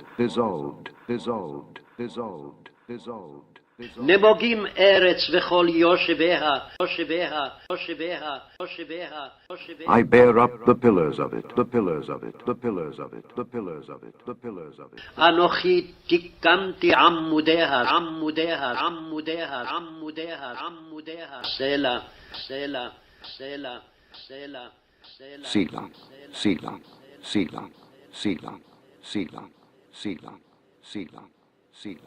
I said unto the fools, deal not foolishly, and to the wicked, lift not up the horn, lift not up your horn on high, speak not with a stiff neck. For promotion cometh neither from the east, nor from the west, nor from the south. But God is the judge. He putteth down one, and setteth up another. For in the hand of the Lord there is a cup, and the wine is red. It is full of mixture, and he poureth out of the same. But the dregs thereof, all the wicked of the earth shall wring them out and drink them. but I will declare forever. I will sing praises to the God of Jacob. All the horns of the wicked also will I cut off, but the horns of the righteous shall be exalted, shall be exalted, shall be exalted, shall be exalted, shall be exalted, shall be exalted, shall be exalted, shall be exalted, shall be exalted. Hallelujah! Hallelujah! Hallelujah! Yes, yes, yes. Exalt the horns of the righteous, the right choice, the right choice. So let's take a lick right here. Take a lick rhythm, outro.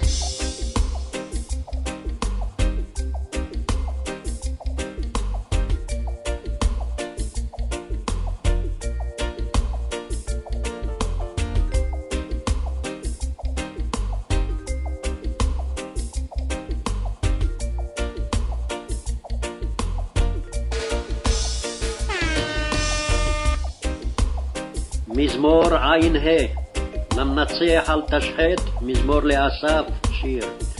הודינו לך אלוהים, הודינו וקרוב שמך, סיפרו נפלאותיך. כי אקח מועד, אני משרים אשפוט.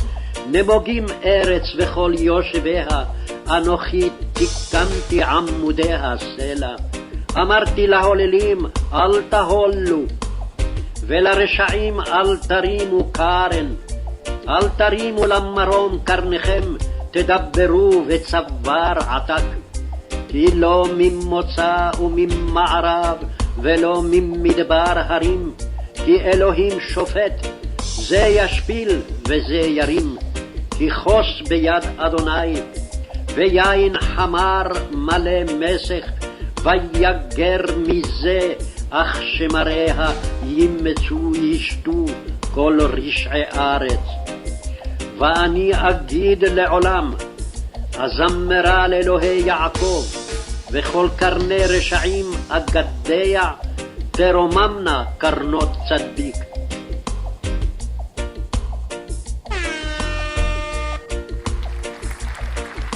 Psalm 75.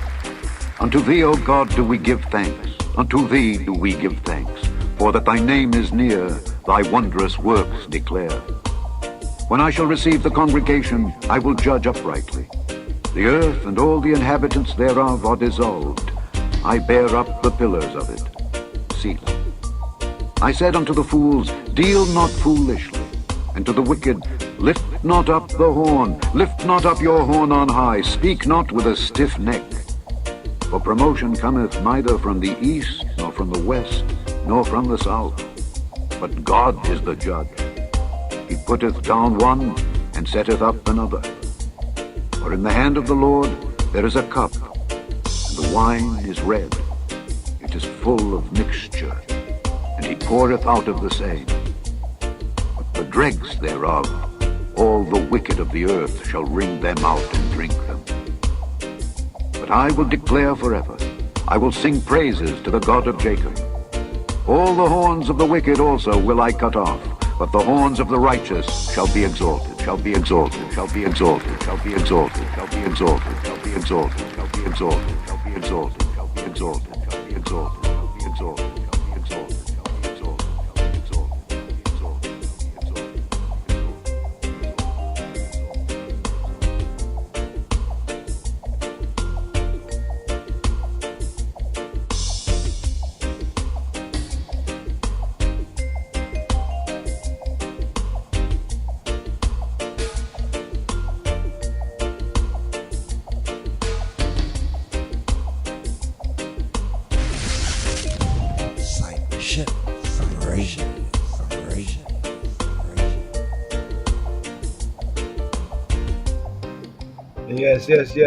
Yes. On the outro, the Amharic as well. Oh.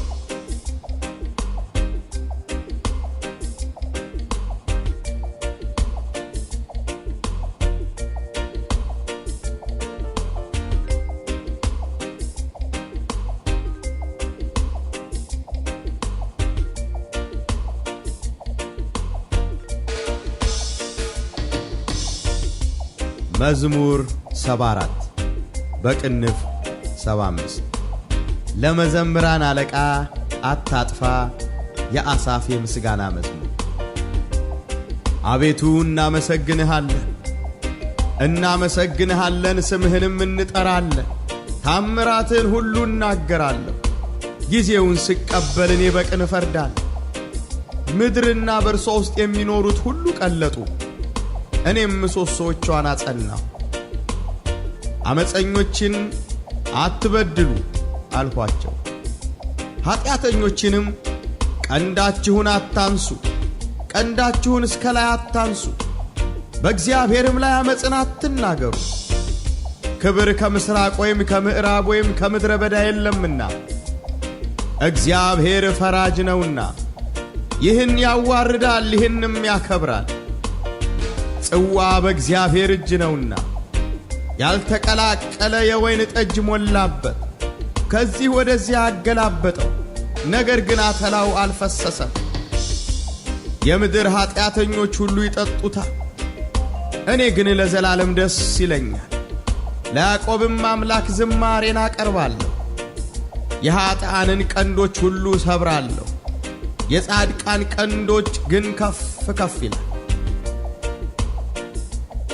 Psalm 75 Unto thee, O God, do we give thanks. Unto thee do we give thanks. For that thy name is near, thy wondrous works declare. When I shall receive the congregation, I will judge uprightly. The earth and all the inhabitants thereof are dissolved. I bear up the pillars of it. Selah. I said unto the fools, deal not foolishly. And to the wicked, lift not up the horn. Lift not up your horn on high. Speak not with a stiff neck. For promotion cometh neither from the east, nor from the west, nor from the south. But God is the judge. He putteth down one, and setteth up another. For in the hand of the Lord there is a cup, and the wine is red. It is full of mixture, and he poureth out of the same. But the dregs thereof, all the wicked of the earth shall wring them out and drink them. But I will declare forever, I will sing praises to the God of Jacob. All the horns of the wicked also will I cut off, but the horns of the righteous shall be exalted, shall be exalted, shall be exalted, shall be exalted, shall be exalted, shall be exalted, shall be exalted, shall be exalted, shall be exalted, shall be exalted, shall be exalted, shall be exalted, shall be exalted.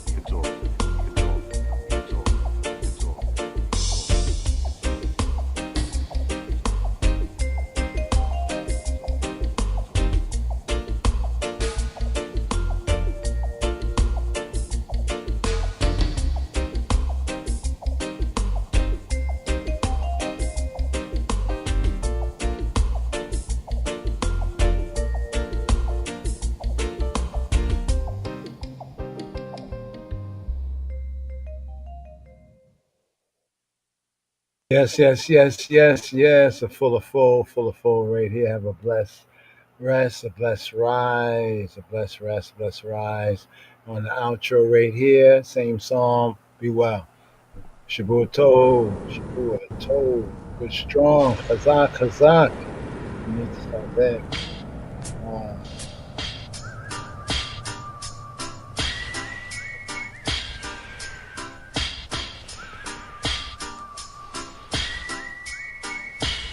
Psalm 75. Unto thee, O God, do we give thanks. Unto thee do we give thanks. For that thy name is near, thy wondrous works declare. When I shall receive the congregation, I will judge uprightly. The earth and all the inhabitants thereof are dissolved. I bear up the pillars of it. Selah. I said unto the fools, deal not foolishly. And to the wicked, lift not up the horn. Lift not up your horn on high. Speak not with a stiff neck. For promotion cometh neither from the east, nor from the west, nor from the south. But God is the judge. He putteth down one, and setteth up another. For in the hand of the Lord there is a cup, and the wine is red. It is full of mixture, and he poureth out of the same. But the dregs thereof, all the wicked of the earth shall wring them out and drink them. But I will declare forever, I will sing praises to the God of Jacob. All the horns of the wicked also will I cut off, but the horns of the righteous shall be exalted, shall be exalted, shall be exalted, shall be exalted, shall be exalted, shall be exalted, shall be exalted, shall be exalted, shall be exalted, shall be exalted, shall be exalted, shall be exalted, shall be exalted, shall be exalted, shall be exalted.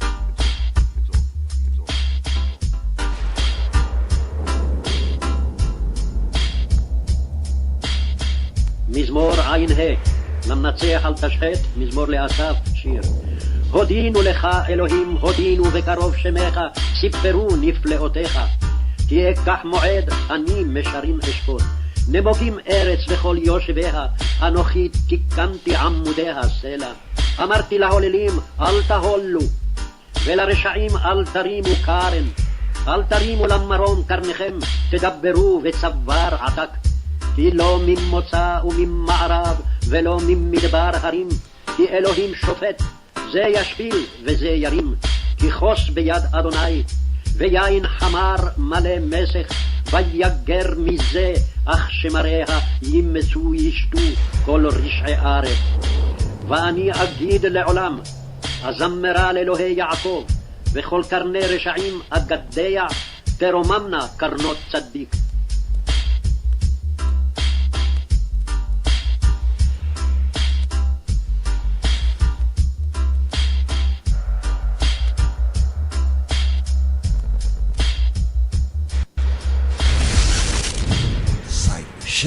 Separation.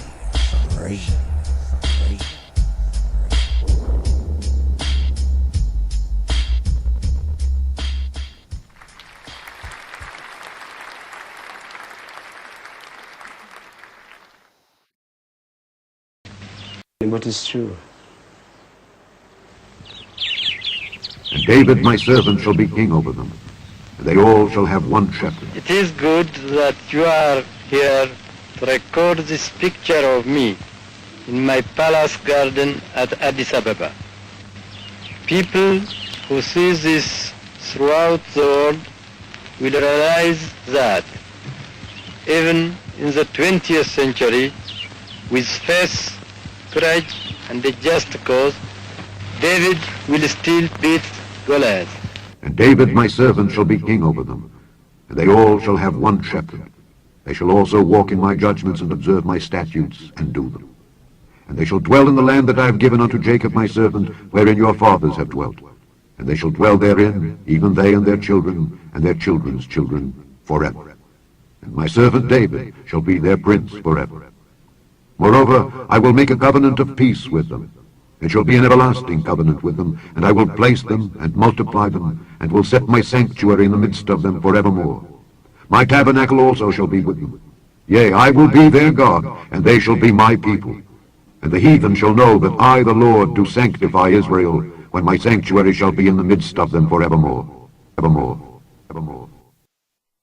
There's a lot of work to be done, oh God, in the promised land.